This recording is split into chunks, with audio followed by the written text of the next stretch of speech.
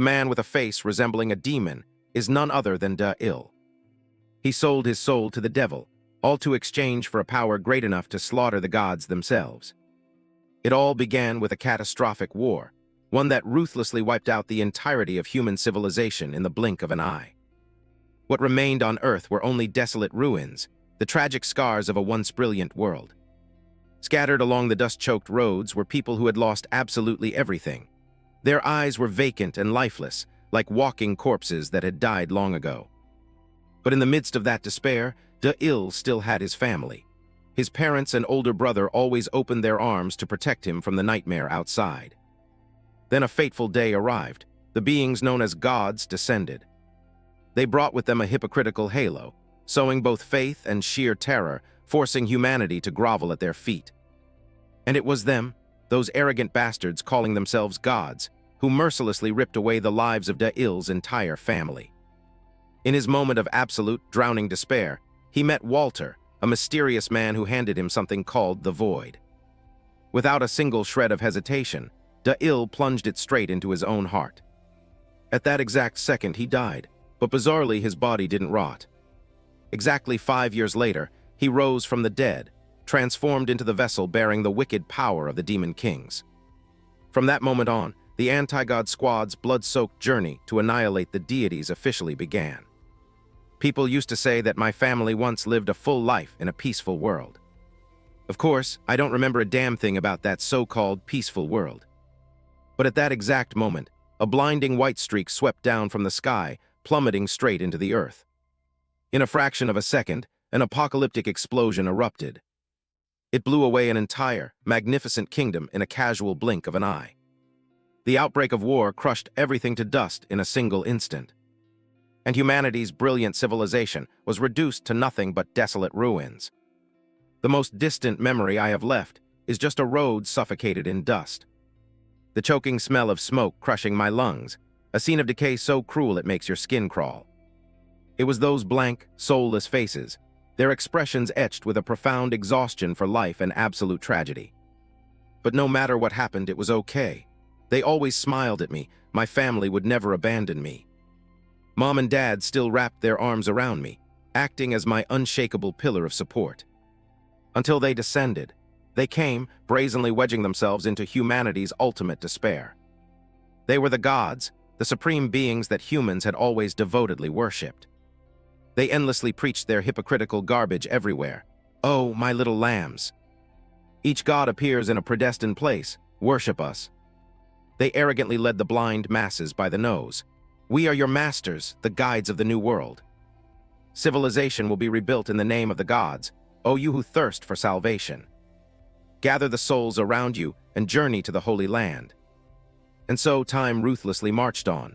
15 years later, Da-il tightly clutched his family photo, a flood of happy memories rushing back. Suddenly a cold voice cut in. We're here, get out and follow me. He had to bite his tongue and comply. The civilization humanity spent thousands of years painstakingly building. Da-il pondered bitterly in his mind. It only took the gods a few short days to restore it. The place they just stepped into was dominated by a colossal golden statue.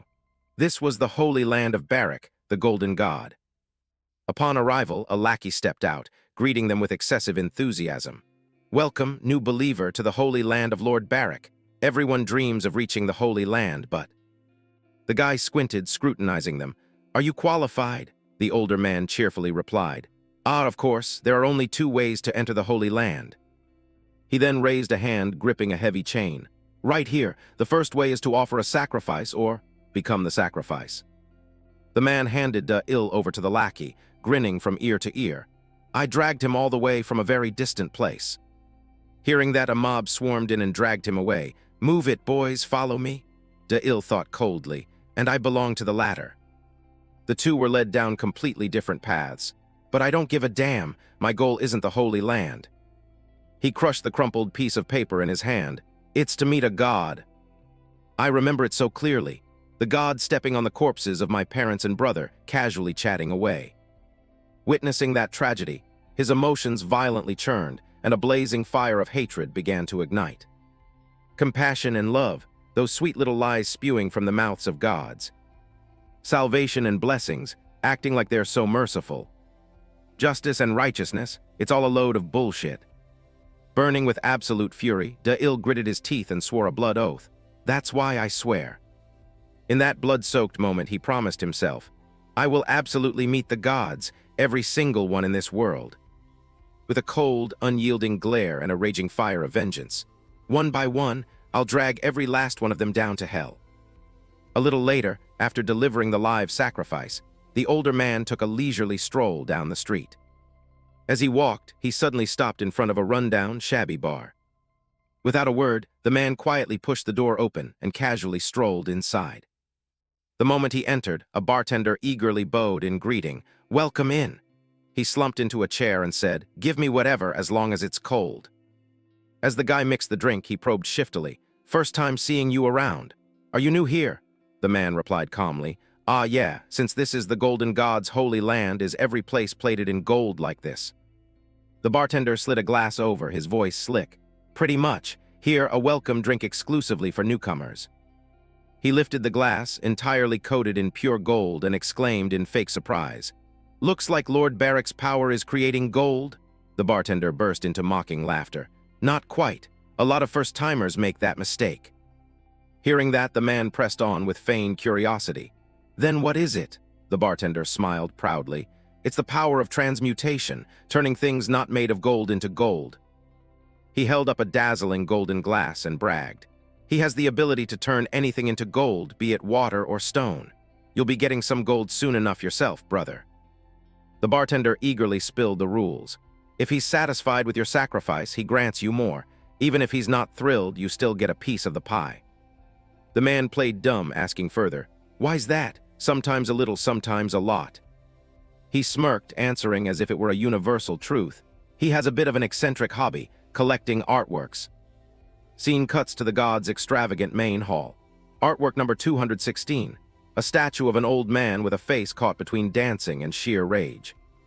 Sitting prominently next to it is artwork number 1087, a statue of a child looking sorrowful while singing. He gleefully showed off to his prey. Well, what do you think? My personal collection, does it please you? The only response to that twisted enthusiasm was a chilling, dead silence. Seeing his attitude, Barrick's mood dropped. He frowned in annoyance. Why aren't you saying anything? Too ordinary for you. Da-il coldly kept his mouth shut, just indifferently glancing away. This visibly irritated the demigod. I see, look at that expression. Arrogantly, Barrick swept his arm, smashing both golden statues to the ground where they shattered into pieces. It really is too mundane.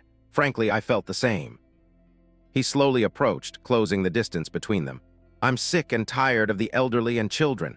These followers only ever hunt the easy prey. Barrick pressed his lecherous face close to Da-il, licking his lips like a total creep. It's been a long time since I've seen a healthy, robust man like you. He pointed straight ahead, delivering his verdict. Do you see that empty spot over there? That will be your place very soon. Over there was a massive shelf, cluttered with a display of golden statues.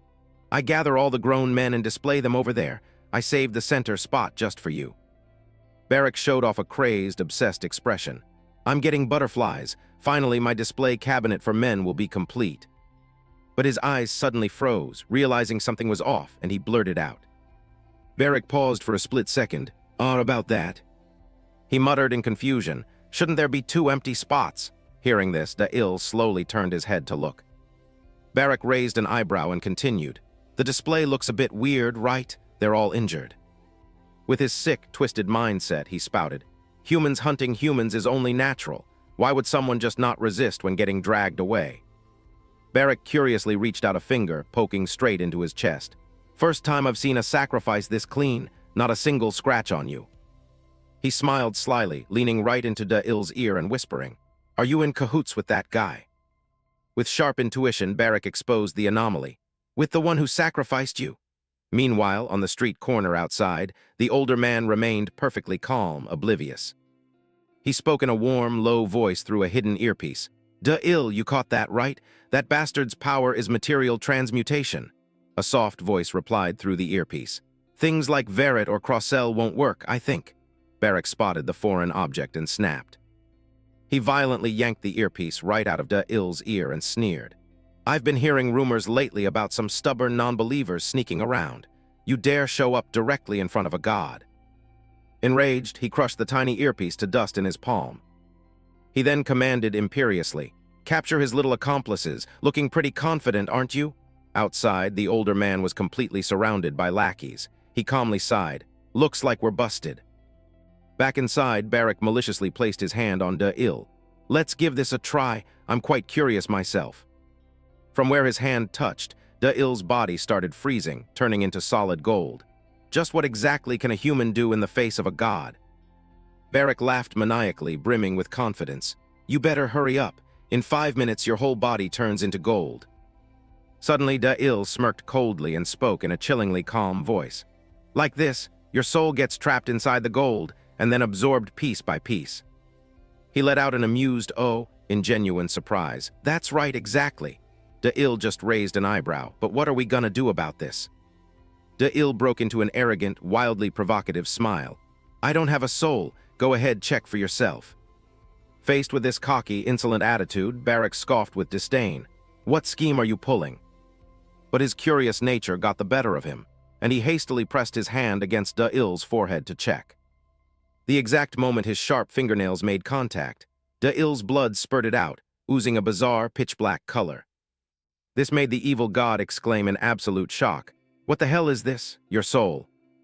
Still wearing that cold, indifferent face, De-Il shot back. "Panicking already? I don't have one." De-Il's lips curled into a terrifyingly demonic smile as he declared, "I already sold it." Sold his body and soul to the most terrifying demonic entities in existence. And that very power could easily butcher a god in the most gruesome way. Hideous demons madly intertwined, fusing into a colossal mass of pure evil, radiating an apocalyptic aura of bloodlust. Showing a face identical to a devil's, his voice dropped to a guttural growl. "This is the void." Barak hadn't backed down in fear just yet. He rested his chin on his hand, sharply observing De-Il. "The void." He furrowed his brows deeply, scowling as he asked, "What the hell kind of situation is this? First time I've ever seen a case like this." Barak couldn't hide his frustrated indecision.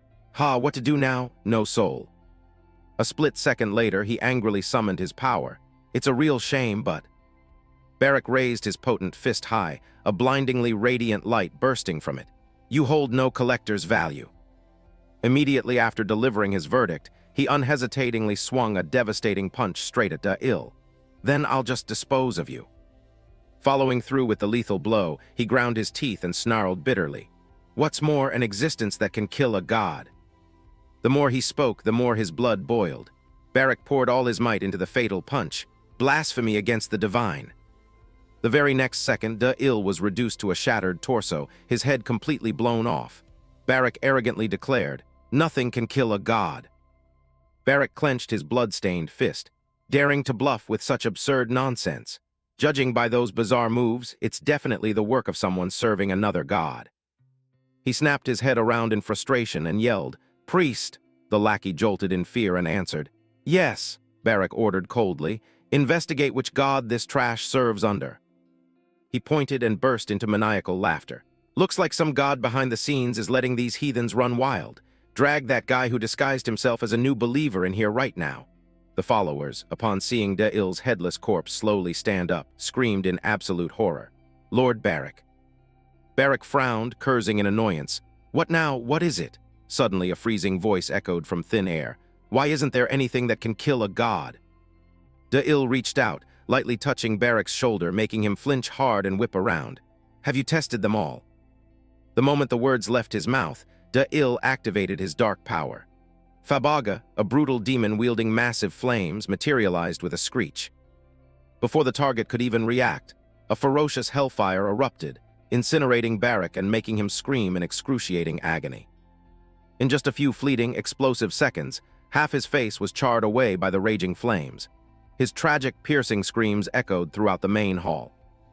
In a state of frenzied panic, Barak bellowed, signaling his priests, "Kill him, fucking kill him." Enveloping De-Il at that moment, a mighty demon king named Braz fully merged into his body. When those annoying gnats swarmed in to attack like moths to a flame, his demonic blade sliced them right in half, clean, decisive, and fast. But simultaneously, Da-il suffered a severe backlash from that wicked power, violently coughing up torrents of blood. The burning agony of Fabaga mixing with the flesh-tearing pain of Braz. Demonic power always comes with a brutal price tag. He bit his lip until it bled, pushing through the suffering. Hurts like hell, but I can endure this pain. Barak's absolute fury had now hit its peak. He went berserk, unleashing every ounce of his power. A mortal dares to stand against a god. This is just the beginning. One by one, blood boiling, grinding his teeth, his entire body instantly armored up in solid gold as he roared. I'll take you on for real. Da-il wiped the metallic blood from the corner of his mouth with his sleeve and smirked. As expected, mid to high tier demons aren't enough to finish the job, huh?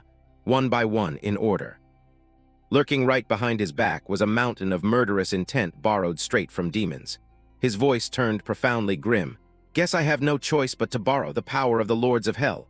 I'll show you. Da-il's face clearly bore the bloodthirsty glare of a demon passing a death sentence. True hell.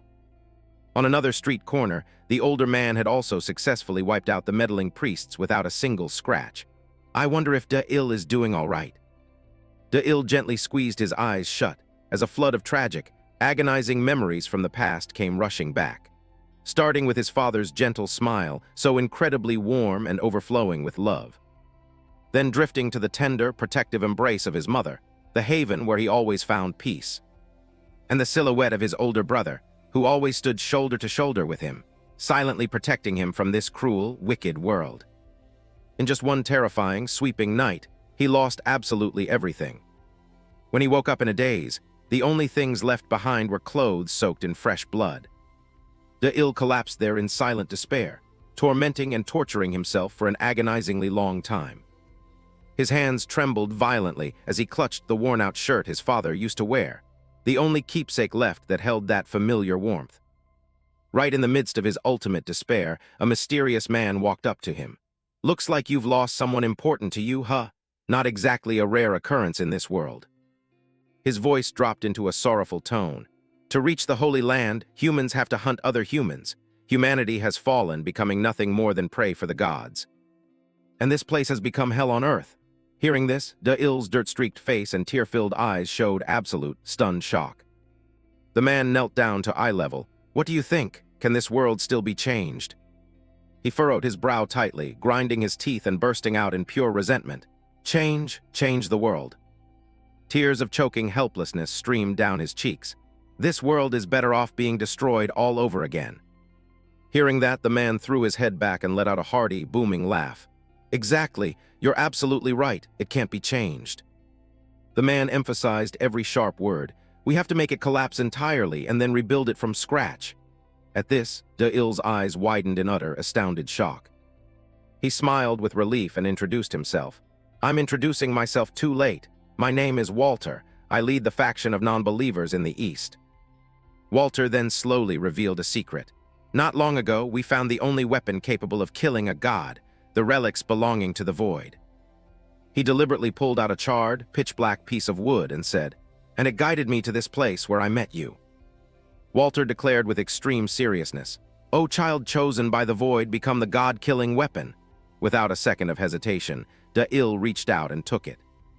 Then the older man respectfully bowed low, entrusting everything to him.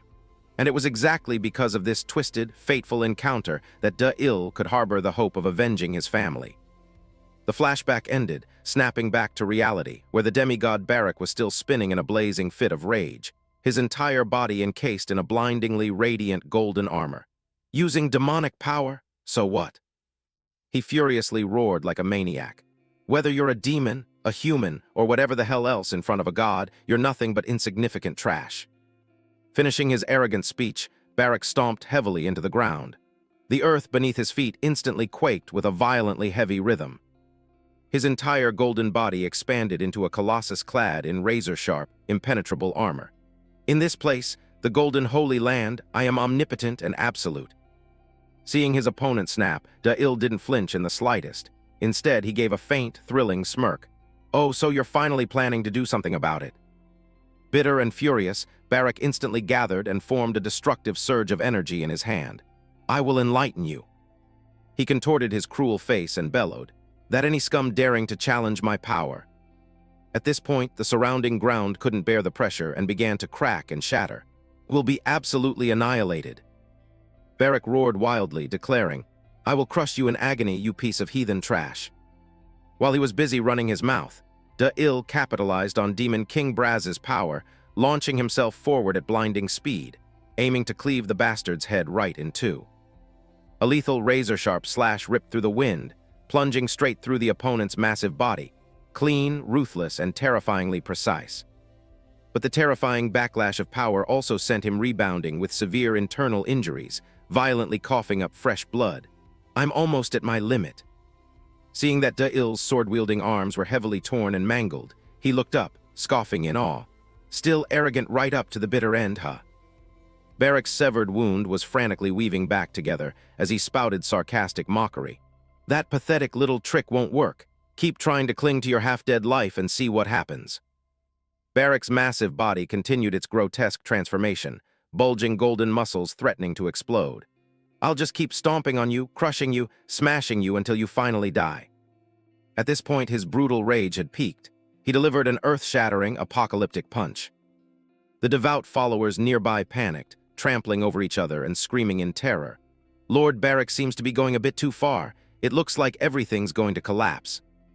Thick dust and debris flew everywhere, suspended in the air. The cowards frantically scrambled to escape. "Run, the temple is about to cave in." That terrifying pressure spread outwards, causing the entire landscape to violently tremble. Anyone scraping by nearby scrambled in sheer panic. What the hell is going on? Could it be Lord Barak? Simultaneously in this chaos, one of the god's priest lackeys was beaten to a pulp, frothing at the mouth and knocked out cold. Someone's heel ruthlessly stomped down, grinding into their holy masks. The bartender hiding out in the bar saw this and stammered in trembling fear. What the hell is happening? Isn't that Lord Barak's priest?" He stared in shock as Walter coldly and efficiently dispatched the elite priests, screaming, "Are you a non-believer? You disrespectful bastard, it's definitely because of you that Lord Barak is throwing a fit." He picked up the blood-stained mask, looking at it indifferently before speaking. "Before you came to this place, you were all living and being treated like prey anyway." Walter sternly interrogated them, "And yet you sacrificed people in the exact same boat just to get here. Well, now that you're at the feet of the gods, do you actually think you've been living like human beings?" Right then, the panicking bartender's weak arm started to become cursed, turning into gold. "No," the older man mercilessly continued, exposing the truth. "The gods don't even see you as human." Walter coldly turned and strode away. "To the gods, you're just livestock, always ready for the slaughterhouse." And right on cue, the bartender writhed in agony, screaming tragically. He remained extremely calm, stepping right over him, gently pushing the door open and walking outside. Walter observed thoughtfully, muttering his calculations. "Even though I expected it, he's stronger than I thought." Looking at the horrific devastation before him, he clicked his tongue and wondered. At least 50,000 souls from his followers, does he think he can just absorb them all? But tearing through the atmosphere right then, the roar of a motorcycle engine echoed from far away, grabbing Walter's attention. Traveling at breakneck speed, the heavy-duty bike tore through the wind, closed in fast and screeched to a halt, burning rubber. A pair of long, powerful, slender legs swung off, landing in the thick cloud of dust. A badass, incredibly pretty girl confidently shouted, "Captain, I'm here to save the day." The moment Walter saw her silhouette, he jumped out of his skin. "Catty." He yelled, his face turning red with anger. "Are you out of your damn mind? Do you even know what this place is, following me all the way out here?" The feisty girl instantly snapped back. "Isn't it the captain who lost his mind?" Catty angrily scolded him. 5 years of zero contact, and then you say you're starting an all-out war with the gods at the Holy Land. What kind of bullshit is that? How the hell was I supposed to just sit back and not follow you, you impulsive bastard?" Getting chewed out, Walter stood frozen, speechless. Impulsive, that's a bit. He awkwardly turned away, trying to dodge the issue. "When it's time to fight because we're strong enough, we fight. Did you really think I came here without any preparations?" She blinked in confusion, asking, "What do you mean?" Catty's brain finally clicked as she realized the implications. No way! Is the god-killing weapon actually finished? Walter smirked, brimming with arrogant pride. "Exactly, and it's beyond our wildest expectations." Then he frowned, his expression turning serious as he reminisced. 5 years ago, ever since I first met Da-il, I knew for sure.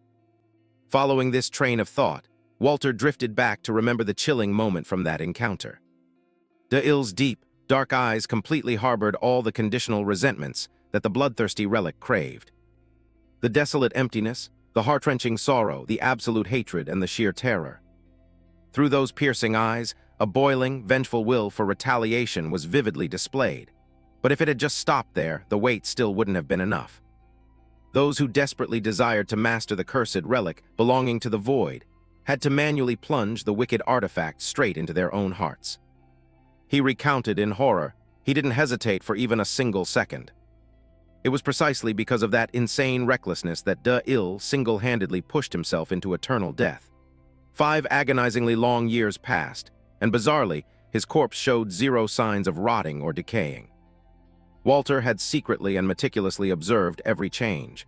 Just what the hell did that kid's soul have to go through down in hell? I can't even begin to guess. And then the incident from a few months ago struck. Da-il, who was supposed to be condemned and drowning in that bloody hell. His pitch-black eyes suddenly snapped wide open, defying the natural order and brazenly returning from the dead. Hearing that incredibly eerie and fantastical story, Caddy was stunned with disbelief. "Are you telling me the dead came back to life?" Walter smiled mysteriously, replying, "The Void's contract was a success." It wasn't just a simple contract selling his soul to borrow demonic power. By setting the condition of hunting down the powers of the gods, he acquired an incredibly special ability. The scene cut back to the brutal battlefield, where Da-il was laughing maniacally, completely thrilled. "This Barrack guy is just as they say, too ignorant to know fear, huh? Perfect, I've been waiting for this." His voice dropped to a raspy, spine-chilling register. If it's a soul-absorbing power of this level, it should probably be enough. Over in her corner, Caddy was still frozen, not having digested the shock. "That special ability, don't tell me it's that." Walter replied hurriedly, "It's starting, the god-killing weapon Da-il's true power." Glancing back at the death trap, Barrack was staring blankly at something incoming, his face twisted in absolute panic. What the hell is that now? Right then, an erupting, blood-red hellfire exploded from the ground, surging exactly like boiling, churning magma. This apocalyptic scene would utterly terrify anyone witnessing it. Da-il crazily covered his face with both hands, cackling wildly like he was high on drugs, rambling. "Golden power, as promised, let's get ready for the hunt." His blazing eyes glared wide as he screamed, "Lend me your power, O king of the fire steeds who rules the hell of flames, Agni." When the dark forces fused and melded into one, from the ashes emerged a colossal silhouette entirely engulfed in raging fire. Da-il dropped to his knees in utter reverence, respectfully raising both arms to receive and borrow its massive, blazing power. The moment his mortal body absorbed and accepted that destructive force, it instantly and violently mutated, veins bulging. The truly horrifying ability that Da-il dragged back from the dark abyss of hell was throwing his body wide open, allowing the brutal demon kings of hell to hijack and seize total control of his physical form. A tiny body, completely possessed by a tyrannical demon king, was engulfed by a bizarre, ferocious hellfire. Da-il hunched over submissively, his fiery hands slamming hard into the ground. Instantly, the sheer force caused the solid stone ground around him to crack and explode outward. His face was now grotesquely deformed, twisted and contorted by the tearing wicked power. And then, from his mouth, a spine-tingling, demonic cackle echoed out. The tyrant Agni aggressively raised his flaming fist. The intense, scorching heat radiated outwards, making the very air around him evaporate and distort. The very next second, his entire body exploded with shockwave power, launching straight ahead to relentlessly batter Barrack like an apocalyptic hurricane. Although the host's body was tiny, looking like nothing more than an ant compared to that golden giant, the overwhelming amount of power Agni brought along vastly exceeded the enemy's imagination. Barrack seemed to still be blindly and stubbornly underestimating his opponent. He reached out a massive hand, embedded with a bizarre, demonic eye aiming forward. A split second later, he squeezed his palm tightly, plotting to crush Agni as easily as squashing an annoying bug. But who would have guessed that his iron palm would be completely punched through by his prey, left riddled with holes. Instantly, a massive golden arm cracked and then shattered into pulverized ruins. Agni furiously let out an ear-splitting, eardrum-tearing roar. The destructive power from his entire body erupted violently, spreading just like a wildfire across 10,000 miles. Without giving the opponent even a sliver of a chance to react or recover, he continued to channel his power and launched upward, aiming his strikes straight for Barak's head. Agni growled, declaring, "I will burn you down to the very marrow of your bones." Immediately after the verdict, a colossal, blazing hand of fire flared up, violently grabbing and grinding against Barak as if intending to twist, crush, and suffocate space itself. Without a single fraction of a second of hesitation or mercy, the fiery hand tightened its grip ruthlessly, flattening him right in the epicenter of the violently churning, erupting flames. Barak screamed in tragic despair amidst the merciless sea of fire. "It's too hot." He endured extreme, lung-tearing, liver-shredding agony, his pure gold body twisting and writhing inside the brutal flames that were incinerating and peeling him apart. "Stop! Stop it! Please save me! No!" His eyes rolled back as he thrashed crazily in absolute panic, Barak tragically howling his final dying words. "Kill me, please just kill me. I can't take it, please fucking kill me." On their side of the front lines, Walter rested his hands on his hips, incredibly satisfied and proudly yelling. "All right, it worked." Caddy's jaw dropped. She still couldn't believe the horrific scene unfolding. Seriously. She stood frozen stiff, her face drained of every drop of blood in total shock. He beat a god. He grinned, flashing his teeth in satisfaction, and said, "This is only the beginning." Right at this moment, the dust and smoke were still billowing thickly amidst the rubble, as a frail, blurry silhouette staggered out into view. De-Il, looking utterly tragic and covered head to toe in black soot, dragged his heavy feet, stumbling out. "I'm back." Exhausted, he extended a single finger and wheezed out. This is what was inside Barak's body, a piece of wood carved like a finger. Walter curiously picked it up to inspect it. "This is..." Caddy stood beside him, confused and curious. "What's wrong?" he replied thoughtfully. "It's a relic, but different from the Void's relic." He smirked calculatingly. "Although I don't have a conclusion yet, perhaps the gods, just like De-Il, are humans borrowing power from something else." Hearing this, she furrowed her brow, looking completely skeptical. De-Il's eyes were dull and drooping, his mouth stammering out a weak cry. "So that's how it is, no wonder I'm so weak." Utterly drained to the absolute bottom of his limits, he began to sway unsteadily, collapsing and free-falling. No. De-Il lost consciousness, crashing hard onto the ground and blacking out on the spot. Caddy panicked, looking down and asking worriedly, "He's not gonna die, is he?" Walter hurriedly reassured her. "He'll just be asleep for a few days." The camera panned over to a massive, blazing yellow statue with three grotesque faces merged into one. All three faces had their eyes tightly shut in extreme solemnity, radiating an oppressive, mystical aura. That terrifyingly majestic statue was the main hall. A group of people stood in formation in front of the main hall, draped in baggy, concealing cloaks, their heads entirely covered, giving off an incredibly intimidating and solemn vibe with alternating black and white tones. Reigning right at the forefront was a representative wearing a flashy gold mask covering the upper half of his face, paired with a mystically patterned cloak. Notably, a masked eye sat right in the middle of his forehead, symbolizing profound wisdom and superhuman power. He tilted his head back, looking up at the sky with arrogance, speaking sharply and seriously. "Main Hall Lu from the main hall has arrived as ordered." To the three esteemed gods, hidden deep beneath the golden statue's carvings lay concealed mysterious schemes. The partially obscured face spoke maliciously, exposing the truth. "The golden god is dead. He finally showed himself." Seated on the left, a mysterious old god replied with a raspy voice. "Just like the prophecy, no need to worry, just stick to the plan." An entity taking the form of a small child, floating cozily inside a glowing orb on the right, slyly chimed in. "Bring it here. The final material for the birth of the one true god. The relic belonging to the void." The dull gray stone statue suddenly shot out a blazing red beam from its hollow eyes, exactly as if issuing a decisive command. An old pickup truck tore through the wind, speeding down the highway beneath a blood-red sunset sky. The wounded De-Il, his head fully covered, had his eyes squeezed shut resting, clearly showing signs of extreme exhaustion and frailty. Frowning in deep thought as she intensely scrutinized the tiny object in her hand, Caddy bit her lip. Caddy reached out, pulling back the window curtain and shouting to Walter, Captain, I just don't get it no matter how I think about it. Driving, he shouted back. What now?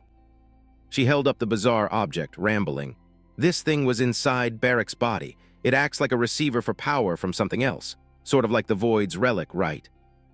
He cast a sideways glance at Caddy, nodding. Exactly. Perhaps it's through that thing they can use power as authority. Katerina eagerly interjected. I know that much, but I still seriously don't understand. She knitted her eyebrows together, confronting Walter directly. How could the captain so easily accept something so utterly absurd, even 5 years before you brought the Void's relic over? You're not the type to trust this kind of thing without solid proof, right? Hit right on the nail, Walter stayed quiet as a mouse, giving no response. Caddy stubbornly kept digging. What is it? There's something, right? What haven't you told us? Pushed too far, Walter sighed, his voice turning deep and thoughtful. Yeah, I suppose it's time I spilled it. The reason why I could believe in something so incredibly unbelievable. At the time of the final war of the previous era, I was a senior researcher at a mega corporation named East. Back then, deep down, he always felt. In the research institute where I worked, there was a very bizarre place. It was a classified sector that even a senior researcher like me had no access to. One day, I accidentally noticed that door was open. Walter stared intently through the narrow opening, peering in curiously. Out of curiosity, I went inside. He squinted, trying to make out the materials in front of him. Huh, what the hell is this place? Walter was stunned to realize that the setup inside was even more grotesquely bizarre. A mysterious, dim room where I absolutely couldn't guess its intended purpose. Glancing at the eerie paintings etched into the walls, he felt a chill down his spine. Murals with no clear meaning. And standing right in the middle of the room, a lonely, outdated printer. Scattered everywhere was a chaotic mess of document trash. But what old Walter couldn't fathom, what gave him the craziest goosebumps, were the written contents of those documents. He trembled as he said, "What is this? It's like some third-rate fantasy novel. I can't even tell the genre."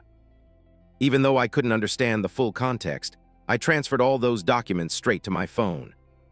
Right as I was about to leave that spot, a noise came from the printer. It looked like the printer was spitting out another page of documents. It was entirely composed of coordinate numbers printed in pairs, a tangled mess of digits. At that moment, I panicked because I heard a noise outside. In sheer panic, I hastily snatched up the freshly printed paper with those numbers, quickly hid it inside my shirt, and bolted out of there. The story ended, snapping back to the suffocating atmosphere inside the truck. Walter handed her the cracked screen phone, saying, "Here, this phone captured all those documents." She scrutinized it, blinking as she asked, "This is what was written down back then?" He answered her heavily. "At the time, I thought it was just a trashy novel, but reading it for the first time, you already know the plot, don't you?" He stated solemnly, "This isn't just a novel, it's a prophecy. The final war, the descent of the gods, the relics belonging to the void, and even the demons. These were all things completely unbelievable at the time, but the prophecy within it became reality without a single error." Caddy's brain clicked, connecting the dots as she panicked. "Then the meaning of these numbers, don't tell me," he gave a slight nod. "That's right. Latitude, longitude, and time. They pinpoint the exact location of the relic and ill. The blatant truth was that the gods, that mysterious demonic location, and the Book of Prophecy were all intimately connected by a tight thread. The gods were always rigidly following the exact blueprint laid out in the prophecy. Because I took the paper with those numbers on it, I'm the only one who knew exactly where and when the Void's relic and ill would appear." Caddy stared down at the text and dense rows of numbers on the phone, confused as she asked him, "But wait, Captain, this prophecy stops at Barrick's death." He looked at her tiredly, telling the truth. "Honestly, that's exactly the problem. From here on out, I have zero idea what's going to happen either." Suddenly, a flickering illusion appeared of Walter scraped and battered, struggling against a fierce storm. Then the nightmare instantly crashed into reality.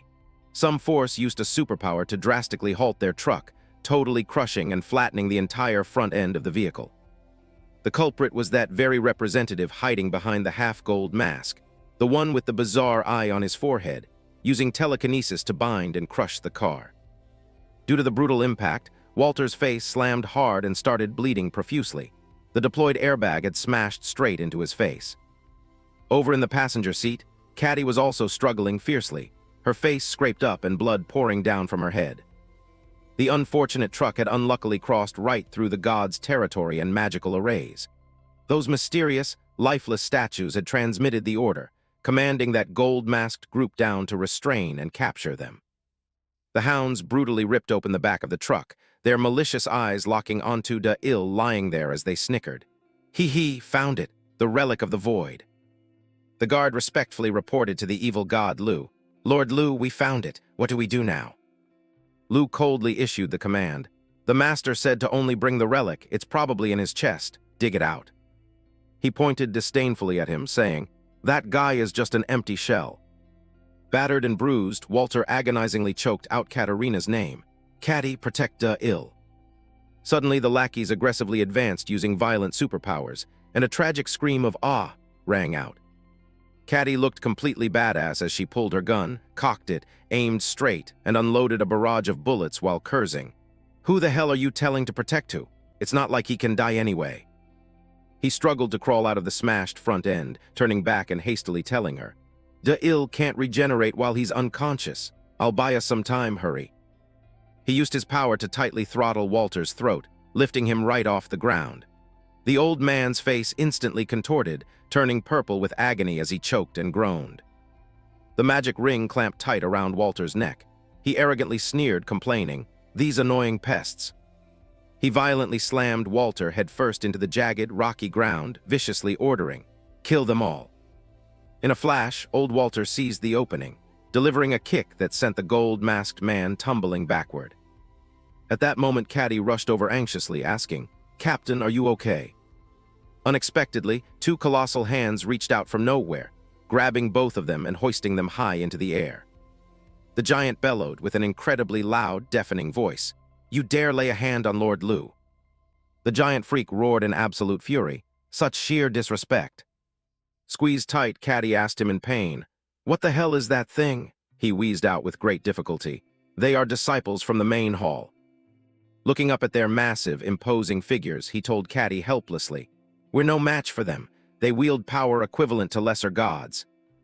Lord Lu stood tall, looking arrogantly at the two of them dangling there, spitting out his words with contempt. Oh, someone actually knows about us. Not that I care much. He casually used his magic to levitate Da-Il's corpse high up, ordering indifferently, but take good care of them. My job here is done anyway. The evil god main hall Lu reached right in and personally yanked the pitch-black object from the center of Da-Il's chest, fondling it as he said, the relic of the void. The moment Caddy heard those words, she completely panicked, freezing up in sheer shock. Walter's face was etched with sheer anxiety over the disastrous situation unfolding before them, his aged, dirt-streaked face stained with the stench of fresh blood. Da-Il was completely helpless, buried deep in a coma, but those hounds had brutally stolen away the relic, severing and separating it from his half-body. Lu hastily used telepathy to report to someone. Yes, it has been secured. Understood, I will wrap things up and return immediately. The mysterious, faceless god in the other realm, upon receiving the response, spoke up. He says the relic belonging to the void has been retrieved, but I still feel uneasy. The evil god sitting on the left seemed annoyed and frustrated by that cowardly remark, sneering. Ha, spewing unlucky nonsense again. What kind of god spends all day worrying? The god with the smallest form hovered there, grumbling, but still I also feel anxious. Their expressions shifted into serious contemplation. From this point onward, there will be no more prophecies. Over in the other corner, Lord Lu was staring intensely at the pitch-black object, stammering. There is no ideal future. I don't know why could it be. A ghostly image of a pair of narrow, elongated eyes cracked open, emitting a mystical, blazing red light. It was as if some sinister force was slowly intervening and pulling the strings. That demonic gaze split wider and wider open with every passing second. The eerie relic mass began to twitch and writhe to life. Lu stared in sheer terror, thinking, that thing is issuing a warning, all relics masters. The relic mass suddenly sprouted spikes, revering to tightly crush Lu's massive body, completely sealing and suffocating his face. Lu writhed and groaned. It was as sharp as a razor, shredding and dismembering Lord Lu's body piece by piece. Everyone watching felt their skin crawl, sensing that he was sinking into a lethal death trap. Caddy's eyes widened and she furrowed her brow, utterly shocked by the sudden plot twist. It's not a god. Old Walter was also horrified, getting chills. It's not a demon either. The lackeys, those giant brutes, witnessed the tragedy with their own eyes and fearfully deduced. It's a completely unknown existence. That writhing relic mass slowly morphed and molded itself into a dark, humanoid figure, taking heavy steps closer to those towering giants. That enemy was none other than the God-Eater monster. It wore a face with lips curling into a horrifying smile, inching closer step by step. Standing imposing right before their eyes was visibly the God-Eater. The relic mass had completely fused and transformed into a living organism. Weakly trapped within the giant's massive palm, Caddy trembled as she asked Walter, "Captain, is he on our side?" He broke out in a cold sweat, terrified, snapping back at her. "This is a disaster." She still looked dazed, not grasping the situation, so Walter added in despair, "This is the absolute worst-case scenario." Memories flooded back to when Da-Il had seriously warned him. "Old man, if the thing taking over my body ever isn't a demon or a demon king." He had stared right at him, warning with profound, hidden meaning. "At that moment, whatever the cost, you must destroy my heart. That thing absolutely cannot be allowed to exist in this world." If by some horrific chance he arrogantly manifested in his full, true form, exactly like what Walter was witnessing right now, then at that moment, whether gods or whatever else, this world would face utter annihilation. The dark silhouette of the entity had right now shed its guise and revealed its true form, meaning the apocalyptic variable had emerged. The giant soldier trembled in fear, speaking up. "Did Lord Lu actually lose? What do we do now?" There was absolutely no prophecy telling us we'd have to face that thing. Seeing Al rambling and making things more chaotic, El snapped angrily. "Shut your mouth, Al. Stop spouting pathetic garbage." El braced himself, barking aggressively to rally their spirits. "We are the elite disciples of the main hall. No existence outside the Holy Land can stand against us." But right after issuing that majestic statement, deep down El felt an incredibly ominous premonition. "Even though I said that, what is this weird feeling? My body feels frozen by an unknown dread." Suddenly, Al whimpered weakly, "El, I feel sick to my stomach." That bizarre entity kept closing the distance, inching closer to them. El tried to hype him up, reminding him, "Snap out of it, Al. Just one strike, we just need to take him down with one strike." At this exact moment, all three elite legions of the main temple forces combined their strength to unleash a fatal, exterminating blow. The sheer pressure and magnitude were so intense that even arrogant high-tier gods would find it hard to stand firm against it. It was an attack fueled by draining the power of millions of souls. He channeled his authority, shouting out loud to echo, "O disciples of the three great true gods, purify that disrespectful existence immediately." The mysterious stone statue opened its mouth and blasted out a colossal orb glowing with a blinding yellow light. They poured all their combined strength into the rush, smashing a fatal, annihilating blow straight into the wicked entity. An earth-shattering, explosive blast erupted as a blinding flash of light swept out, engulfing a huge section of the sky. As the dust and smoke billowed in thicker, the battle situation inside the perimeter was utterly brutal. Al coughed dryly, asking El hastily, "Is it over?" It seemed El himself was writhing under the agonizing pressure, snapping, "Shut up, stop talking." The light gradually scattered, and that hideous entity was still standing there, immovable like a mountain. El snapped bitterly, shifting the blame. "Al, because you jinxed it, he's still alive." Wrongly accused, El grumbled in annoyance. "Why are you blaming me?" That evil entity was now casually sitting cross-legged, as serene as a Buddha statue. They panicked in sheer terror, crying out, "What is that?" Al panicked, urgently telling El, "Why isn't he fighting back?" Seeing the lethal threat right in front of them, El frantically stopped him. "Stay still, do not move." Katerina narrowed her eyes in suspicion, asking curiously, "What's he planning to do?" Walter suddenly broke down, saying, "I'm sorry." She startled, grilling him. "What is it?" Walter hung his head in absolute remorse, saying, "I was so stupid. I should have destroyed Da-Il's heart immediately." Completely clueless about what was happening, Caddy snapped back angrily. "What the hell is that thing that makes you say that?" Sweating bullets, he explained to her. "Ever since Da-Il came back from the dead, he demanded that we prevent that thing from entering this world." The memory of Da-Il hanging his head in utter, miserable resignation. He's considered a calamity even down in hell. Every now and then he shows up and devours everything. Absolutely nothing that unluckily gets swallowed down his stomach can ever be lucky enough to survive and escape. He possesses a massive hand that can easily scoop up and dominate all those things. That dimensional space is the deepest, darkest abyss of hell. Its pitch-black bottom stretches out infinitely. In that godforsaken place, it's an endless abyss for eternity. The giant hand and that eerie face belong to its ruler, the Void. He was leisurely grabbing each of those massive disciples by the neck and hoisting them up high. Suddenly, Caddy and Walter were loosened and dropped to the ground. Caddy checked herself, saying, "We're untied." He looked around in panic at the thick, suffocating darkness enveloping them, saying, "This place is the Void." Da'il stepped out of the shadows, slowly approaching the two of them and saying, "In the end, you couldn't stop him, huh?" Caddy blinked in joy, asking him, "You're still alive?" The old man looked at Da'il in total, remorseful confusion, stammering, "Da'il." He shrugged it off indifferently, replying, "Beats me. I don't even know if this counts as living." She looked at him tensely, probing, "What do we do now? Are we all going to die?" He answered coldly, "This place is the afterlife beyond death already." He casually glanced at the disciples thrashing around behind them and smirked. "But luckily, it's just those disciples and us in here." Looking way up high was a pair of narrow, bloodshot demonic eyes. That was undeniably the true master of the Void, the evil god Void. Da'il clicked his tongue.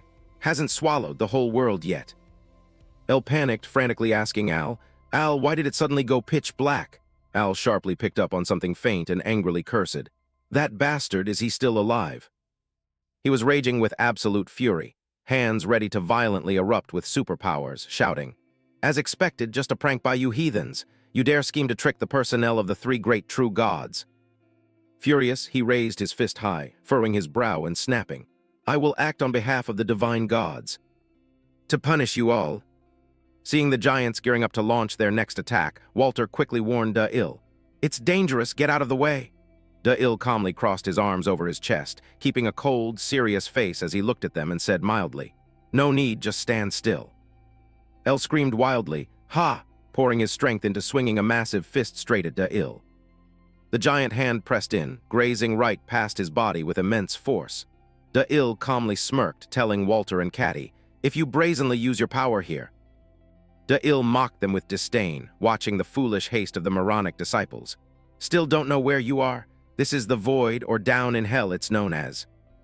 The graveyard of demons, a place where abilities mean absolutely nothing."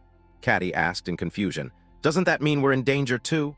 Da'il scanned the overall situation around them, taking his time to explain to her. "We're safe. Those are all demons and demon kings lending me their power." Looming there was the silhouette of the great fire demon king, deep in slumber beneath a veil of fatting embers. Da'il slowly lifted his chin, softly calling out the name, Agni. Crowded over there was the swarm of gruesome insects that once tore apart and devoured the ancient gods, Malax. The statue over here was the ruthless, tyrannical despot who went mad trampling and crushing distorted innocent souls. So Lin, the wandering silhouette of the nameless pilgrim, one who blindly lusted after forbidden knowledge that faded into oblivion. Mang. Da'il continued to unmask them in a steady tone.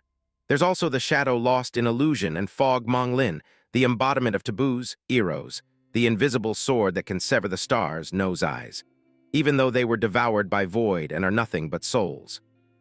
Da'il stared deeply into those ruined souls that still possessed infinite power, saying, "But they still have enough strength to hunt a god. They are entities that thirst for power." Walter sweated and trembled as he asked him, "Those are the demon kings who rule hell." Caddy stared in absolute horror at the chaotic slaughter unfolding ahead, her face pale and vacant as she said, "The elite disciples of the main hall are being massacred." Everything playing out was a scene of horrific carnage. All three of them stood in silence, looking up at the sky, where that bottomless black hole had already swallowed and digested everything. Caddy suddenly had a thought and asked him, "Wait, so you've escaped from here before, right?" Walter caught a glimmer of hope and added, "Is there a way out?" Da'il pondered, telling them straight, "A way, there is a way, but we can't use it right now." The old man stared blankly, blinking, not getting what he meant. "Like I said, you can't escape this place without the permission of Void, the master of the Void." Back then, the reason I could escape from here was because I made a contract with him. He agreed to send me back to reality, on the condition that I had to hunt for power to feed the demons and demon kings. Only when I came back from the dead did I realize I could boost the strength of the demons and demon kings in the void. De-Il's tragic state right now showed him being suppressed and controlled by the parasitic entity void firmly attached to his upper left half. But the fact that demons can borrow my body means that void can also use my body to boost his power. He grimaced in pain, clutching his bleeding left chest.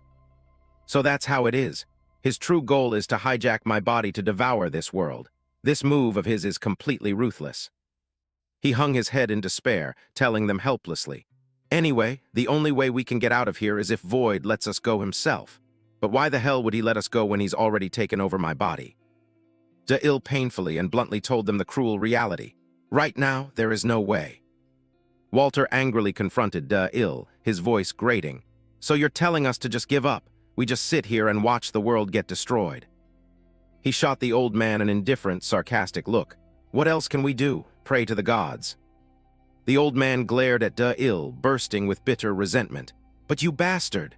Caught in the middle of them bickering like cats and dogs, Caddy yelled out to stop them. "Cut it out!" Caddy snapped furiously. "Is this really the time to be fighting when the world is on the brink of collapse? Snap out of it." She took a deep breath, turning back to De-Il, switching to a gentler tone to ask, "So you made a contract with Void with the god's power as the condition?" De-Il gave Caddy a sharp, skeptical look and replied, "That's right." She keenly pressed on, suggesting, "Add another condition, a condition he can't refuse." De-Il shot Caddy a sharp, doubtful look. "A condition he can't refuse? Stop talking nonsense, there's no such thing." Caddy firmly challenged him. "What if it's a power that even if he destroys the whole world, he won't be able to get?" De-Il froze, looking at her blankly. "What?" Caddy, being sharp, quickly stated. "There's still one god left who hasn't appeared." Logical deduction meant it had to be the power of the one true god who has yet to appear. Caddy, her face streaked with blood, frowned seriously. "The god that hasn't appeared in this world yet. Offer the power of that one true god as a promise." The two men, De-Il and Walter, were completely dumbfounded. The power of the one true god. He jolted, shouting loudly, "Caddy, are you insane? You're going to watch the one true god descend to Earth." She patiently laid out the scheme. "First, we have to buy some time. There's no other way, right?" Caddy bit her lip, looking down at the ground with a sorrowful face. "I know, the captain is desperately struggling to prevent exactly that." She clasped her hands together, using a sincere, pleading tone. "But first of all, we have to do something to avoid total annihilation." Hearing the logic in it, De-Il nodded and replied, "I get it." Exhausted, he slowly crouched down, slumping onto the ground. "I'll give it a shot. Honestly, there's a high chance this is gonna fail." De-Il squeezed his eyes shut, weighing the decision. "But just like you said, there's no other way." He raised his hand, aiming his sharp thumb straight at the spot where his heart was pierced. Then, biting his lip, he slowly pressed it deep into his flesh. Instantly, streams of pitch-black, dark energy began to ooze out from there. From the wound on his body, a dangerous layer of demonic aura continuously evaporated and seeped out.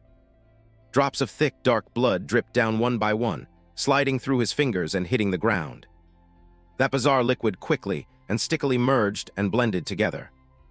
All three of them held their breath, watching the intense, dark aura billow up and engulf the space.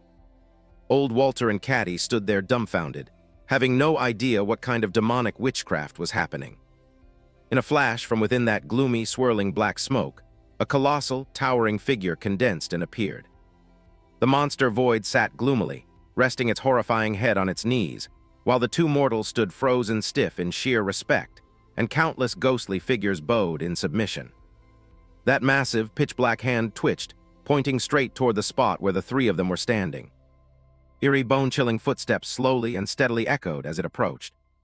Its long, lanky arms hung loose, swaying with bizarrely long, razor-sharp claws that looked incredibly dangerous. Void's giant, bloodshot eyes slowly cranked open, staring wide. An entire muscular, terrifyingly demonic body was forged directly out of the wicked dark aura. De-Il showed no fear. He lifted his chin and initiated the negotiation, speaking in a dominant, ancient language. The monster void also slowly lowered its pitch, emitting sounds to answer the deal with him. Hearing the ringing in her ears, Caddy quickly asked Walter in confusion, "What are they saying? Does the captain understand?" He stroked his chin, shaking his head. "No, this is the first time I'm hearing this language." Da'il's levitating body gradually went limp, lowering back down to the ground. Caddy called out loudly, "How did it go? Did it work?" Suddenly, that massive black hand indifferently reached out, pointing straight at Caddy. Da'il whipped his head around in shock, following its aim. Out of nowhere, her feet were abruptly yanked up by an invisible force, hoisting her high into the air. Caddy screamed in utter panic and terror. "What is this?" The frenzied surge of demonic energy rushed in, seizing both Walter's body and her. He cried out in terror, "Da'il!" Suspended upside down, he kept frantically calling out, "Da'il! Da'il!" She flailed around wildly, frantically touching her own body. "What is this? I can't feel anything." Instantly, both of them were swallowed deep into a black hole of suffocating darkness. He choked, struggling to breathe. A moment later, the two of them woke up in shock, crashing down into a completely unfamiliar dimension. She dusted off her clothes, looking around in surprise. This place. Walter scrambled to his feet, looking frantically all around him. "Da'il! Where is Da'il?" Caddy had sharp eyes and quickly pointed toward a bush with joy. "Captain, over there." Exhausted and passed out, Da'il lay limp in his supportive arms. Caddy crowded around, asking with concern, "Is he okay?" Walter checked his pulse, answering gloomily, "I don't know, Void is gone, but..." He decisively continued, "We'll have to wait and see. Let's head back first, back to base." The scene revealed towering, desolate buildings rising up, the eastern headquarters of the atheist faction. The guards slacked off with their rifles, gossiping with each other. Senior Caddy finally ran off outside. "Our squad is a total mess. I heard someone claiming to be the old captain contacted her and then she bolted. Was it Walter?" They openly showed their annoyance and disgust. "Don't even mention Captain Walter. Word is he ran off to make some god-killing weapon or whatever, and half the group left because of that. Senior Caddy is the only one who believes that bullshit." Suddenly, someone panicked, pointing and tapping their shoulder. "Senior, look over there." What is it?" They pointed tensely and anxiously. "What is that coming closer? What is it?" They hastily brought up their specialized binoculars to inspect. "Over there." The image showed Walter revving the engine, driving a pickup truck carrying Caddy and the wounded Da'il through a cloud of dust. "Captain Walter." The truck barged aggressively through the gates, tires screeching, and a loud, surprised voice echoed. "The captain is back."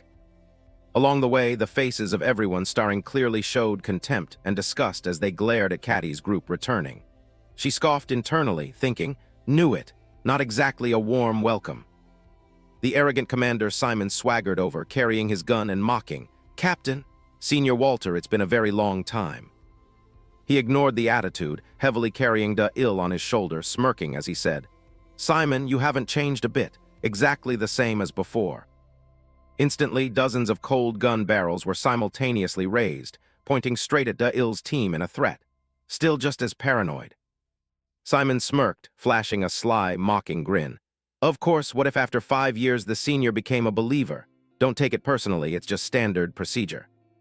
His tone grew arrogant as he declared, "There have been a few changes while you were gone, the proof of non-belief system." His face suddenly hardened into a fierce threat. "Anyone who has entered the Holy Land and cannot prove themselves will be executed by firing squad." Finding it repulsive, Caddy immediately stepped up, confronting him fiercely. "Hey, Simon, are you out of your mind? Do you really have to go this far with the captain?" He shrugged, laughing mockingly. "Get it right, Caddy, the former asterisk captain." Walter's aged, steely voice rang out with indignation. "Not expelled, but executed. Did the elders agree to this too? Who exactly is the captain of the Eastern faction right now?" Simon waved his hand dismissively, refusing to answer. "I can't tell you that. What if you're a believer, so just prove it quickly, stop stalling." Caddy was furious, yelling, "That's enough, you bastard." Walter stopped her, then stated firmly, "I cannot." Simon frowned, surprised and displeased by what he heard. "What?" He repeated every word with firm resolve. "I said I cannot." Standing tied up opposite his faction right now were the stubborn Simon and a group of kidnapped believers. If the method of proof is slaughtering kidnapped believers. Walter furrowed his brow tightly in anger, snapping, "If we have to kill believers just to prove we're atheists, then how are we any different from the scum inside that holy land?" Burning with rage, he pointed at the sky and roared, The ones we need to kill aren't the believers, it's the gods. Frustrated and losing patience, Simon yelled back right in his face. Still spouting that same old tune? Can kill a god, nobody here believes your bullshit. Caddy angrily cut in, firing back. It's not nonsense, I saw it with my own 2 eyes. Simon's tone dropped, questioning with heavy sarcasm. Oh yeah, saw what exactly? Simon smirked, asking mockingly like she was an idiot. What? Saw what? What the hell are you talking about? Walter let go, dropping De Il's unconscious body face first onto the dusty dirt floor. Here, this kid right here is the god-killing weapon. Simon scoffed, raising an eyebrow with deep suspicion and disdain. What? Just some young guy. What kind of weapon is this guy supposed to be?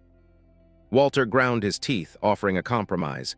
It's fine if you don't believe me, just let me take him to the lab. De Il was still dead to the world, buried in a deep sleep. I need to draw his blood. That's the exact reason I came back. Simon remained guarded, questioning with doubt. Let you use the lab? Why the hell should we do that?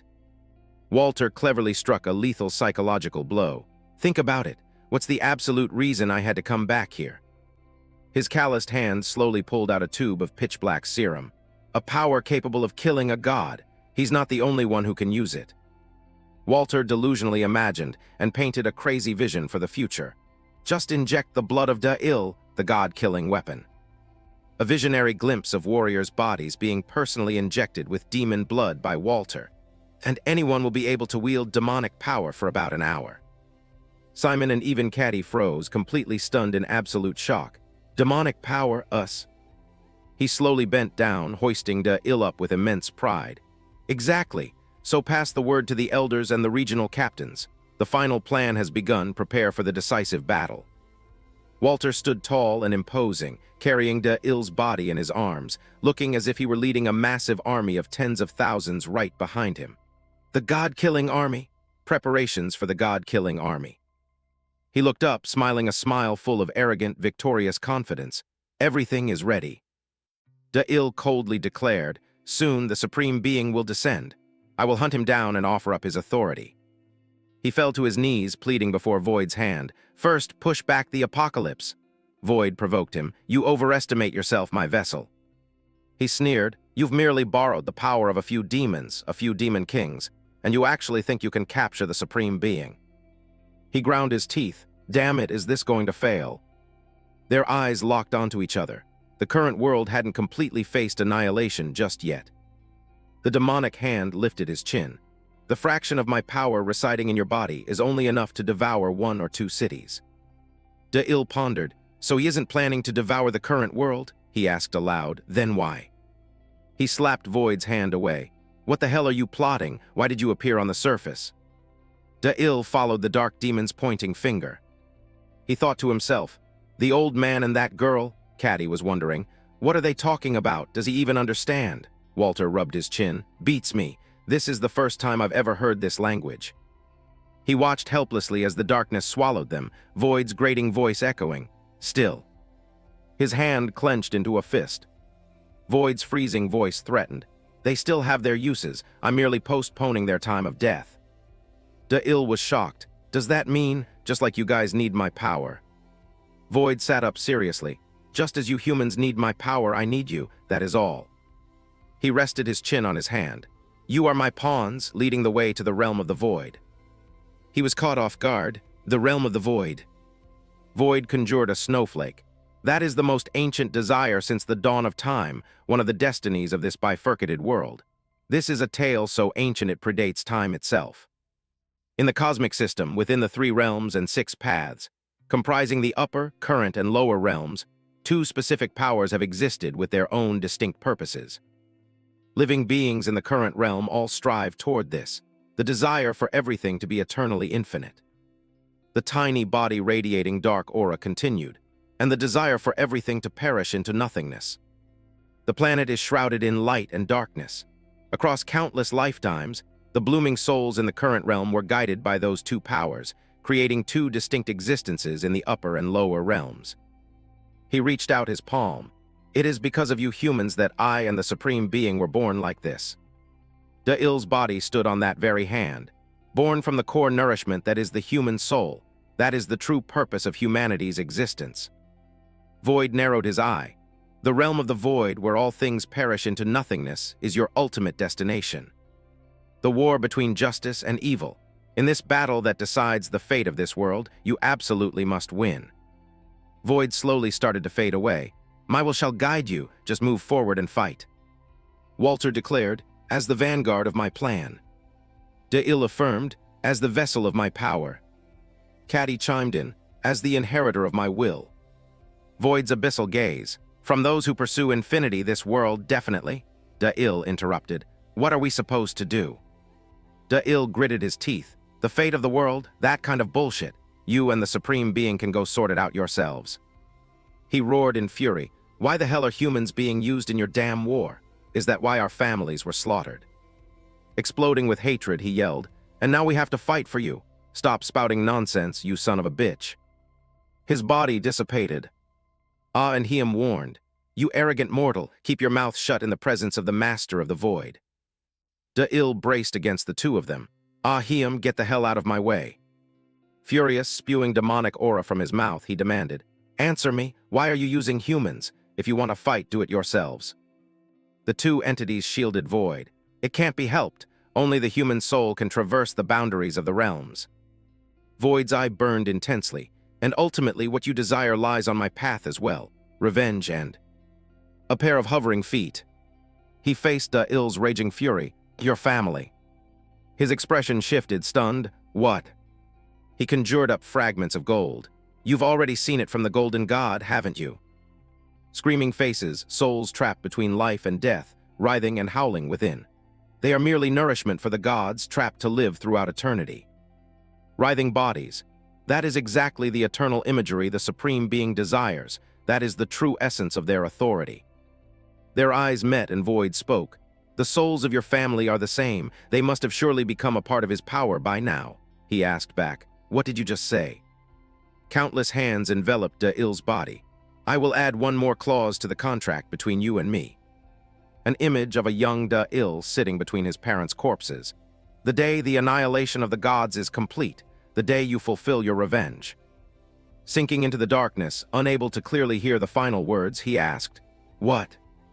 He frantically reached out. Wait a minute. His eyes slowly fluttered open. He's moving, his heart is beating again, looks like he's waking up. He bolted upright, coughing violently. Confused, he muttered, where is this? A surprised voice echoed. He actually came back to life. Simon laughed heartily. It's a damn miracle. Turns out Senior Walter wasn't spouting bullshit after all. De-Il glared fiercely, interrogating. Who the hell are you? Where am I? He spoke into the microphone. You're the god-killing weapon, right? Sorry, I know we just met, but I need to run a little test. A bizarre creature appeared right in front of him. We need to see it with our own eyes to believe it. The robotic spider lunged forward. If you really are the god-killing weapon, you should be able to handle this thing, right? It's a specially modified weapon from the last war. He dashed forward at blinding speed as Simon explained. This is the only one left at the eastern base. My masterpiece. He summoned Bassin. De-Il clapped his demonic hands together. A massive hand materialized, instantly destroying the bot and throwing the whole room into chaos. He skidded to a halt on the floor. Veins bulged on De-Il's face. What the hell was that? A gust of wind rushed past.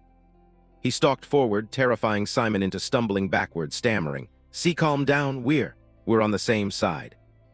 He snapped, his oppressive aura bearing down. Same side? Who the hell gave you permission? Answer me right now. De-Il looked down at him emotionlessly. Which god's holy land is this? Hannah stepped in to defuse the situation. This isn't a holy land. It's the eastern base of the atheists, a gathering place for those who rebel against the gods. She extended her hand toward him. Welcome. I heard about you from Senior Walter. You really are as strong as the rumors say. Hannah smiled gently and introduced herself. I am the current captain of the eastern base of the atheists. My name is Hannah. She said softly, It's a pleasure to meet you. Frantic footsteps and heavy, desperate panting. Hannah dragged her older sister by the hand as they ran. Handy collapsed in sheer terror. Sister. She rushed back, grabbing her sister's shoulders. Sister, get up. If we stay here, they'll catch us. Handy gripped Hannah's hand, her eyes pleading. Hannah, listen to me very carefully. Her eyes were full of desperate hope. Run away. Run as far away from the Holy Land as you possibly can. Handy shoved her away. Run! Hannah reached out, trying to hold on. Sister. She stood in a daze, overwhelmed by the sudden memory. What can a human truly do against the divine? To them, we are nothing but insects. Even if we despise the gods, defeating them is an impossible pipe dream. Even I, the leader of the atheists, was bound by that very thought. But the person standing right in front of me is proving otherwise, proving that humans are no longer weak. If it's him, he might actually be able to slaughter the gods, a future nobody believed in. Liberation from the divine, humanity's freedom, hope. A massive hand seizing a human. Hannah's eyes widened, having witnessed everything. A small triangular mark under the corner of her eye, paired with a stunned gaze. Da'il fighting relentlessly, his face clearly showing extreme exhaustion. Hannah, along with the crowd, witnessing his desperate struggle. She reached out and opened the door. With a blooming smile, Hannah spoke up, "Hello." Hannah stepped in, much to his surprise. A stark contrast in their facial expressions. He looked startled while she looked expectant. Hannah smiled, offering her hand to him. "I'm Hannah, the Eastern commander of the atheists. I look forward to working with you." Da'il shook her hand, replying indifferently. "So this is the atheist base, the place where the old man used to be." She glanced around the ruined room. "Well, this is going to take quite a while to repair." Hannah beamed. "I heard rumors, but you really don't hold back at all, do you, Da'il? I like that." His tone was like iron. "Answer the question. How can I trust that this is the atheist base? Where is the old man right now?" Hannah handed him a slip of paper. "Senior is a bit tied up at the moment. He asked me to give this to you instead." The paper was a photo of a happy family. He said if he didn't secure it carefully, it would have been incinerated. "Don't carry it around anymore. Leave it here." He stared unblinkingly at the photo as her voice rang out. "From now on, this will be your home, Da'il. Since it's precious to you, make sure you don't ruin it." Hannah patted his shoulder, laughing. "So do you believe me now? We really are on the same side, right?" The dorm room sign read A106. She introduced the space. As luck would have it, we had exactly one empty room left for a single occupant. The two stepped into the room. Hannah said tentatively, "It's not the best room, but..." Before she could finish, he cut her off. "It's fine." Surprised, Hannah said, "All right then, wash up and change your clothes." She reached out, sweeping back Da'il's bangs. "Your hair has gotten too thick. Let's cut it a little shorter." Clipped strands of hair scattered across the sink. After changing, Da'il complained, "These clothes are a bit too tight, aren't they?" Hannah's face lit up as she gave him a thumbs up of approval. "Looks awesome, absolutely perfect. A true hero's gotta wear tight clothes after all," he questioned. "A hero." She grabbed his arm, pulling him along. "Now let's go." He looked slightly confused as she said, "Everyone is waiting." Beneath the gloomy, lonely sky, a crowd of people stared curiously at Da'il. Is that him? Captain Walter's words were actually true. The two of them walked past the throng of people. Da'il looked around. "Why is everyone staring at me? Hannah, does everyone here know who I am?" She answered gently, "Of course, you're quite famous now, Da'il." They all saw it with their own eyes. Above them hung a massive screen. She explained, "From the moment you woke up to the time you fought, if the god-killing weapon truly exists, we absolutely had to show it to everyone." Hannah looked somewhat sorrowful, because everyone has forgotten for far too long. Everyone was gathered together. What was it that brought us together in this place? Hannah recalled the image of herself as a child, blurry and inexplicable. A rough hand, but the feeling was incredibly clear. Walter held out his hand, his voice warm. "It seems you've lost the people you love." His eyes were filled with confusion, hope. Staring straight at his own two hands, Da'il numbly repeated, "Hope." An image of a battered, young Da'il in combat. "No, I saw it very clearly, the fate of those who serve the void." He visualized an entire space consumed by absolute darkness. "The one lending me this power. One day, he will devour the entire world." Da'il adjusted his collar, his tone freezing cold. "Even though I had no choice but to borrow his power, this is absolutely not some kind of hope." Hannah spoke up. "The greater the power, the steeper the price. Is that it?" She looked up and asked, "The one who lent you that power, you're talking about Void, right?" Surprised, he asked, "How did you know?" Her voice was soft. "I heard it from Senior Walter that the world was nearly destroyed." Hannah waved it off. Don't worry, Void won't be showing up again. De-Il touched his chest. You've probably noticed it by now, but we implanted a bomb inside your heart, De-Il. She wrapped an arm around his shoulder. So just relax, if the thing you're worried about ever happens again. Hannah stated firmly, then the bomb will wipe you out completely, not leaving a single speck of dust behind. Got it? Confused, he thought to himself. Am I supposed to be thankful for this? She pointed a finger. Just to be safe, we installed 2 or 3 backup triggers, so don't worry about it not going off, he replied. Yeah, I get it, so knock it off. Hannah pressed a button, anyway. Before them was another room. Hannah turned serious. We can figure the rest out later. For now, let's focus on annihilating the gods. She reminded him, in exactly 1 week, the God-slaying squad's first official mission will begin. He startled, the God-slaying squad, wait, that's... Walter, surprised by the noise, tilted his head to look. He reached out and ruffled his hair. You're awake, got a haircut, huh? I almost didn't recognize you. De-Il looked up. Hey, old man. All 3 of them looked forward as he said, first things first, it looks like you need to explain what that is. A pile of human bones inside a glass tank. He raised his voice. Just what the hell are you scheming now? Walter crossed his arms, explaining, that's an artificial organism created from your blood. Flabbergasted, he asked back, that thing is made from my blood. His eyes held high expectations. If we inject your blood, we can enhance a human body's capabilities to its absolute limit, but they can't use the special abilities of a demon. An object encased in pulsating blood vessels. To wield a demon's power, one must first be able to command the demon. He looked utterly bewildered. How the hell are you supposed to command a demon with this thing? Walter flipped a switch. I managed to isolate that artificial organism and the serum from your blood. He held up a vial of serum. When a squad member injected with the serum calls out a demon's name, the demon's soul is summoned into that artificial organism. Hannah chimed in, an army that utilizes demonic power like that is the God-slaying squad. He questioned, the God-slaying squad. She hesitated, but there are still a lot of issues that need to be resolved. Hannah pulled out a report. Commanding a demon isn't something just anyone can do. This is the report documenting the selection process for the God-slaying squad. A group of test subjects under observation. 140 agents signed up for the selection trials. 100 of them made it to the serum injection phase. The problem lies in the next phase. Walter running strict drills. The next phase is commanding the demon. After the serum injection, when the demon's name is called, its soul is summoned to possess the artificial organism. The fully assembled squad. The method to command the demon is simple. You just have to kill the summoned demon. De-Il glanced at the statistics sheet. During the demon commanding process, 99 people were eliminated and over 60 were severely injured. Caddy was the sole success. Out of the 140 registered agents, only a single one succeeded in commanding a demon. Above her head swirling dark aura. Agent number 1 of the God-slaying squad, codename Caddy. A research team conducting full diagnostics, activating training protocols, checking safety equipment.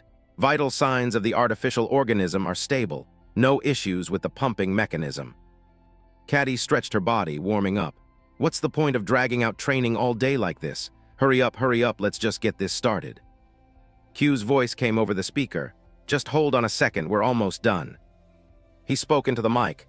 You do know the objective of today's training, right, sister? She sounded bored. Don't I just need to beat up a demon and command it? Q held the report. Well, pretty much, but you don't need to command it. The difficulty level is going to be different from previous times. He looked at the display. The 3 demons you commanded before were low tier. The one you'll be facing today is a mid-tier. Looking at the bizarre creature inside the massive test tube, Q relayed the info. According to former Captain Walter, if the combat power of a low-tier demon is considered a 1, then. Materializing in front of Caddy was a whole horde of demons. He explained, a mid-tier demon is equivalent to an entire battalion. Caddy's expression darkened as Q's voice continued. Even though we've prepared for emergencies, you could actually die out there. She rubbed her shoulder and smirked. Hey Q, if I could die from something like this. She unlocked the serum port. Then I would have been dead a dozen times over by now. The lock clicked open, starting now. Black aura leaked from Caddy's mouth. Just sit back and watch how I fight. Her entire body was shrouded by a wicked aura, and she let out a feral scream. Agent number 1 of the God-slaying squad, Catty. Serum injection complete. Q's voice rang out. When you're ready, call the name of Demon number 8. Its abilities are still unknown. We'll wrap things up for today once the reconnaissance is done. She cut him off. You're too damn noisy. Her initial calm demeanor was gone, replaced by pure ferocity. What do you mean, reconnaissance? I'm not running away. Her mouth uttered a demonic whisper, Paleg. Seeing the horde of demons in front of her, she was caught completely off guard. Catty asked, Hey Q, is this really it? He was equally surprised. This is really weird. Clearly, there's only one soul signature showing up. Dozens of demons materialized. So this is why it's considered a battalion? Damn it. I don't know what the hell is going on, but ultimately there's only one way out. Wipe them all out and we're done. The Dark Aura creatures looked no different from rotting zombies. In Catty's hands were combat mobility cables. She pulled her weapons taut, projecting fierce power. The swarm of demons charged forward. Her lips parted, wrong. Her eyes widened, completely engulfed by black demonic veins. Looming behind her was the silhouette of an entity, radiating a blinding golden light. A bizarre demonic hand touched her face, and Catty's golden irises flared up. Gotcha. She moved with deadly grace through the battalion of demons. Catty tumbled hard to the ground. She aimed her arm and fired a grappling hook. She zipped straight up to the high ceiling. Catty glanced down. Dealing with these things one by one is going to take forever. She flipped midair. But if I use the power of more than 2 demons at the same time, it'll cause massive damage to my body. Catty gritted her teeth. I have no other choice. She chanted the invocation, merging with the wicked aura, Anak. Her silhouette plummeted downward. She spun and landed flawlessly, analyzing. Anak's ability expands the area of effect of my power. This is a specialized ability for dealing with large numbers of enemies. Catty gripped her blade tightly. She unleashed a massive AoE strike toward the demons. A single horizontal sweep of her blade reaped the lives of dozens of monsters. Catty ground her teeth. All right. Her eyebrows knitted together tightly. Now then. She stood facing the colossal creature, just one left. Q yelled out in panic. Sister, stop, we've collected enough data. Catty growled, I already told you earlier. The giant demon.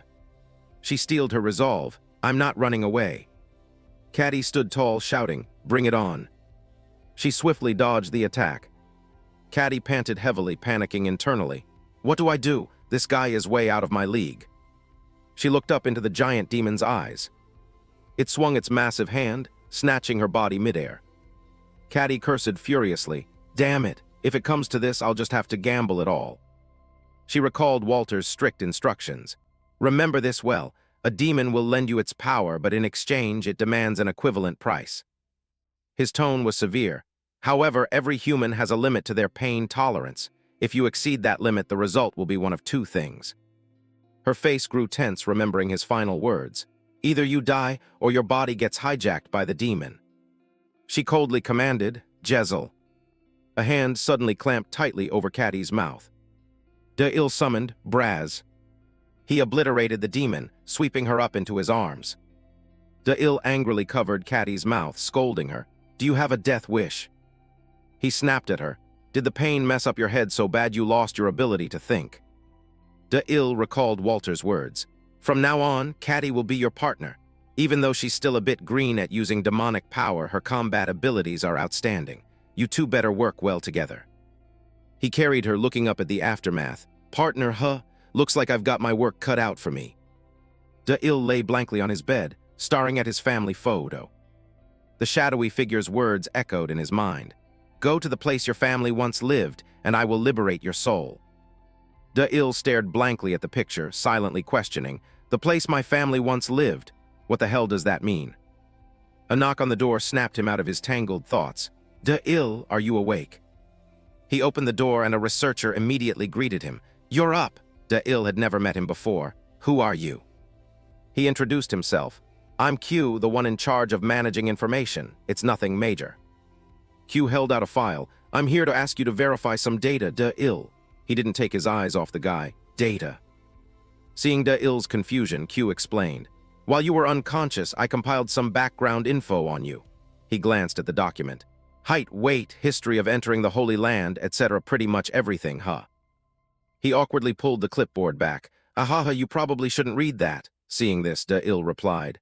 Ah, my bad, Q continued. Anyway, there's something weird I need to verify. He pushed up his glasses. Da-il, you're originally from the East, right? It says here you lost your parents and older brother as sacrifices to a god. Q frowned, hesitating. According to our investigation results, the place where you used to live. He was stunned by the next words. There is no holy land there. In the eastern sector, 3 people were striding past ruined buildings submerged in water. This doesn't make any sense. Caddy grumbled. No, why do we even have to verify this? Even if there isn't a holy land, there are cases where a god just snatches souls and dips, right? Q held his phone, looking around. It's possible there's no holy land, but it's also possible there is. And what bothers me the most is... Suddenly, a voice cut him off. Because there was a god in that place. Da-il continued, thinking back carefully. At the exact place my family was sacrificed, there was a god. He recalled the image of the god standing right before his eyes. A mysterious god radiating a pitch-black aura. Q looked surprised by the new information. Oh, that's new. A god with a black aura, but if a god was seen outside of a holy land. She caught his drift. Yeah, I get it. We definitely need to investigate this. If there are victims outside the Holy Land who actually saw a god. Caddy set her bag down. Then there's only one explanation. A massive magic circle materialized right in front of the 3 of them. A descent ritual. Q was flustered. This really is the mark of a descent, isn't it? She looked serious. I've never seen a descent mark this massive before. Caddy rested her chin on her hand.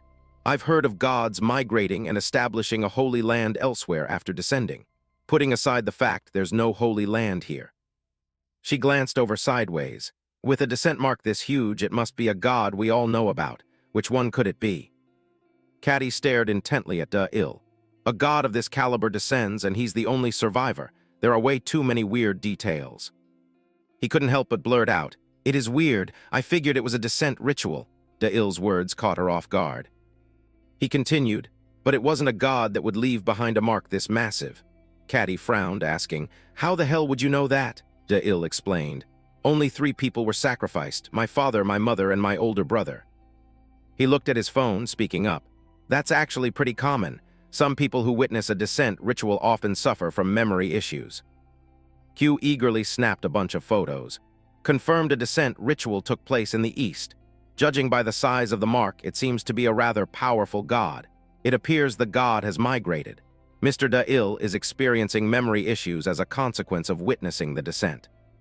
He summarized, I'll compile it and submit the report like this. Da-il spoke up. No, what I mean is... He firmly placed a hand on his chest.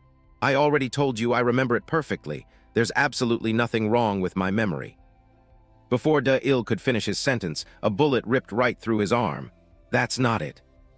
Q panicked at the sudden situation.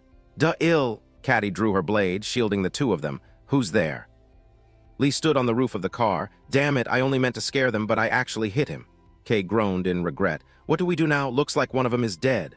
The other guy replied, If he's dead, just leave him. Kay grumbled, Shit, what a waste. The 2 guys waved their hands, signaling. Hey, run over here, hurry. Don't worry, we won't kill you. So there's still prey left in the East, huh? Caddy asked. Are they believers? Q, beside her, wondered anxiously. What are you planning to do? She smirked. What am I planning to do? I've been pissed off that we didn't get a vehicle for this. He adjusted his glasses. A mission within a 20-kilometer radius of the base means we have to walk. Caddy broke into a bright, cheerful smile. Thanks to them, we won't have to walk back. Should I say a prayer of thanks? Seeing this, the 2 guys whispered to each other. Hey, that chick's got a weird look on her face. Probably in shock because her boyfriend just died. Lee shouted at her as she approached. Hey, run away fast. Do you have a death wish? They kept mocking, completely oblivious to Caddy rushing in at blinding speed. You too, 4 Eyes? Yeah, that's right. The guy grimaced. Anyway, all the people outside the Holy Land are just... She vaulted into the air, too slow. Lee didn't even have time to react. Huh. Caddy laughed out loud, throwing her knife straight at them. The guy panicked, completely helpless to stop it. She restrained Kay next to him, immediately pointing her gun. Freeze, I'll blow your brains out if you move. Caddy looked back over her shoulder.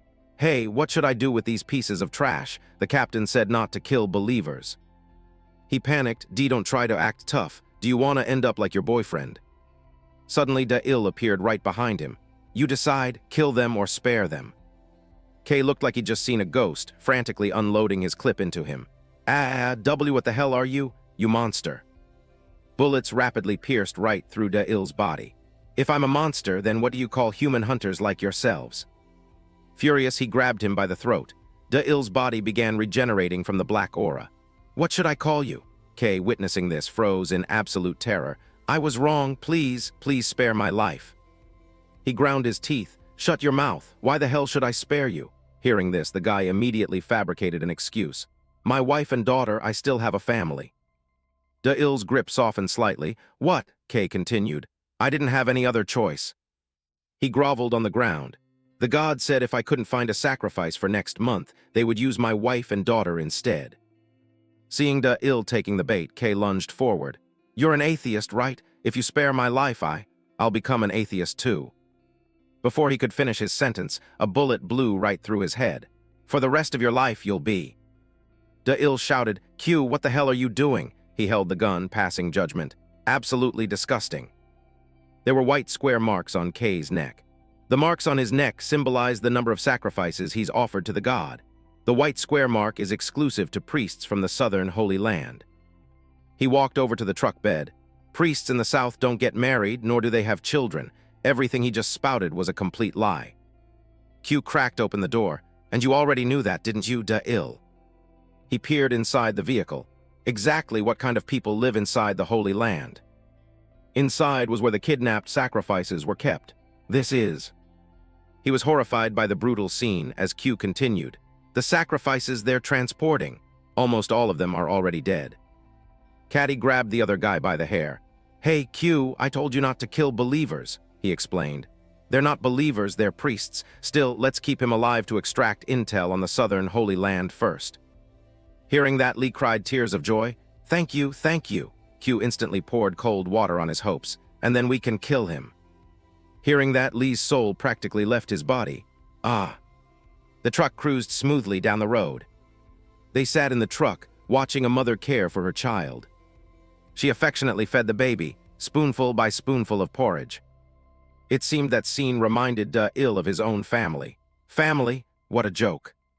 Surprised by her words, he turned to her. Huh. Caddy's eyes remained fixed on the mother and child. Fighting the gods. She looked thoughtful. Selling out to gods, being sold to gods, it's all because of family. Suddenly, she lowered her voice. Most atheists lost their families and chose to fight against the gods. The scene transitioned to Walter's wedding. Captain Walter lost his wife to the gods. A young Hannah helplessly watching her sister leave. Hannah lost her older sister. Hearing that, Da-il asked, What about you? Caddy raised an eyebrow. Huh. He asked seriously, Are you fighting for your family too? Caddy turned her face away. You're right, it's for family. I have an older brother. She ground her teeth, her body covered in major and minor bleeding wounds. The person The corpses of her comrades lay scattered across the ground. Blood-soaked hands dripping drop by drop. A man, his body riddled with blood-stained wounds, stood before her. Loved the most. He turned his head back. Caddy. Every single word leaving Cillian's mouth. If we ever meet again. At this moment, her eyes widened, blazing with pure rage. If we meet again, then I will absolutely. Caddy clenched her hands, grinding her teeth. That bastard, I will kill him. Da-il froze, repeating what she just said. What? Caddy casually repeated. I will kill him. In the northeast sector, two silhouettes stood at the bottom of a deep crater. A hand relaxed, letting the grains of sand slip through. In the end, it was impossible to prevent his appearance. The woman stood there, letting the wind blow the handful of sand away. To think the warning I left behind completely backfired. I can't read anything. The sand's formation is scattering wildly again. Trisha respectfully bowed her head with clasped hands. Omniscient One, there's an incoming transmission from the three chief gods. Should I light the candle? She sighed. Why are they contacting me so soon? The Omniscient One lit the candle. From the smoke, three gods materialized. Chief gods, it has been a while. One of the gods spoke up. Omniscient One, is the pilgrimage proceeding peacefully? She replied respectfully, very peacefully, thanks to the blessings of the chief gods. The fierce-faced god harshly criticized. Pilgrimage, my ass? Are you neglecting your duties? When are you going to deliver the next prophecy? The Omniscient One remained completely calm. I was actually planning to contact you regarding the prophecies as well, he demanded. So it's time for the next prophecy now? She cut him off. No. The Omniscient One smiled. The prophecies have come to an end. Thank you for your assistance in bringing them to fruition. All three of them had the exact same thought. The prophecies have come to an end. The smallest god stammered. Omniscient One, different promise. Promised prophecies until the first god descends. She clenched her fists tightly. The first ones to break the promise were you, chief gods. You ignored my warnings and acted using the familiars of the central temple. The Omniscient One smirked. Of course, I completely understand. You must have been terrified. She continued, the descent of the first god, the Almighty. Truthfully, you don't actually want that to happen, do you? The three of them listened in silence. Unlike you, imprisoned in your little wells called holy lands, that being is the true, absolute God. The god stepped forward furiously, roaring, You dare act insolently towards us? The Omniscient One interrupted. One more thing, I do have some good news for you. She spread her arms wide.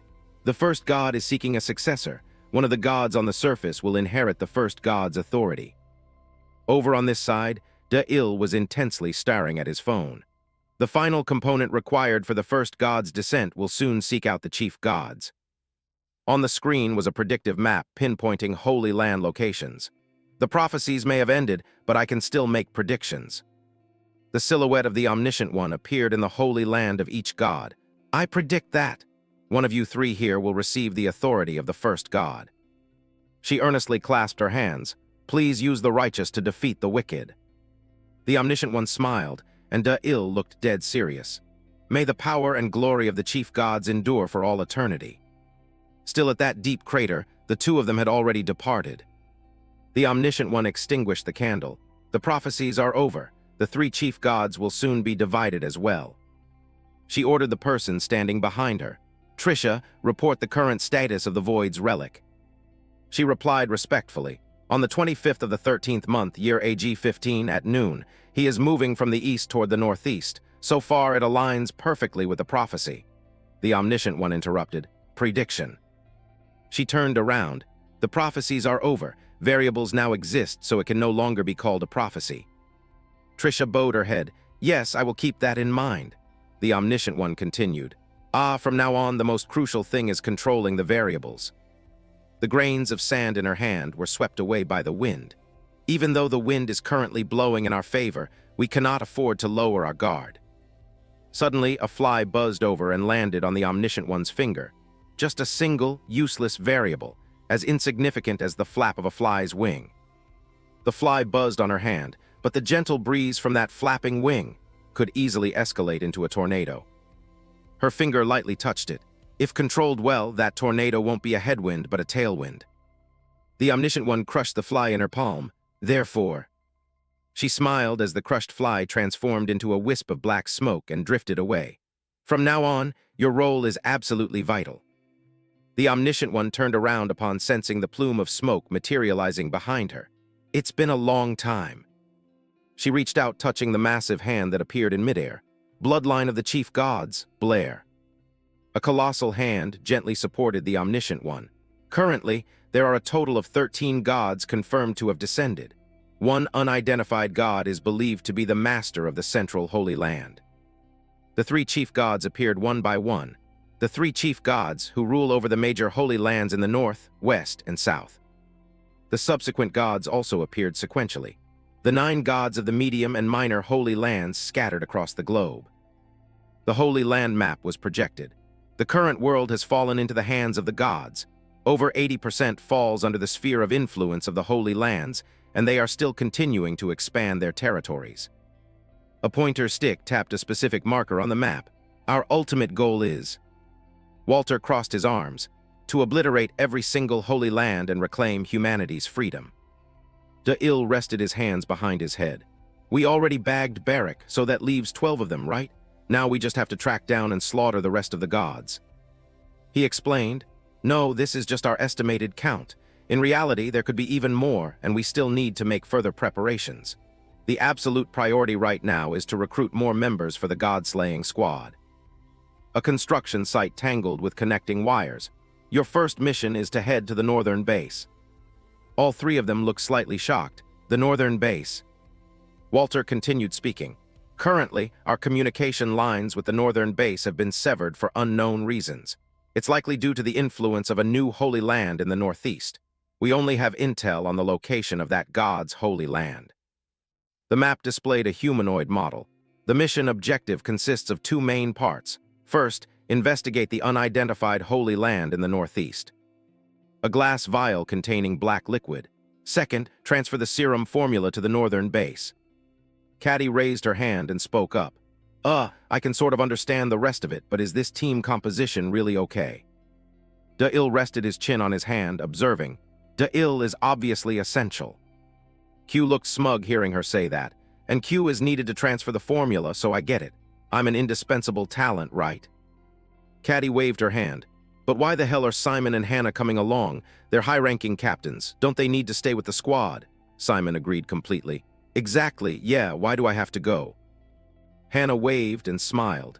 "I'm no longer the captain. I've already handed the position back to Senior Walter."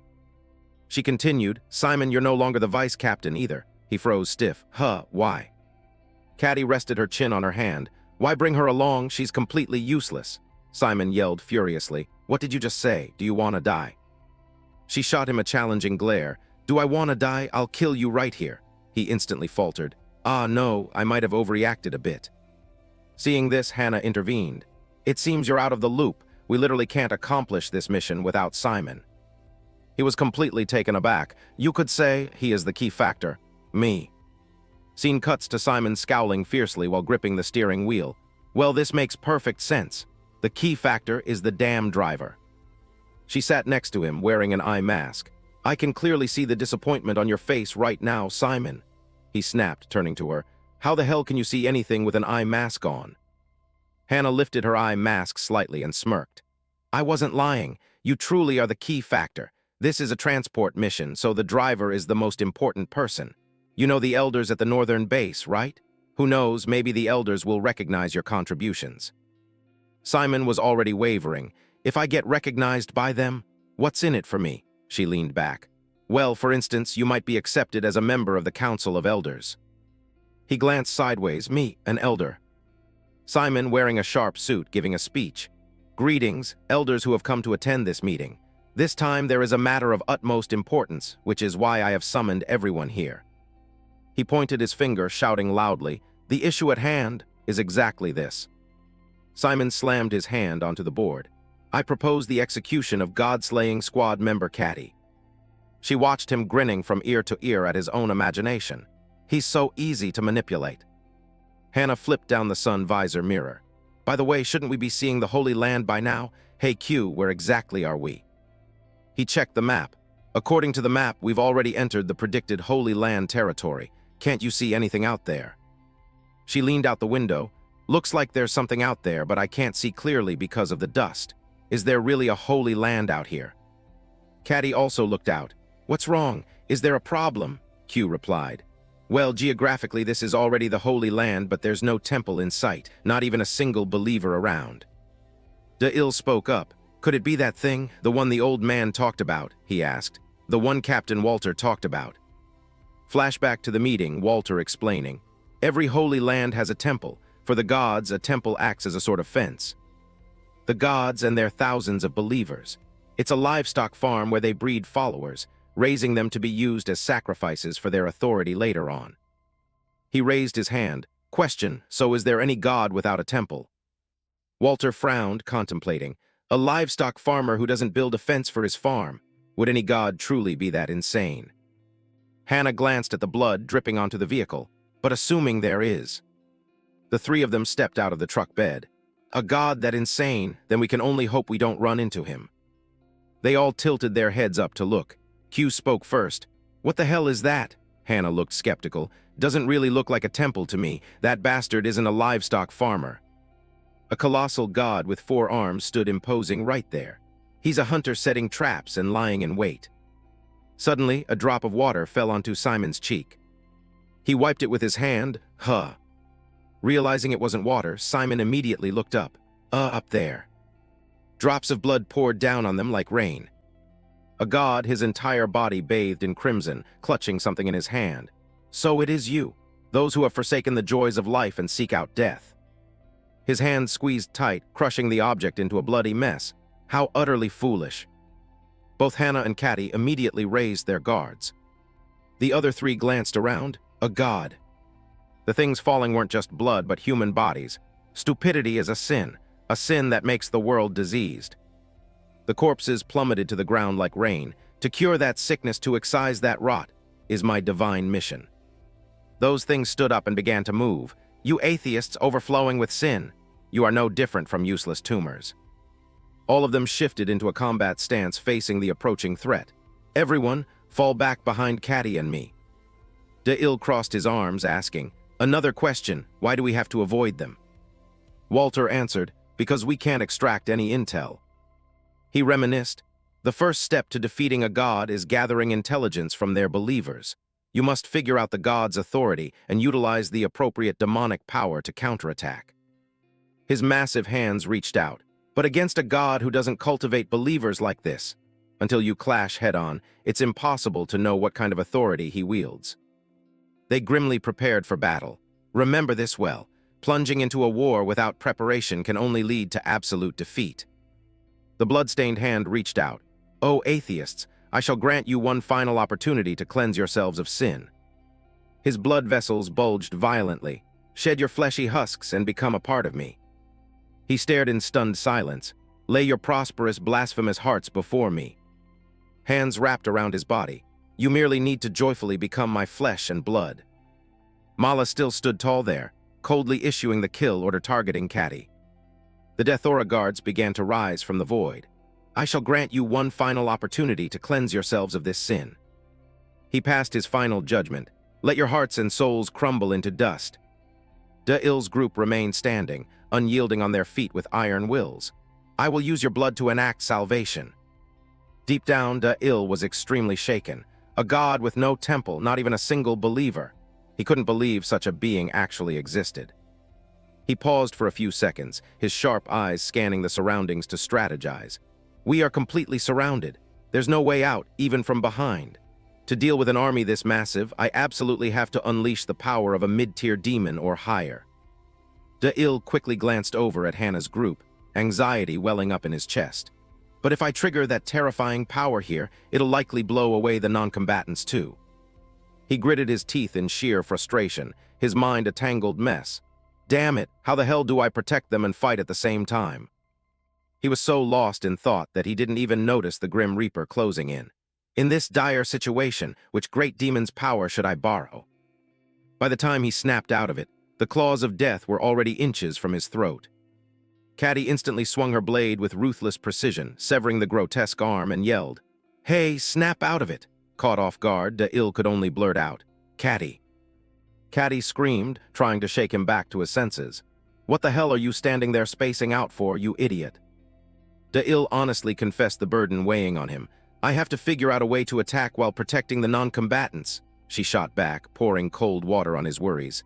"What the hell are you babbling about? Nobody here is sitting this fight out." "What?" Caddy smirked, flashing a smile that was equal parts thrilled and slightly offended. You're severely underestimating us," she stated with absolute, unshakable certainty. "Aside from the kids and the elderly, every single atheist here is a true warrior." Over there, the madman unloaded a barrage of bullets, his gun barrel blazing along with his furious roar. "You filthy believers, fucking die," Caddy elaborated. "Simon is actually an elite soldier, a master of all types of weaponry and gear." In another corner, Hannah and Q were hastily discussing strategy. "Q, remove the limiters right now." "Yes, ma'am," Caddy firmly confirmed. Q and Senior Hannah have survived tens of thousands of life-or-death battles together. Just as she finished speaking, Hannah immediately issued orders. "Caddy and Da'il, hold the line at the Holy Land and gather intel on that god. We'll analyze the data from the outside." Da'il was still completely lost. Break out of the Holy Land? How the hell are they gonna do that? Q typed frantically on Hannah's ARM console before reporting. "Everything is set, Senior," she replied briefly but with imposing authority. "Of course we're going to." The robotic arm switched into combat mode. "Tear open an escape route right now." Hannah hovered in midair equipped with state-of-the-art mechanical gear, coldly commanding. "Simon, open fire. Q, securing a single specimen is enough." The two of them instantly obeyed. "Roger, understood." DeIlle stared in absolute shock at the terrifying spectacle before him. "Hannah, is she a cyborg?" Caddy corrected him. "To be exact, only her body is mechanical. Her brain is still entirely human." Hannah began unleashing destructive power from her robotic arm, as Caddy kept rambling. "I don't know the exact details, I just know some god turned her into this." A horrifying surge of energy blasted out, crushing and obliterating everything in its path. As the smoke gradually cleared, leaving behind a terrifying trail of destruction on the ground, Caddy muttered, "She might actually be even more terrifying than the other captains." DeIlle was so mortified his eyes rolled back, entirely speechless. She teased, "A non-combatant, huh? Did you think she won the captain title in a game of rock, paper, scissors?" Job done, Hannah rocketed away, not forgetting to leave a message. "I'm running low on energy, so I'll be pulling out first. DeIlle, hold onto that communicator tight." "Got it." The truck tore away, vanishing into the distant horizon in the blink of an eye. DeIlle glanced down at the grotesque, slimy mass of matter. He lifted it up, inspecting it closely. "Caddy, is this thing still moving?" she gasped in shock. "What? It's still alive." The slimy substance squirmed helplessly under their scrutinizing gazes. "What the hell is it? Look, there's a human face on its chest. Is it a familiar?" DeIlle didn't seem to buy that theory. If it were a familiar, it should have retained some consciousness, but it doesn't look like it at all. Besides, there are way too many of them. As if suddenly realizing something, his eyes flashed with a sharp gleam. "Don't tell me." DeIlle spun around, facing forward, and demanded excitedly, "Caddy, get ready. There's something I want to test right now," she asked in confusion. "Did you already figure out his ability?" He didn't beat around the bush and admitted right away. "Not entirely, but if my theory is right, this plan is definitely going to make him pay a massive price." Three mysterious, scheming faces appeared, all locked onto a single target. "Let's begin," the god hunt.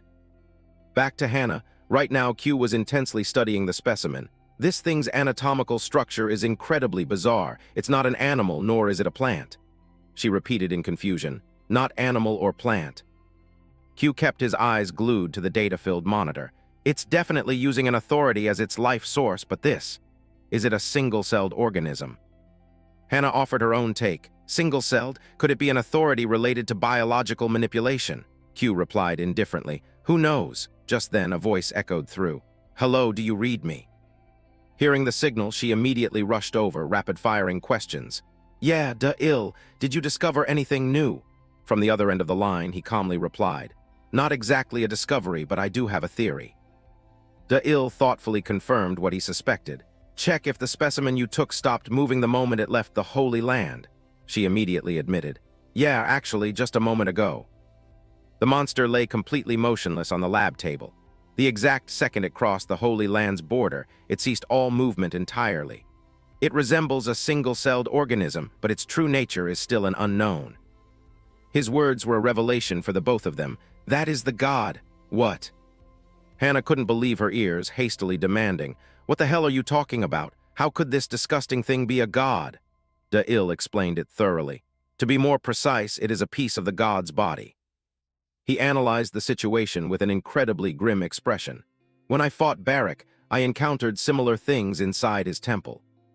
The room filled with bizarre artifacts flashed in his mind. He turned sacrifices into gold for display. "Initially, I just thought it was some sick, twisted hobby of his." A blinding light radiated Mala's entire body, practically rotting, but when backed into a corner, he absorbed all those sacrifices. That's when it hit me. The gods don't just steal human souls. Blood vessels envelop the face, plundering everything from a human. Even the physical body housing the soul is stolen. It all becomes part of the god's flesh and blood. Hannah started to grasp DeIlle's point. "So then these things," without keeping her waiting, he laid it out bare, "it means they aren't separate entities." Now they understood the terrifying truth about their enemy. This entire Holy Land is actually a god itself. Contrary to Hannah's worries, Da-il appeared extremely confident. If this whole holy land is one single god, then ironically, attacking it just became a whole lot easier. Walter's teachings suddenly flashed back into Da-il's mind. If you have to fight a god with absolutely zero intel on their authority, then the very first attack you should test out is. The punchline that left both him and Caddy stunned. Repulsion, repulsion. He thoroughly analyzed every minor detail. The fatal flaw of every god is that they cannot use their authority outside of their holy land. That's exactly why they have to create familiars. Walter sternly lectured on how to take down powerful opponents. However, you must satisfy several conditions, and the most crucial one is the prerequisite. Back in reality, Da-il was getting incredibly hyped. The first condition, mass.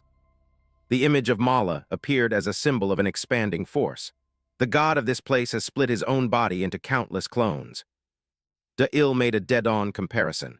Compared to the original body, these clones are incredibly small and significantly lighter. He envisioned an explosive solution. What if we use a massive explosion to blow them all away before the god even has time to reabsorb them? He concluded his explanation with a tactical plan. The demonic powers we need are numbers 16 and 8. Caddy had grasped the general gist. All right, I get what you're trying to do. He pressed his hands against the ground as a thin layer of smoke began to rise. The power of two great demons. Da-il firmly gripped twin maces connected by a chain, a fiery demonic breath exhaling from his mouth, combined into one. A colossal shadow loomed over the sand as he checked in. Are you ready? We only get one shot at this. The two demons were summoned, signaling an impending, blood-soaked massacre. Let's go, Jezel Hig. With that said, the two of them simultaneously vaulted high into the air. Caddy's face radiated ironclad resolve. For Da-il's plan to succeed, we absolutely have to get into point-blank range of the main body. She charged in, calculating as she attacked. The biggest headache is that this swarming mob is guarding the main body way too tightly. Caddy charged straight towards Mala, first of all. She swung her blade decisively, decapitating them in the blink of an eye. Matching her words with actions, Caddy relentlessly slaughtered the monsters, one by one. She spun midair, wiping them all out in a flash, one by one. Her strike speed was so fast the corpses hadn't even hit the ground yet. If I just keep chipping away like this, seriously. Although Caddy was incredibly fast and powerful, human stamina has its limits. This isn't easy. Why the hell are there as many of them as ants? Demonic blood and erupting power were visible on her face as Caddy plotted. If I add Annex power on top of this, I can definitely break through. But the moment that thought flashed, Da-il's warning echoed. Absolutely do not use any other demonic power until we execute the plan. If it gets too overwhelming, fall back immediately. She ground her teeth, torn between two life-or-death choices. What do I do? Run away. Those annoying bastards flashed in her mind again, mocking her. Look at that pathetic way she runs away, haha. In truth, Caddy didn't flinch back then. If I'm going to be that pathetic and weak, what's the damn point of living? Surrounded by those insults, her eyes narrowed icily. No. Caddy gritted her teeth, clearly tossing Da-il's advice out the window. I will never. She charged forward with blazing intensity and sky-high pride. Run away ever again. The opening slash, marking the official start of round 2. The strike tore through space, rocketing forward to carve out a blazing path. Realizing the perfect moment had arrived, Caddy signaled, "All right." She dashed in, her eyes brimming with confidence as she shouted, "Jezel." She clung tightly to him, weapons gripped firmly in hand, hyping herself up. I can absolutely do this. Two other monsters suddenly lunged out to intercept Caddy. She swiftly sent them both to meet their maker with a single fatal slash. Right after, she flashed a triumphant smirk and signaled, "Hey, did you see that? You're up." From above, Da-il plummeted down like a descending god. Excellent work, Caddy. He was thrilled, knowing for sure the plan would succeed. All right, since we're here, let's get this party started. The scene cut abruptly. Someone slammed a stack of documents onto the desk and yelled, "Memorize this well." Walter smiled broadly, eagerly announcing, "I've compiled a list of demons whose powers you two can synergize," Caddy replied nonchalantly. "Yeah, but why do we have to study this crap when we can just go out and fight?" Annoyed, he slammed the desk and yelled in her face, When I tell you to learn it, just learn it. Stop asking so many damn questions. Caddy didn't back down, immediately arguing. But I hate studying. Only Da-il observed silently. At that moment, a bizarre combination caught his eye. Would this actually be effective against a massive number of enemies? His silhouette, along with that power, appeared as a combat symbol. Hig's power is gravity manipulation. Both Caddy and her demon were also analyzed meticulously. Jezel's power is mass control. A small ball formed from the surrounding slaves. Da-il mentally calculated. Hig can concentrate the enemies into a single spot, while Jezel makes them weigh 1,000 tons. While analyzing, he visualized an illustration. Combine both of their powers to obliterate the enemy forces in the blink of an eye. Da-il pondered thoughtfully at the time. But what concerns me is the warning about just how dangerous this tactic actually is. Back in the present, Da-il crossed his arms and summoned Hig. Instantly, the slaves were dragged toward the epicenter by an invisible gravitational pull. Caddy seized the opening and immediately leaped out of the encirclement. She swiftly escaped the vortex of death by a hair's breadth. Once the slaves were fully packed together into a dense mass. Da-il timed it perfectly, shouting the signal, "Caddy, do it now." She smirked, an excited smile spreading as she called out, "Jezel." The entire crushing force of 1,000 tons compressed onto a single point. The slaves had zero chance to resist, getting flattened until they were completely deformed. Da-il had to brace himself with everything he had to avoid being blown away by the explosion's pressure. Back to the memory, he asked, "Walter, there are a few parts I'm still not clear on. What does this section mean?" Everyone's attention was drawn. Mass and gravity can trigger an absolute catastrophe if they exceed the critical threshold. You must be extremely careful. Walter interlaced his fingers, explaining, "The pressure at the center will skyrocket exponentially. Down there, the material density will become insanely thick due to the massive pressure." The sphere representing the tangled mass flashed brilliantly. As the density increases, the temperature will rise with it, and when it hits the breaking point. Caddy fanned away the smoke to get a clear look, confirming, "An earth-shattering explosion will occur." Right at that moment, Da-il slammed down from above. Bassin. A truly apocalyptic explosion erupted, shaking the entire sky. He stood there dead silent, his face totally frozen in shock. Without giving him a second to compose himself, the explosion's shockwave violently expanded outward in all directions. In a flash, the silhouette of a decaying skeleton was exposed amidst the terrifying shockwave. As the blast faded, Da-il covered his mouth to shield against the blinding dust and smoke. Even he was left battered by the intense heat of the explosion, struggling to stay on his feet. Almost everything in the vicinity was completely blown away. When the tremors finally stopped, Caddy rushed over to support Da-il. "You, Da-il, are you okay?" He coughed violently, gasping for air. I'm fine."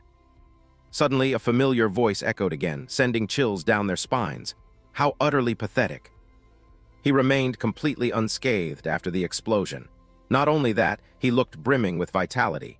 "Was your little plan to use an explosion to blast my children out of the Holy Land?" He showed zero shame. Instead, he groaned with pure religious fervor. "O Almighty, is this the calamity of the new world that you have always feared?" Finishing his sentence, the monster smashed its fist violently into the ground where they stood, purely because.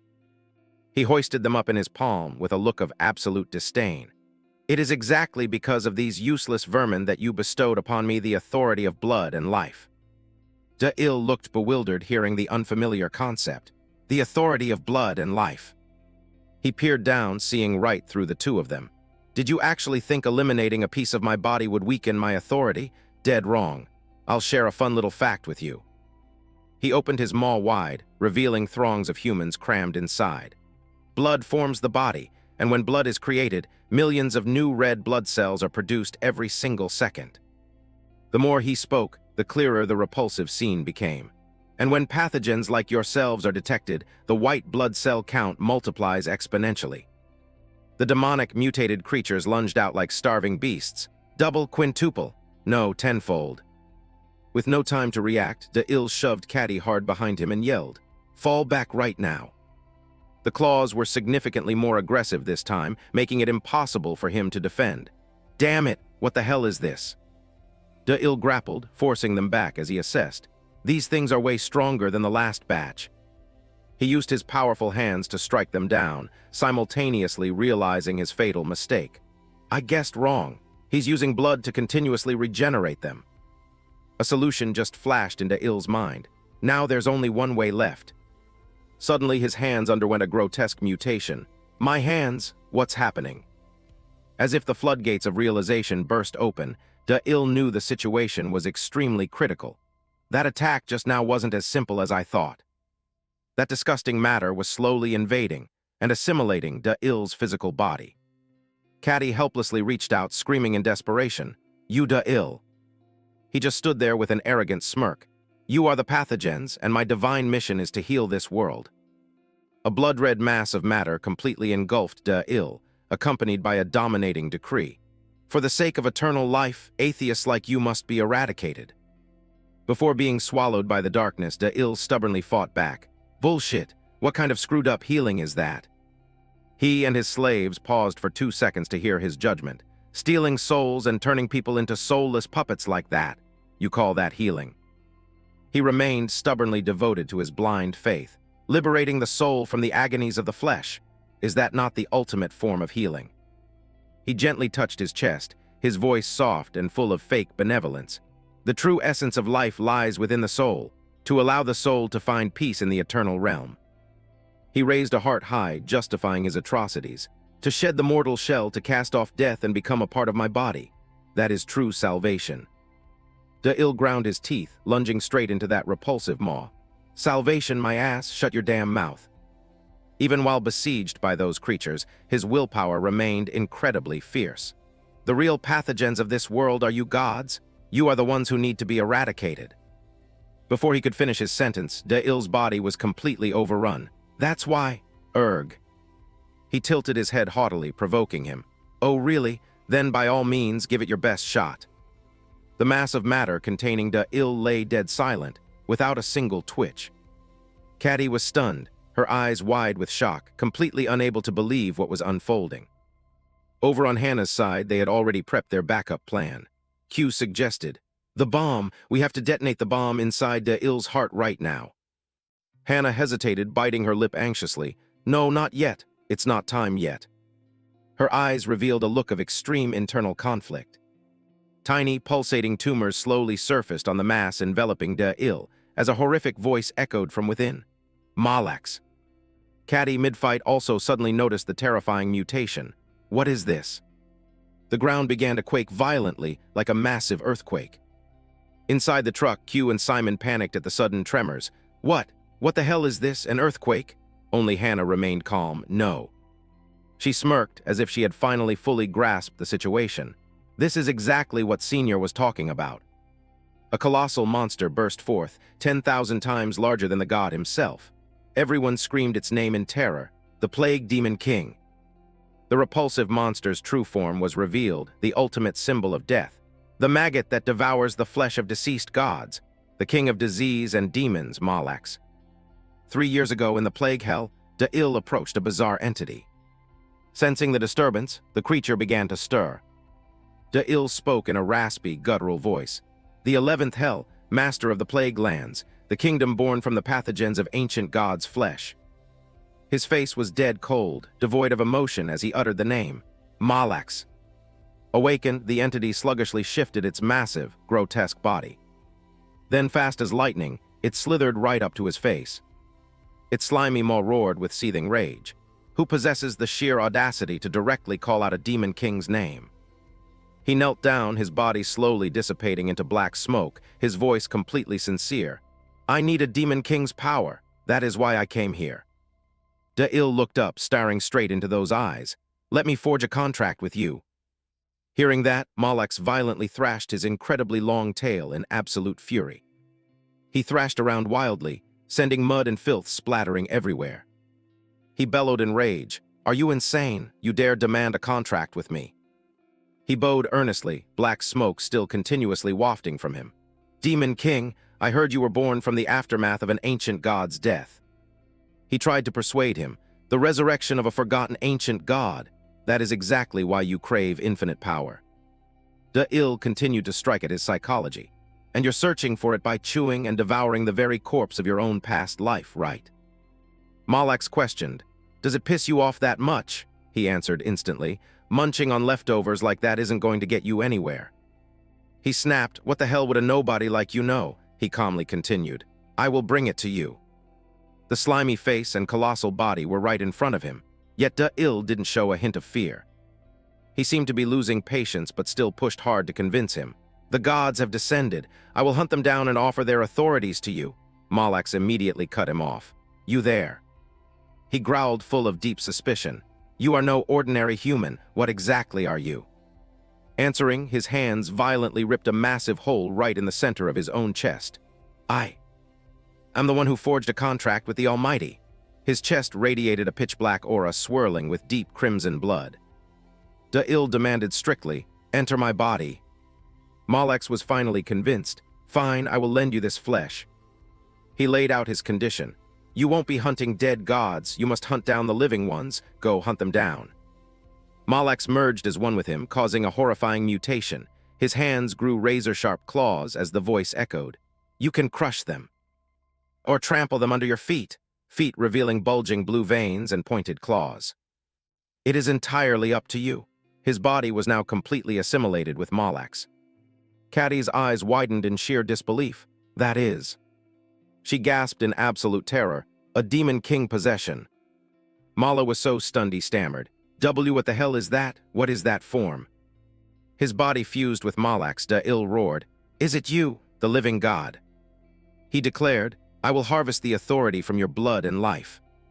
Scene cuts to Caddy's group, busily loading gear onto the pickup truck.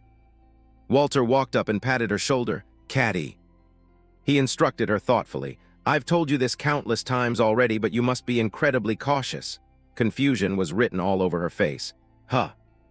She replied nonchalantly, "Why are you bringing this up out of nowhere? Don't sweat it, I've got the god-killing weapon in my hands."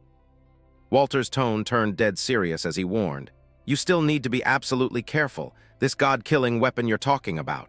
You mean Da-Il when possessed by a demon king." She couldn't believe her ears. "Say what?" He explained, "Demon king possession is fundamentally different from just borrowing the power of a regular demon. It is literally a possession, borrowing the demon king's physical flesh entirely. The demons from hell are originally the armies of the gods. They are never, ever allies of humanity." Da-Il's hand generated a surge of deep purple demonic energy as he called out, "You living god." He commanded with absolute authority, "Hand over your power right now." That purple gas made anyone who inhaled it violently vomit a pitch-black liquid. Mala used all four of his hands to tightly cover his own nose. But it was useless. He still inhaled it, collapsing to the ground and vomiting profusely. Caddy quickly covered her nose, thinking to herself, "Is this stuff poison? Is that lunatic trying to get in my way?" She dashed out of the thick smoke. "I've got to get out of this owie fast." Suddenly she skidded to a halt, staring blankly ahead. Huh. A door right in front of her was a massive, bright red door, heavily guarded by 2 sentries. That abrupt stop made her inhale a tiny bit of the smoke. "Damn it, I breathed it in. No good if I pass out here." Caddy's consciousness began to fade. She started to fall but was caught right in the nick of time by a pair of arms. That person quickly strapped a gas mask onto her face. It turned out to be Hannah, who was also wearing a gas mask. Hannah scooped Caddy up in a Princess Carry and bolted like the wind. A deep anxiety welled up in her heart. "I've heard the stories, but I never imagined it'd be this terrifying. Demon King possession. Is there absolutely no trace of Da-Il left inside?" Da-Il rubbed his fingers together, marveling. "Oh, this feeling isn't too bad." Mala covered his mouth, terrified and convinced that this was the true calamity of the New World. He declared that was a grave misjudgment. Da-Il didn't hear him clearly and asked, "Huh?" His tone dripped with sarcasm. "I once thought you could be saved, but it turns out you are already rotting from the inside out." Surprised, he asked, "Rotting?" He licked his dry lips. "Ah, well, you're not entirely wrong." He kept rambling. "The only way to deal with rot is to surgically excise it." His 4 hands spread open dramatically. "I will completely erase your existence from this world. I will kill you." With that, tens of thousands of slimy, blood-red threads sprayed from his hands. He agilely dodged every single one, laughing out loud with exhilaration. Ho ho. In a flash, countless monsters lunged towards Mala. They radiated a blinding aura that made it impossible to keep one's eyes open. Mala stammered, These are my familiars, why are they? His voice was wildly triumphant. Oh, these things belong to you, in that case. I'll gladly return them. His sharp, clawed hand spread open. He pointed forward, and hundreds of monsters frenziedly rushed in to tear Mala to shreds. Mala's situation right now was like sitting on a bonfire. He was in absolute sheer panic. He desperately threw his arms around one of the monsters in a vain attempt. Up in the sky, a drone was silently monitoring every single development. It recorded the epic battle without missing a single detail.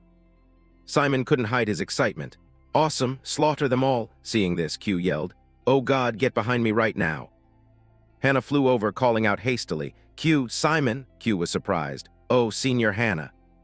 She ordered frantically, Hurry, bring the antidote over here right now. Q grabbed the medkit and ran over, asking, What happened? Did the god do this? She answered instantly, No. As she injected the antidote straight into Caddy's neck, she explained, It wasn't the god, it was. She got caught in the Demon King's AoE attack. Hannah gently draped a blanket over Caddy, while Q deduced, If it's the Demon King, then the target must be ill. Her eyes turned razor-sharp, grinding her teeth. It's not ill, it's the Demon King. We have to stay on high alert until this battle is completely over. Simon said casually, But the battle is already over, isn't it? Hearing that, Hannah was dumbfounded. What? She asked skeptically. It's over, he maintained his stance. Yeah, everything is done. But if that were true, why hadn't ill reverted to his human form yet? ill was currently holding a glowing, blood-red crystal. If enough energy is sacrificed to the Demon King according to the contract, the possession state will automatically dispel. Q patiently analyzed. According to Lieutenant General Walter, if he still hasn't snapped out of that state. Caddy sat up, grimacing as she finished the thought. Then that bastard wasn't the main body, Hannah asked worriedly. Caddy, are you okay? Q was skeptical. Not the main body. Caddy recounted. Inside the Holy Land, I saw a mysterious door, but more important than the door itself. Were the clones guarding it? If the guy we just fought was the main body, then that makes absolutely zero sense. She frowned, because a god would absolutely never create clones that look exactly identical to themselves. He crushed the crystal in frustration. It's still not enough. ill was half doubting, half believing. This isn't it. Caddy stated with absolute certainty. The true main body is definitely hiding somewhere else. From behind the red door, a voice echoed out. You can absolutely never defeat me. What an incredibly arrogant tone. The door cracked open invitingly. I possess something you will never, ever have. In the center of the room, a colossal heart hung suspended.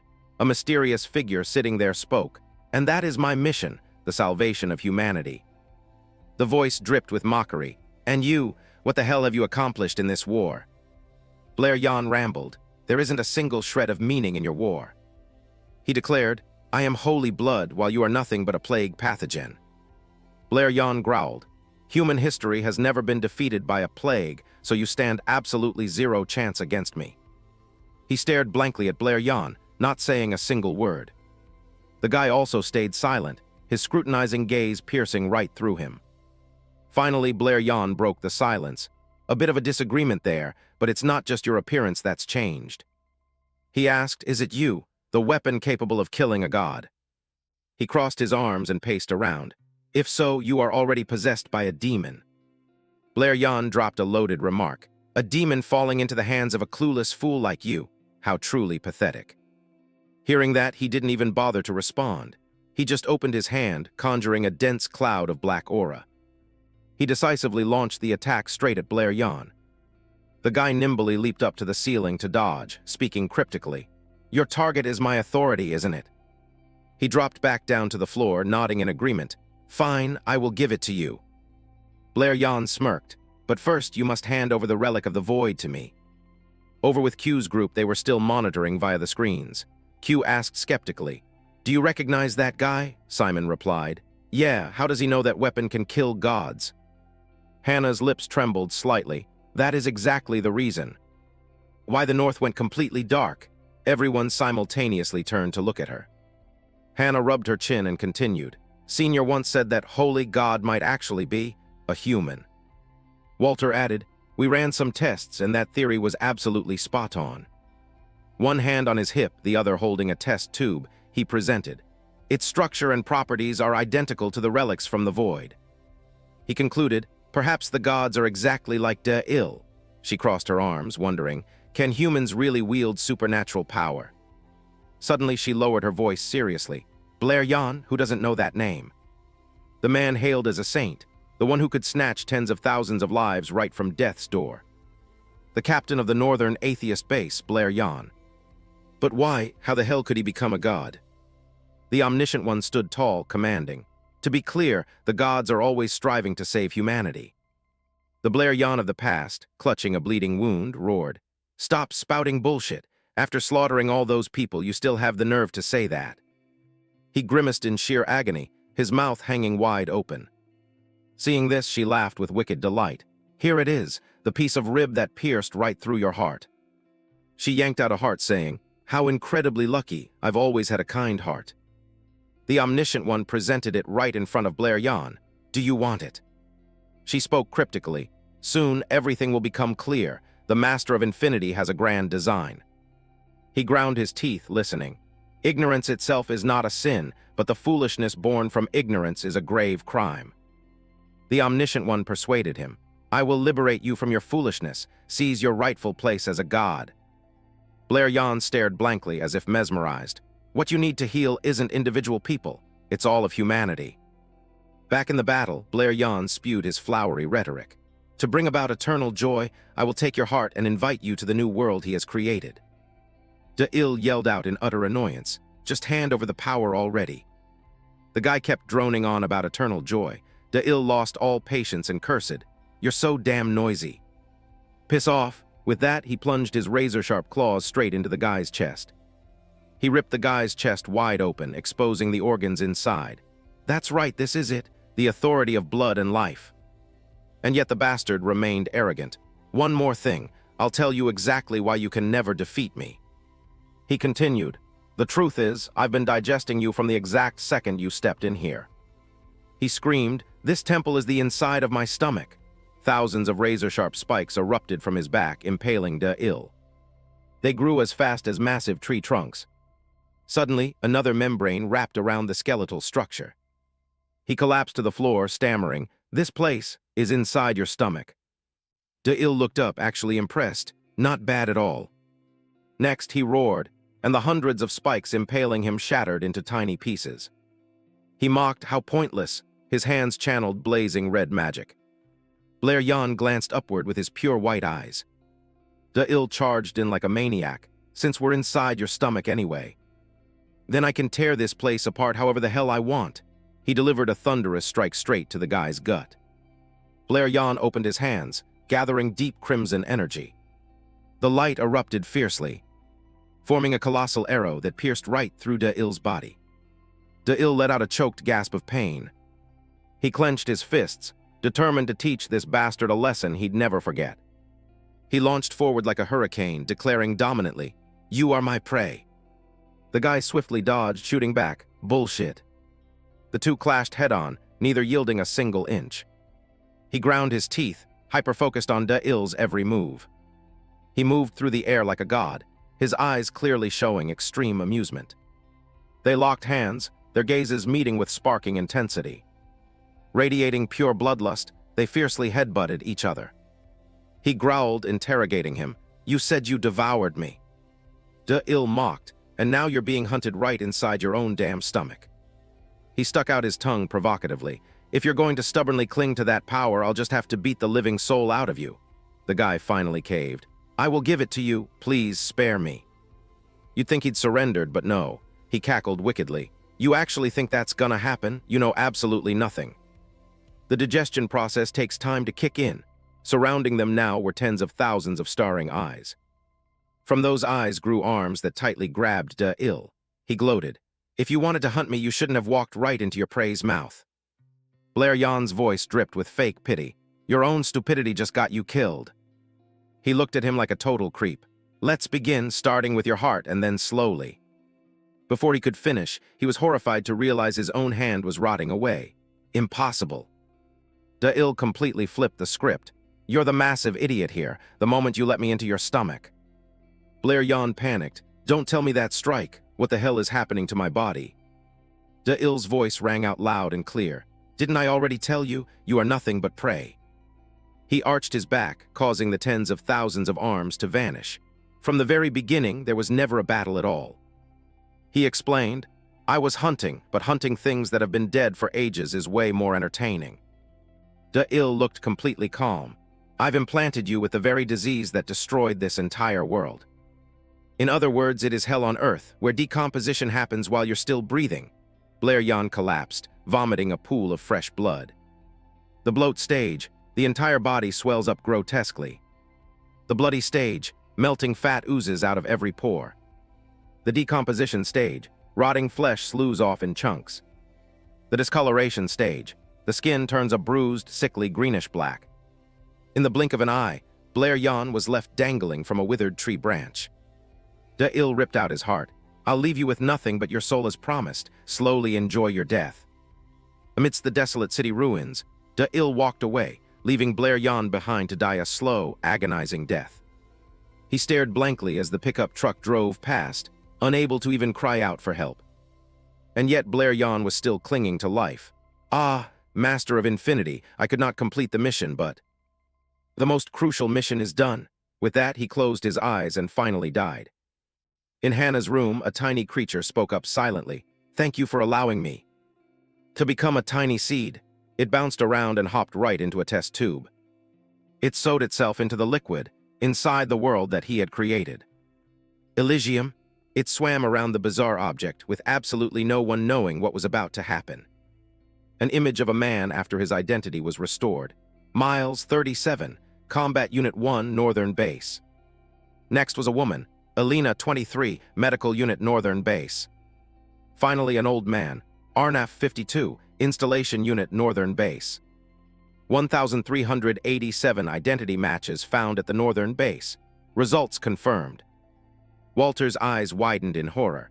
All the missing personnel from the Northern Base who were presumed dead in the Northwest God's ritual.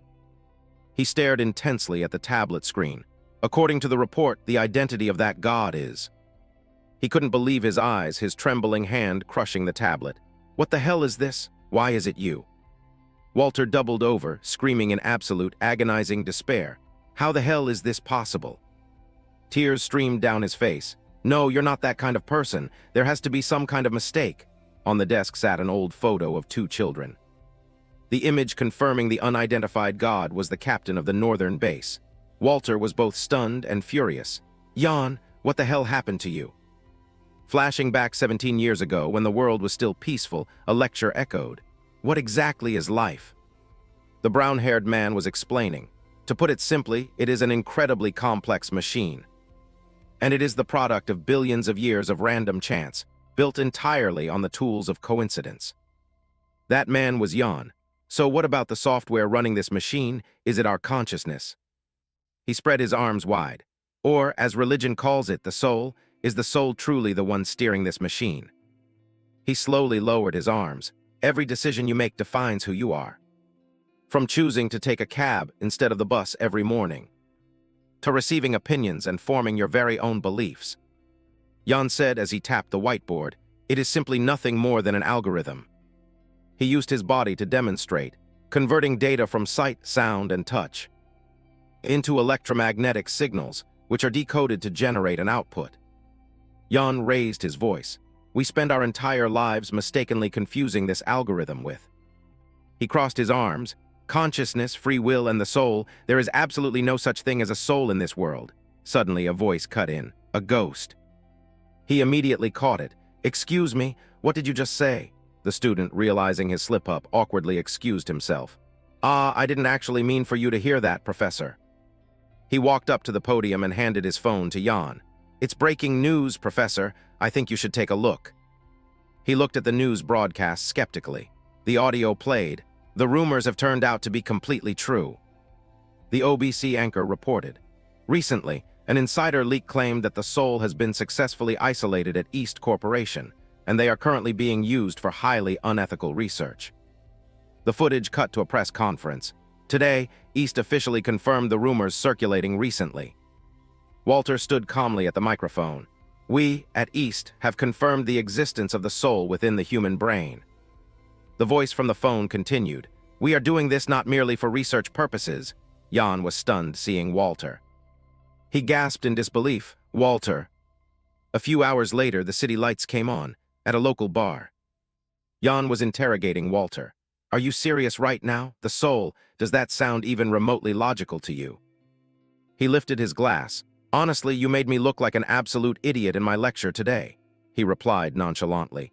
Is saving face really that important? Annoyed, he slammed his glass down. Of course it is. What are my students going to think of me now? Jan turned to him, stammering. If you found something called a soul, it's probably not an actual soul, right? It's just a placeholder name, right? He pressed for answers. Walter stared absent-mindedly at the table. Yeah, it was named the soul, but the reality is far more unbelievable. He didn't understand. What? He rummaged through his briefcase. I only found out about this recently myself. He pushed a notebook detailing the two-ball experiment in front of him. The proof has been around for a long time, and I'm afraid the company is building something based on it. Jan opened the notebook in shock. There's actual empirical evidence. The two-ball experiment was illustrated. When a particle is fired in a vacuum, it hits one of two buttons. Which button gets pressed is completely random, and a ball will drop on the corresponding side. The probability for either side is exactly 50%. An experiment tasked participants with predicting where the ball would drop, observing the success rate of their predictions. But the participants were divided into two groups, and one group was specifically told the ball would drop on the right. Theoretically, the rate should still be 50% for both, but the group that believed the ball would drop on the right had a significantly higher prediction success rate. This statistical gap widened exponentially as the number of participants increased. Jan couldn't process it at all. Human belief can actually influence the future. Walter raised his glass. The very first quantum signal in the brain when we make a decision originates from the pineal gland, which is what we labeled the soul. In essence, it's closer to free will. He still couldn't believe his eyes. 3 years ago you handed me that bizarre trio, and now this. He stared hard at him. What the hell kind of company are you running? What kind of insane experiment is this? He took a sip of his drink. I don't. Walter gently rubbed the rim of his glass. I don't know what they're trying to do either. Jan found it strange. How could you not know? Isn't your wife the CEO of East? He rested his chin on his hand, exuding a deep sadness.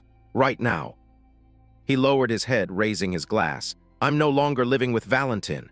He was confused. What? You're not living together? Why? Walter closed his eyes. She's away on a business trip. I miss her like crazy.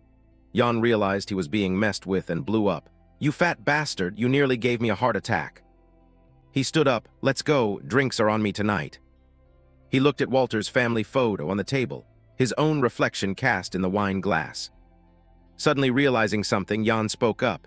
Is it because of Anna? Walter froze. He swirled his wine, looking at him. The soul and all those ridiculous experiments. You want to believe that her soul is still alive, don't you? Walter's voice was ice cold. No, the exact opposite. He reminisced. The other day when I visited Anna, a boy there told me, people say death strips away life, but I don't think so. He turned his back cryptically. A life without death is a meaningless life. Death is not the final limit. But the absolute pinnacle of life. Walter listened in stunned silence. He reflected. Anna's life was not stripped away. The flashback ended, and the two left the bar. He read the documents as he walked. This experiment tells me that Anna completed her life with those final steps. He walked on, so I guess it's time for me to cherish her death. Jan sighed, trailing behind. I still have no idea what you're talking about. He looked up at Walter. By the way, where exactly is Valentin's business trip that's taking her so far away? He didn't answer directly. Pretty far. He pressed patiently. Yeah, but where? He pointed up at the sky where the moon was shining brightly in the dark night. Jan was astonished. On the moon. He kept walking, staring upward. She went on a business trip all the way to the moon? Walter nodded. Yeah, exactly. His gaze turned thoughtful. Trillion-dollar scale hits different. All right then. Suddenly, a massive crack appeared across the moon. Jan was stunned. Just now did I see that wrong.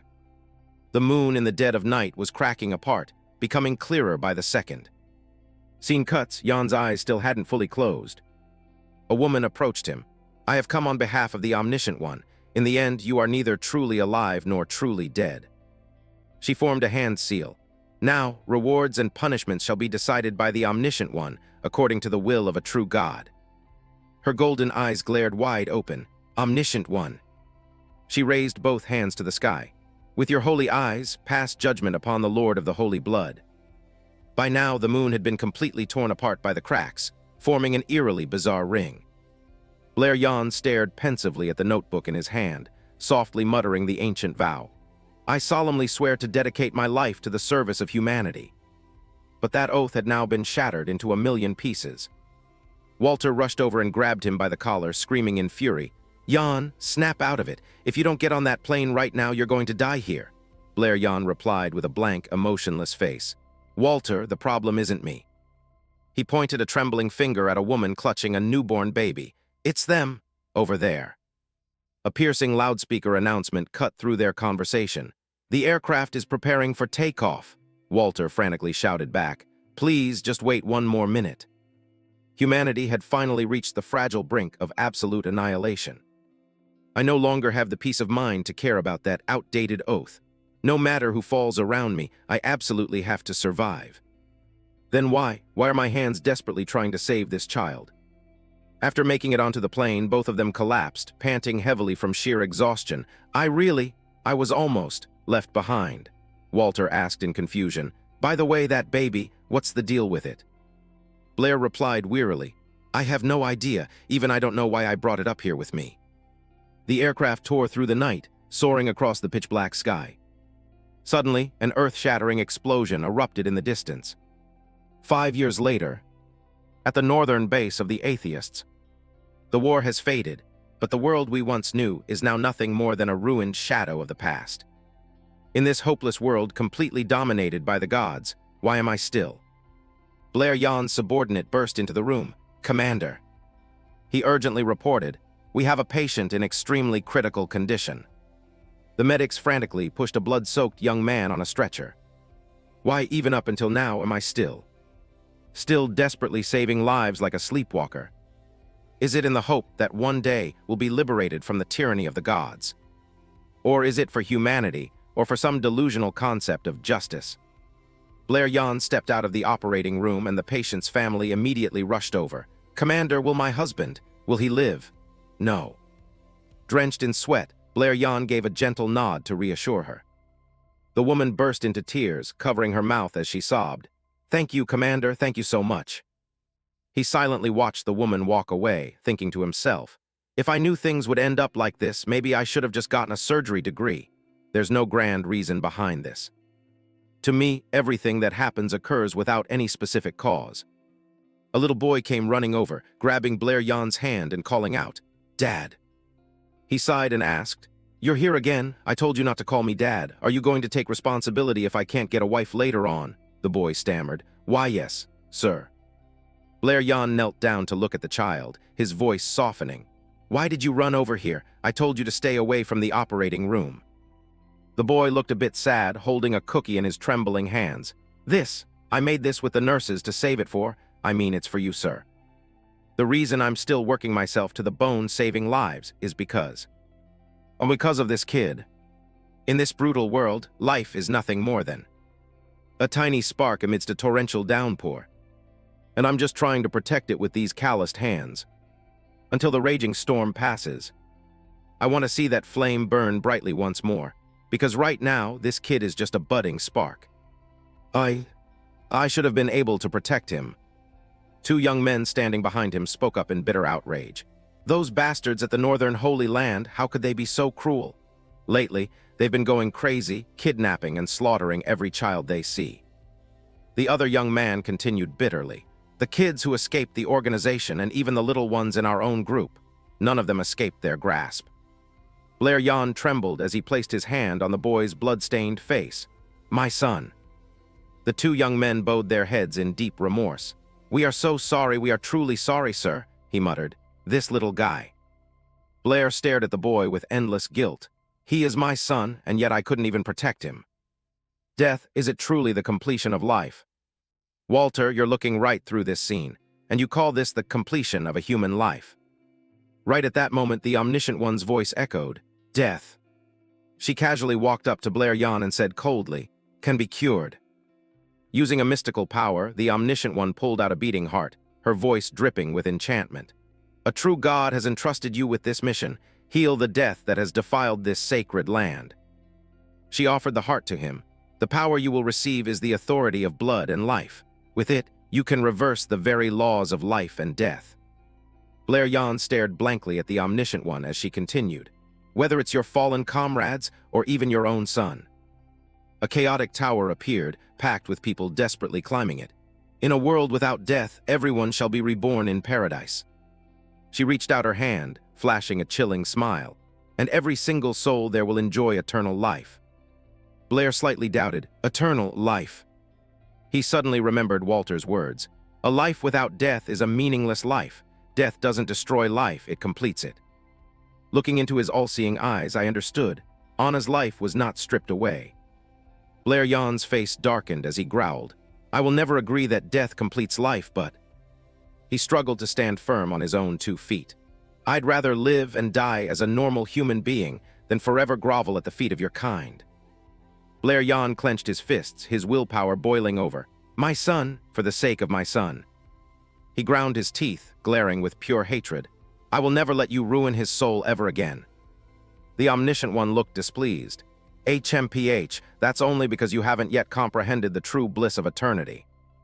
Blair Jan roared, "Stop spouting bullshit, it's completely absurd." But she immediately cut him off. "Ignorance." The Omniscient One leaned close to Blair Jan's ear, flashing a sinister smile. "Is not a sin, but the foolishness born from ignorance is a grave crime." She spoke cryptically. "Trisha, it seems this vessel of power still holds too many impurities." The Omniscient One ordered the woman beside her. "He is the chosen one to bear the holy bloodline, so show him the joy he truly deserves." Trisha silently raised 2 fingers to the sky. Using some twisted dark magic, she placed her hand on Blair Jan's head, making him scream in absolute excruciating agony. "Ay." Blair Jan's skin tone and face mutated horrifyingly. He looked no different from a wandering zombie. The Omniscient One held the heart in her hand, flashing a terrifying smile. "Let me ask you one more time." She presented the heart to him and asked, "Do you accept the power of blood and life and vow to obey the mission of a true God?" Blair Jan reached out his trembling hands to accept it. The Omniscient One leaned in close to his face, whispering, "The most crucial mission the true God has assigned to you is." She muttered a series of bizarre, cryptic incantations into his ear. Right after, Blair writhed in agony, his skin turning a sickly, ashen gray like a real corpse. His face vividly displayed the absolute limits of suffering. He collapsed to the ground, bitter tears streaming down his cheeks. The exact second he was about to hit the ground, Trisha used her magic to conjure an orb of light, shining it directly onto Blair Jan's face. She channeled a bizarre wave of magic in her hand. "Your punishment is to return and endure the suffering of mortals after having touched the joy of the gods." She formed a surge of energy and slowly levitated. "Regardless, you have completed a vital mission, so your reward shall be." Trisha suddenly clapped her hands together forcefully. Fresh blood sprayed out from her palms. Trisha's hands were stained a deep crimson red. "That you will never be tainted by any sin ever again." With a mysterious look, she stared at her blood-soaked hands. "I hope we will meet again in heaven in the future." Trisha casually wiped the streak of blood off her hand. Without even bothering to turn her head, she spoke up. "You're a bit too early." Trisha glanced over at Cillian. "You are not permitted to deviate from the plan by even a single second. The Omniscient One does not want any more variables to occur." He replied indifferently, "Whatever, I'm already here anyway, aren't I?" Cillian asked curiously, "You said you had something to tell me. Don't tell me you're planning to confess your love to me." She replied coldly, "Very funny, I'll make a note of that." Trisha issued a definitive order. "Go to the northern base of the Atheists right now. There's a gift waiting for you there." He looked confused. Go here, go there. Where exactly am I going? Cillian crouched down and touched the pool of blood on the ground. The Omniscient One's plan regarding the end of the prophecies. Well, did something happen? His face was reflected in the pool of blood. This place was supposed to be the holy land of the newly descended god. Judging by these battle scars, looks like he took a much heavier beating than the golden god did. Trisha's tone grew strict. Are you doubting the Omniscient One's plan? He hastily clarified. No, I'm not doubting it at all. Cillian glanced at the blood on his hand. It's just that 2 gods have already gone missing, and for those atheist bastards. He raised an eyebrow with hidden meaning. This is the twilight of the gods. Is this also part of the Omniscient One's plan? She raised her hand high. Doubt. Trisha snapped her fingers. Is a sin. Cillian instantly realized something was terribly wrong. All around him, massive stone pillars suddenly erupted from the ground, towering high. Cillian muttered in annoyance. What a convoluted answer to a simple question, Trisha. Nadira and Ren unexpectedly lunged out to attack her. Does the Omniscient One's plan include your own demise as well? Trisha smirked. Joking again? I'll make a note of that too. Seems like you guys haven't changed a bit. Both Ren and Nadira's faces exuded their trademark cold, razor-sharp aura. Trisha reminded them, the Almighty's plan is the will of the true God. I think you understand that well enough, so I'll be taking my leave. Cillian hurriedly shouted after her. Tell me what exactly you're planning to give me. Why the hell do I have to go to the atheist's northern base? She shot him one last look. You'll understand once you get there. It is the very thing you've been searching for all this time. Trisha traced a circle in the air. Your questions will also find their answers in that place. She stepped into the spatial rift. I hope you absolutely love this gift. Nadira pointed a finger and yelled, Hey, step out here if you have the guts. Just run away. If you stayed in the northern holy land, you would have been dead a long time ago. Ren added. Nadira, you probably should have said that before she disappeared. Cillian watched her silhouette fade away completely. I'm starting to get more and more suspicious. She agreed. Damn right, what kind of gift is that bitch even talking about? A hand picked up the sparkling stone. Trisha, servant of the Almighty and executor of the true God's plan. Cillian asked, That attack earlier, the trajectory didn't change because of you, right? Nadia retorted. Do you have any proof? Ren bowed his head. Please forgive us. Ren recalled the moment. It felt like I just crashed into something completely beyond my reach. Cillian pondered deeply. More importantly, that attack had absolutely zero force behind it. Looking at the gem in his hand, he analyzed. A type of force that I couldn't even sense, belonging neither to gods nor demons. Trisha, what the hell are you? Nadira walked over, throwing her arms around the 2 of them and laughing out loud. Who gives a damn who that bitch is? Let's go open some presents. Cillian agreed. Yeah, she said she'd give me the thing I've always craved. He suddenly remembered something. Don't tell me it's... Outside the cave, a group of people had gathered. Simon asked, What kind of base looks exactly like a damn cave? Simon peered around. Is this the entrance? Hannah replied. This is a base built from renovating a mine shaft. She continued, This place used to be the largest gathering hub for atheists. He was shocked. Right here. They gazed at the remaining ruins, the northern base. Q marveled. Just as I predicted, the facilities are still quite intact, but there's absolutely not a single soul in sight. Caddy was completely bewildered. Have I ever been here before? Why does it feel so weirdly familiar? Hannah started barking orders. Simon, find an empty room and lay ill down. Caddy, find a secure place to store these serum samples. She walked forward with Q. Q, come with me to the control room. We need to contact the western base immediately to report the situation. Once everyone is done, regroup at the control room. They all obeyed. Roger, got it. Massive but desolate buildings came into view. The western base of the atheists. The sign on the door read, Captain's Office. A frantic series of knocks echoed on the door. Someone reported, Captain, we've received a transmission signal from the northern base, Walter replied. It's definitely Hannah, patch her through immediately. Her face appeared on the screen. Senior, you're probably going to be shocked by the report I'm about to give you. He was skeptical. Is there anything more shocking than that report you sent? Hannah was completely lost. What report? Walter said with a dead serious face. The entire northern base was sacrificed in a bloodline ritual, and Blair Yan has ascended as the god of the northwestern Holy Land. That was the exact content of the report you sent. Her voice trembled weakly. Senior. Her face twisted in absolute horror. We never sent any report like that at all. He was stunned and Hannah gripped the desk tightly. But what you just said, Senior, every single word of it is true. She looked devastated, flipping back through the logs. It looks like it was sent out right before the day that ritual took place. She was confused and suspicious. I don't get it. Did the gods send this? Why the hell would they want to help us? Walter scoffed in disgust. They aren't helping us, this is clearly.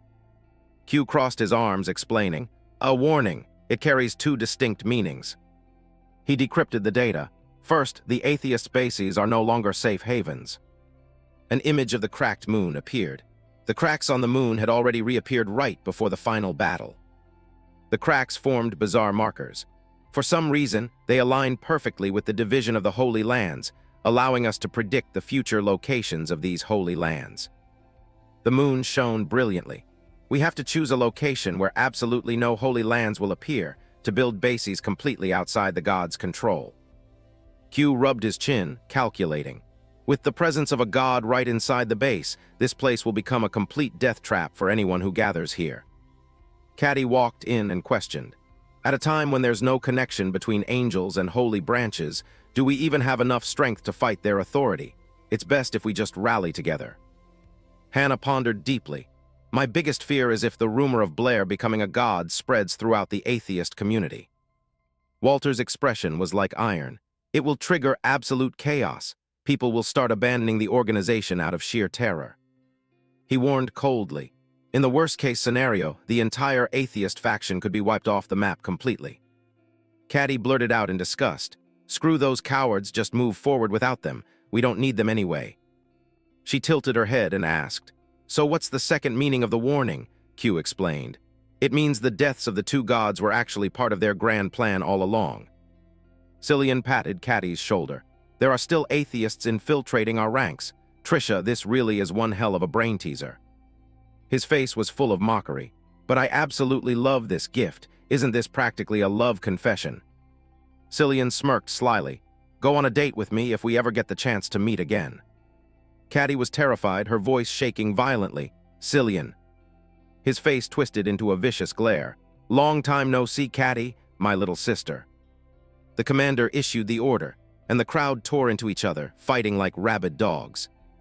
Standing up high, he declared, Children who have yet to be born, fight with everything you have, fight without mercy. The tension was suffocating, blood splattered all over Caddy and Cillian. To find the single victor who will be permitted to be born into this world. The commander pointed a finger and boomed.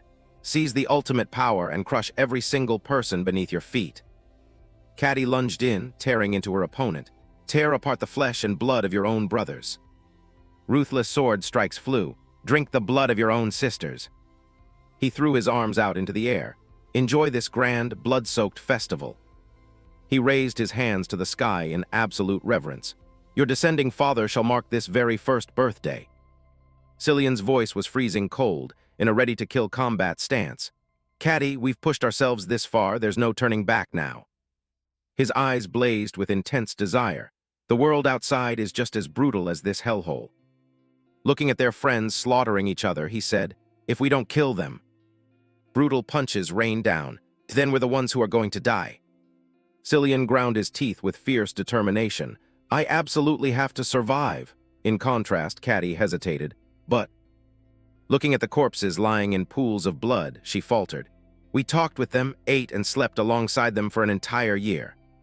She bravely faced her brother. They are all our friends, Cillian roared. I told you. He shot her an icy, warning glare. I explicitly told you not to hang out with the weak. Caddy's face was deathly pale. I knew it too, that the end result would always be like this. He was furious as the commander emphasized, the law of the jungle. He continued preaching his twisted ideology. That is everything. Here in the northern Holy Land, the strong are the only ones who are right. His eyes gleamed, surveying the area with absolute satisfaction. He interlaced his fingers, a sly smirk spreading. Looks like our work here is done. Caddy slumped to the ground, hugging her tiny body tightly. Cillian stood with his back turned, blankly listening to the loudspeaker. You are the victors. She curled up in utter, crushing despair. Happy birthday. His body was frozen stiff, his jaw clenched incredibly tight. The commander spread his arms wide. Now, you have officially been born under the authority of the Northern Holy Land.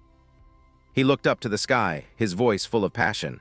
Father, please welcome your newborn children. The two of them looked at him, pleading, please bestow your power and grant names to your son and daughter. A magnificent and imposing god appeared, Sven. Back in the present, Cillian put an arm around Caddy's shoulder. Long time no see, Caddy, little sister. His eyes were full of disgust. You're exactly the same. Q's face flickered behind his glasses. Hannah was stunned by the scene unfolding before her, as Cillian mocked. Still love hanging around the weak, huh? Caddy furiously pulled out a serum and snapped. Shut your mouth, I am no longer your sister. Both of them were suddenly forced to their knees by Jezel's power, mass control. Caddy used Anak's power to suppress Cillian from above. She gripped her weapon tightly, thick black demonic aura swirling entirely around her. Caddy stabbed downward like a maniac, continuously muttering, die, just fucking die. Her hatred erupted completely out of control. She looked down at Cillian pinned beneath her, frustrated. It's hopeless. I haven't even put a scratch on him. He lay face down in the dirt, speaking up.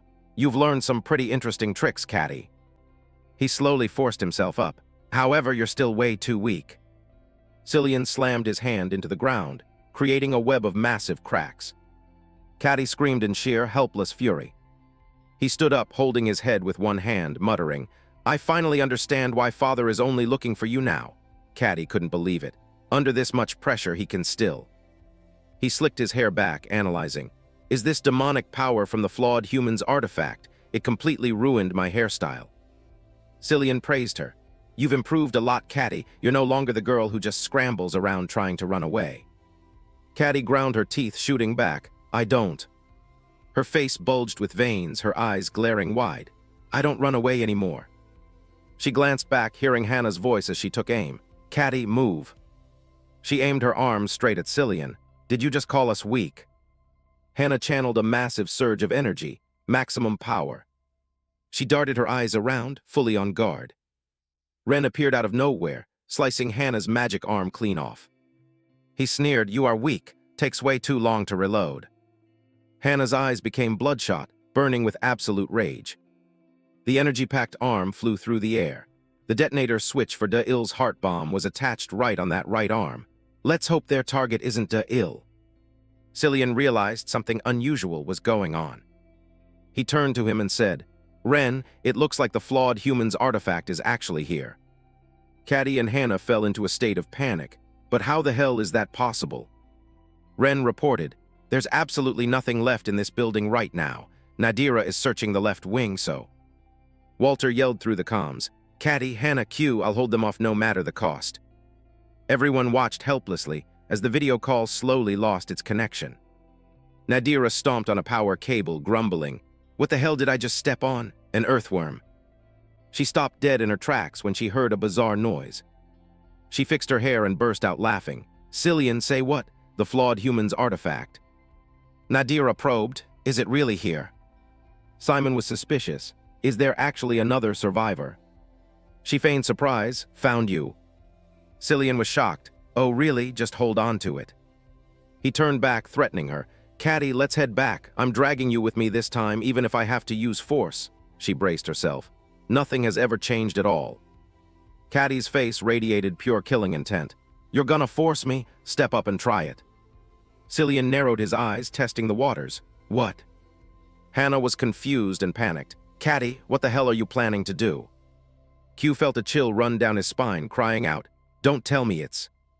He frantically tried to stop her. Senior, you can't do that, absolutely not.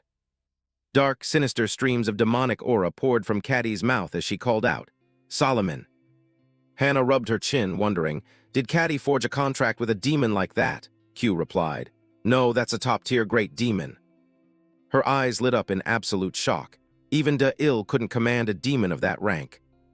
Caddy's tiny silhouette drowned in the surge of wicked black smoke, the ultimate last resort of the Divine Destiny unit, calling the name of an untamed demon. Without a sacrifice, the demon will hijack the summoner's own body. Her silhouette was slender, yet it radiated an unparalleled, heroic aura. Her voice echoed with overwhelming obsession. "Solomon." Caddy ordered the demon, "Kill that deranged murderer Cillian," she told herself, "and when the possession ends." Cillian was horrified by the terrifying spectacle unfolding before his eyes. Caddy had now transformed into Shalomo, who called out, "Caddy." Caddy frowned, flipping through the small black notebook. 1024 low-tier demons, 256 mid-tier demons, 108 high-tier demons. Frustrated, she collapsed onto the bed, thrashing around next to Da'il. "Arg, why are there so many? How am I supposed to memorize all this?" Walter sat opposite them, reminding her, "Hey, don't slack off now." Da'il took the notebook and advised, "If it's too hard, just memorize the names of the strongest ones first. If it comes down to a last resort, that's way better, right?" Caddy sat up, raising an eyebrow. "Hey, are you telling me to prep for my own death?" He didn't care, his eyes still glued to the notebook. "Yeah, it beats throwing your chance away like last time," she cursed angrily. "You bastard." Caddy walked over, throwing an arm around his neck. "You're pretty smart for a partner, aren't you?" Da'il remained indifferent. "Definitely smarter than you." Walter sat on the sidelines watching this scene, thinking to himself, "What the hell are these kids talking about? They get along weirdly well." She smiled brightly, holding the notebook. "Let's see, the most brutal name I can call. The absolute highest-ranking great demon." Caddy flipped through the long pages, wondering, "It's not here. Why the hell does the list start at number 2? He explained, "The number 1 demon isn't suitable for this list. I ranked them by power to make it easier to visualize, but honestly, that demon doesn't." Da'il chimed in, "The number 1 demon isn't something you can control. His name is—" Caddy interrupted. Hey, watch it. How dare you just casually drop his name?" He calmly said the name. "Shalomo. It doesn't matter if I call his name, he has never once answered me anyway." Da'il remarked, "That is the absolute weirdest demon I've ever encountered." Caddy raised an eyebrow. "Weird." He recalled that colossal entity. "That demon doesn't reside in hell. From the very beginning, he belonged to the void. The very first demon I ever met." Da'il crossed his arms and continued, "My master." Caddy was puzzled. "Master, then why wouldn't he answer you?"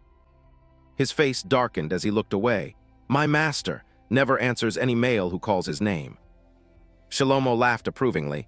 He, good, very good." He muttered to himself, "I absolutely have to make an appearance whenever a cute girl calls my name, right, Da'il?" Shalomo was mumbling when a hand reached out. "Da'il, you bastard, where the hell are you hiding now? You're supposed to bow down and greet me, your master is right here." Cillian suddenly slammed his head hard into the floor. He pinned Shalomo's head down, interrogating, "What kind of freak show are you?" Cillian growled furiously, "What the hell did you do to Caddy?" Shalomo didn't seem to care in the slightest. "Caddy, even her name is beautiful." His arms and body slowly dissolved into smoke. "By the way." In a flash, Shalomo in smoke form perched right on Cillian's shoulder. "Are you a relative of hers?" He laughed, "But same seed." He frowned and glared when he heard, "But a different nest, right?" Cillian angrily grabbed Shalomo by the face. "You bastard." Then he violently smashed him into the floor just like before. But unlike last time, what he grabbed was now just a wisp of smoke. "What?" He disappeared again. Shalomo materialized, floating in the air and laughing out loud. He, dragging me into your family drama? I'm guessing you two don't get along very well." He wondered, "But hey, don't you have any powers? Why aren't you using them? Ah, are you worried about damaging your little sister's body?" Ren suddenly appeared right behind Shalomo. Ahem. With sword in hand, he decisively sliced Shalomo's head clean off without a single second of hesitation. The slash was so powerful it didn't just decapitate Shalomo. It cleaved right through the entire wall ahead. Cillian glanced back and yelled, "Ren, what the hell are you doing?" Ren answered calmly, "These are Father's special orders. If we can't capture Caddy alive, bringing her corpse back is perfectly fine." He was stunned. Did Father actually say that? One of Shalomo's hands drifted near his severed neck. He deftly formed a hand seal with his fingers. Instantly, Shalomo's head reattached to his body like absolutely nothing had happened. He charged forward. Haha, another comedian joins the party. Ren was confused, gripping his sword hilt tight, ready to attack again. "I literally just cut her throat, didn't I? Why? That's impossible." But before he could act, Cillian stepped in front. Ren, get back. He brought his hands together, erecting a solid wall of force to shield against Shalomo's power. He interlaced his fingers. A blazing red energy enveloped Shalomo as he prepared to unleash an attack. He formed a seal with his hands right in front of his face, revealing only his eyes through the gaps of his fingers. In a fraction of a second, the defensive wall, made from countless compressed hand shapes, was ripped to shreds. Cillian braced himself against the terrifying pressure, even as his arms were now covered in deep gashes. Shalomo proceeded to form yet another hand seal. The finishing blow was a vertical slash, cleaving the shield into tiny pieces. The defensive wall Cillian had tried to hold instantly collapsed completely. Hannah watched from the outside, asking, "Q, how long has it been since she was possessed?" Q checked his watch and replied, "About 5 minutes." She was anxious. 5 minutes, that's impossible, even if Caddy is stronger than almost anyone else. Q continued, "Based on calculations, the absolute maximum time a soul can endure possession is only 30 seconds. Q watched them fight, wondering, "What is going on here? Is this Senior's doing?" Hannah was equally confused. "I have no idea, maybe this is some trick played by that demon." Over there, they were teaming up to fight Shalomo. Q asked Hannah, "By the way, the ability of the first great demon that Da-Il mentioned, is it actually real?" Flashing back, Caddy crossed her arms and asked Da-Il, "So, is that first demon strong or weak?" He was evasive. "Well," she prompted him, "well what?" Da-Il looked at her. "If we're talking purely about his own strength, my master is incredibly weak." Caddy was confused. "What the hell are you talking about?" He explained, "My master is just an ancient demon with 0 combat power, but he possesses an absolutely ridiculous ability." Shalomo was ecstatic. Hee, it's been a long time since I've had this much fun." Ren was sweating bullets, gathering energy in his hands. "Brother, we have to end this right now. I've used way too much power outside the Holy Land." Cillian was also exhausted, strategizing. "Ren, take out his arms first," Ren asked back. "His arms." He recalled, every time his hands touch, they unlock a special ability. Fast as lightning, Cillian closed in on Shalomo, prepping an aerial punch. "Watch this." He looked at him and laughed. Hee, you still have some gas left in the tank." Shalomo prepared to form another hand seal. "Now then, I must keep my promise to the lady," Cillian thought to himself. "Gotta chop his arms off." He lunged forward, launching a palm strike right at Shalomo's face, and simultaneously, a surprise slash severed both of his arms before he could even see it coming. Ren stood below, yelling, "It worked." Despite having his head firmly gripped by Cillian, Shalomo remained completely unfazed. "You chopped off my arms to stop me from completing the hand seal," Cillian roared. "Get the hell out of Caddy's body right now." Shalomo tilted his head and smirked. Do you even know what a hand seal is used for?" Cillian was dumbfounded. "Huh." He answered, "To decode meaning, and every meaning carries a corresponding power." Cillian grimaced as he listened to Shalomo. "For gods and demons, every meaning created by humans comes with a name and an attached power." Back then, Da-Il continued, "My master's ability is something that absolutely no god or demon can ever touch because..." Shalomo and Da-Il spoke simultaneously. "My master's true identity is the one who created the void in the previous world, the one who hunted down the gods with an army of 72 demons." Q looked up. "The creator of the void in the previous world. I've thought about it 100 times, but what exactly is that ability?" Hannah beside him said, "I can't believe it either. Borrowing power from demons that don't even exist." Shalomo slightly opened his mouth and uttered a single phrase. The spatial dimension warped. An entity with a human face and clasped hands materialized, its remaining body seamlessly connected to the demon's maw, the non-existent demon. Surrounded by a pitch-black void, I can't feel a single thing. Da-Il opened his eyes, my vision. His ears, my hearing. Da-Il's face was completely vacant in the darkness. My sense of smell, my sense of taste. He drifted aimlessly through the void, and even my sense of touch, everything is completely paralyzed. Amidst the endless dark void, he wondered, is this death? A young Da-Il remembered Walter's image. I get it now. Did that bearded bastard trick me? He mentally cursed. What the hell was I thinking when I decided to carve that thing into my heart? Da-Il placed a hand on his chest. I don't even know anymore. It's like a fatting dream, all my memories are as blurry as fog. He wondered how much time has passed. Da-il looked up, guessing, a year. Or 100 years. He sat curled up in a tight ball. Maybe it's only been a single day. Faces of the old, the young men and women overlapped. Da-il wondered, but who am I? I don't know anything anymore. He leaned back, am I going to? Thinking about being trapped here until he turned into white bones, and eventually fatting away entirely. Am I just going to slowly turn into dust in this endless void? Tears fell from Da-il's eyes as he suddenly remembered. Ah, I remember now. Mom, Dad. He reached his hand upward. Brother. Suddenly a hand tightly gripped him. You're finally here. Da-il snapped wide awake, shocked. I've been waiting for you for a very long time. His bewildered face was reflected in the master's eyes. Well, not bad at all, except for the fact that you're just a kid. Well then. Shalomo's head, along with a massive hand, held Da-il firmly. I will make you the executor of the void. Start calling me master. Amidst a vibrantly colorful flower garden, Cillian's hand twitched slightly. He lay sprawled out on the bed of flowers, panting heavily. Cillian bolted upright, clutching his head. Where the hell am I? My head is about to explode. Behind him, Ren also sat up groggily, rubbing his head. Brother, I just had an incredibly bizarre dream. He turned around. Ren, there you are. Ren asked with a pounding headache. Where is this place? Am I still dreaming? Cillian looked around. I think whatever took control of Caddy's body dragged us here. He continued. I don't know where we are, but this place is clearly far from normal. Mid-sentence, Cillian suddenly sensed something, glancing back. First off, I don't think this is a holy. Huh. Both of them were stunned stiff. Cillian stammered, What the hell is that? Ren couldn't believe his eyes. Am I really still dreaming? A colossal, horrifying human head appeared. Its mouth a long slit filled with razor-sharp teeth like a crocodile's maw, freezing both of them in sheer terror. Its hind legs stomped heavily onto the ground right near where the two of them were standing. Surrounding them was a whole herd of massive monsters, sporting crocodile bodies but human heads. They stomped imposingly right through the flower field.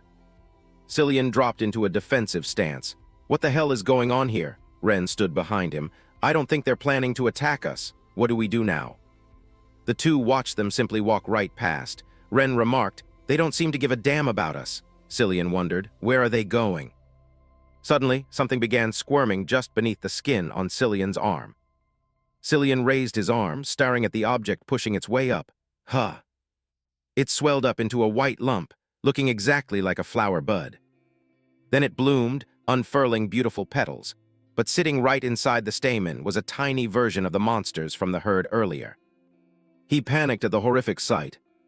Instantly, Cillian used his other hand to violently smack the spot.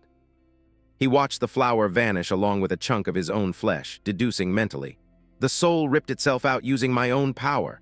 Just like Trisha, I couldn't feel a damn thing. The exact same thing happened to Ren, who screamed.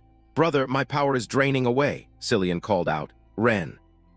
He turned around, warning, someone is watching us. He was confused. Huh, Cillian continued. There have been eyes tracking us right from the very start. Cillian glanced over, and Ren also began to notice a long, glowing blue spatial tear appearing right in the middle of nowhere. The rift slowly expanded. Back on the other side, a wooden stick smacked hard against the ground. Shalomo pointed at the stick, bowing his head to ask Da-il, Tell me, what is this? He stared intensely at the stick. After thinking for a while, Da-il answered, A wooden stick. He smacked the wooden stick against his head, yelling, Wrong, you idiot! He winced in pain. Da-il clutched his head. Impossible, what the hell? You don't even give me the answer, you just hit me. He started listing things off. A stick, a club, a handle, or a bat. If it's none of those, then what the hell is it? Shalomo held out the stick. Tusk, tusk, tusk, I will ask you one more time. He held the stick right in front of Da-il's face. What is this? He frowned, completely clueless, thinking for a long time. He darted his eyes left and right, then closed them, thinking very carefully. Suddenly, Shalomo used his giant hand to pat Da-il's head. Exactly, he was dumbfounded. Huh. He began to explain. This stick is exactly what is currently inside your head. Shalomo pointed at Da-il, asking, How are the gods born? He replied. From the values that humans create. He continued. What about demons? De said. They are born when those values are forgotten. He spoke deliberately. That is exactly why they need to be completely free, untethered by any values. That is the absolute best way to counter the gods. An image of an angel and a demon clashing appeared, as Shalomo continued. Demonic power can hinder the gods, but it isn't enough to overwhelm them because they haven't truly broken free from their own values. De listened intently. The non-existent demons, the indescribable things. Entities that exist entirely outside all three realms are not constrained by any values. He spoke strictly. The true enemies of the gods. If you can command them, dealing with the gods will no longer be an issue. De frowned as he continued. Practice discarding your values and your vision. Practice perceiving without needing to see. He tilted his head, utterly confused. Until the day the power of the indescribable reigns supreme. Back in the present, a hand from behind was placed on Cillian and Ren's necks. This place is the world of the indescribable, the absolute most dangerous place for anyone wielding power. Trisha appeared. From this moment on, you absolutely must not look behind you. He was shocked. Trisha. She placed her hands on their backs, slowly backing towards the portal with them. I have opened an escape route. Step back and follow me. Cillian shot a glance at Trisha, questioning, What do you mean don't look behind us? Is there something back there? She glared at him. Don't ask, you're better off not being curious. Trisha instructed them both. Discard your curiosity, your interest, and your consciousness. Any perception right now will make you hesitate. Convince yourselves that there is absolutely nothing behind you. I will repeat this one more time. Amidst the dark void above the flower field, the entity that made the monsters look up appeared. A colossal human face, the size of an entire planet, was watching them from behind. There is absolutely nothing behind us. A pale, bruised hand twitched, its fingers weaving together to form a tight, cryptic circle. At the dead center of that circle, a blossom of pure light erupted, blasting blinding rays that swallowed everything. In this chaotic void, where existence was a blur, nothing meant a damn thing. The petals kept flaring bright, until the day a lost soul wandered in, and I slapped a name on it before it could even speak. A hollow, skull-like face gently scooped up the flower, muttering in the dead silence, I'll call you, flower.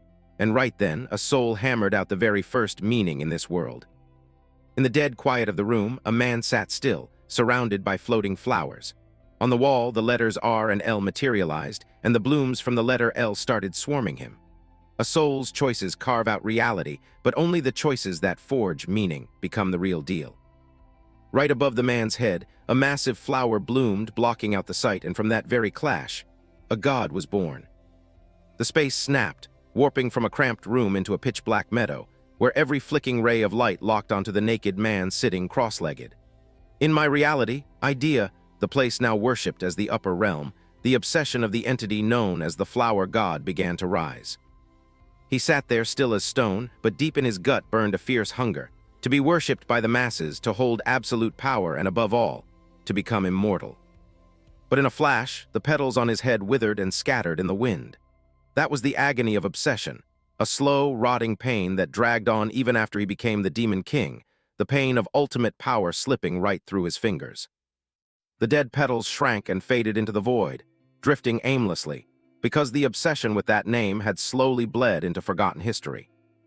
Shalomo, his demonic face hidden behind flowing purple hair, crushed the dead flower in his grip and roared. The names spat out by humans are just chains of obsession. Deep down, you lot never wanted a damn title. A flash of sorrow crossed his face as he spat out bitterly. Shoving you into the void is salvation, the final act of mercy to drag you all out of this meat grinder of suffering. Suddenly, Shalomo's eyes locked onto a familiar silhouette and he blurted out, Trisha. When the woman instinctively looked back, he dropped a cold line. That name doesn't fit you anymore. Shalomo pointed straight at Trisha, his voice shaking with shock. How the hell did you get back here? Impossible. He stubbornly pressed on. Why did you come back? Trisha shot back calmly with a single name, Shalomo. Her eyes blazed with hellfire. The reason I came back, you should know better than anyone else, shouldn't you? Shalomo snarled. Don't tell me. You're planning to solo the very rules of this world. Trisha fired back bitterly. Those bullshit rules, turns out you've been clueless this whole time. She glared at him with pure hatred, every word cutting like a switchblade. What you're worshipping isn't a rule, it's a supreme curse. He let out a twisted, demonic chuckle. Ki. A curse? Yeah, looking at it that way ain't wrong. Standing behind the two men, Trisha barked an order. Cillian, Ren, from this second on, take exactly 4 steps forward. After speaking, she turned around, her face dead serious. No matter what goes down, absolutely do not look back. The two of them braced themselves, breathing heavy, burning the rule into their minds. Exactly 4 steps. They stepped into the void, muttering, 1 step. Shalomo stared at their backs, mocking them. No looking back. Looks like you've already accepted there's no return ticket. Trisha stated coldly, anyway, my mission ends right here. Shalomo stood across from her, screaming like a lunatic. Why? Why go this far to throw your life away? Why? She locked her body tight as a monstrous wave of power gathered, her eyes blooming with bizarre patterns while petals shredded the air. Are you tossing away your own salvation just to wreck this rule? Trisha's hands laced together, locking in the hand seals of fate. Despite the suffocating power crushing the air, Shalomo kept howling. How can you still be completely blind to the truth? The flowers began to shatter. Trisha's eyes burned with furious rage as she gritted her teeth. My very first disciple. The massive statue suddenly snapped its glowing red eyes open, staring deep into the abyss ahead. Trisha looked at Shalomo, wrapped in chains of pure power, and looked up, spitting out bitter words. It's been a long time, my little brother. Rage boiling over, she stepped forward, biting off each word. You don't even recognize your own flesh and blood, sister. The statue's 2 colossal hands slowly raised, facing each other like they were about to crush her into red paste. A deafening, thunderous slam echoed, and light exploded from its palms, swallowing the entire space. Amidst the apocalyptic chaos, the 2 men bit their lips and kept walking. 2 steps. Ren started second-guessing, asking nervously, Cillian, is heading back like this really the right call? I think behind us. Before he could finish, monstrous flowers burst from his hand, his veins bulging in agonizing pain as Cillian instantly snapped him out of it. Ren, don't lose focus, just keep your eyes on the road ahead.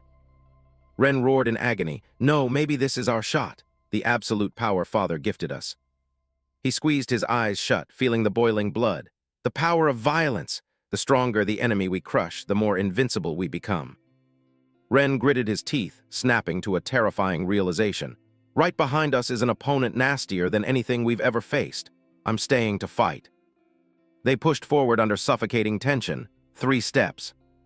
The statue's colossal fingers began to crack. An unseen force had completely stripped its ability to fight back.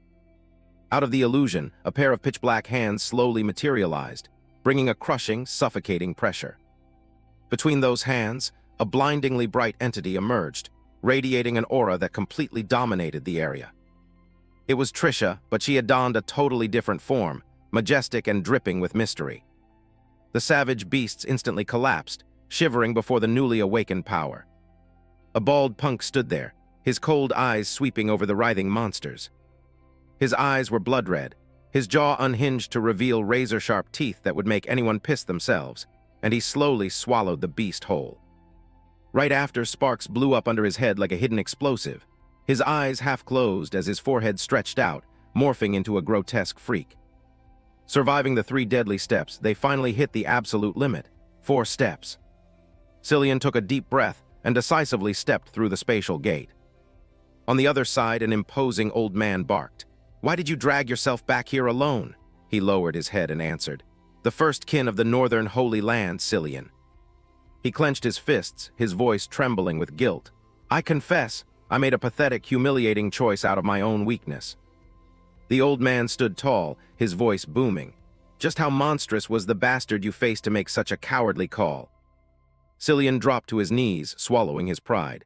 Just for the desperate need to survive, I backed down like a coward. The old man paused, deep in thought, then ordered, HMPH, so that's how it is. First, go prep the tribute. Back on the battlefield, the giant monster had been utterly trashed by Baal in a single strike, its body shredded into 1,000,000 pieces. Shalomo gasped in disbelief. You've actually gotten insanely stronger. Baal fired back with 0 warmth. The meaning you once spoon-fed me has been completely erased, turning into formless garbage. Stepping closer, Baal's voice dropped to a heavy bass.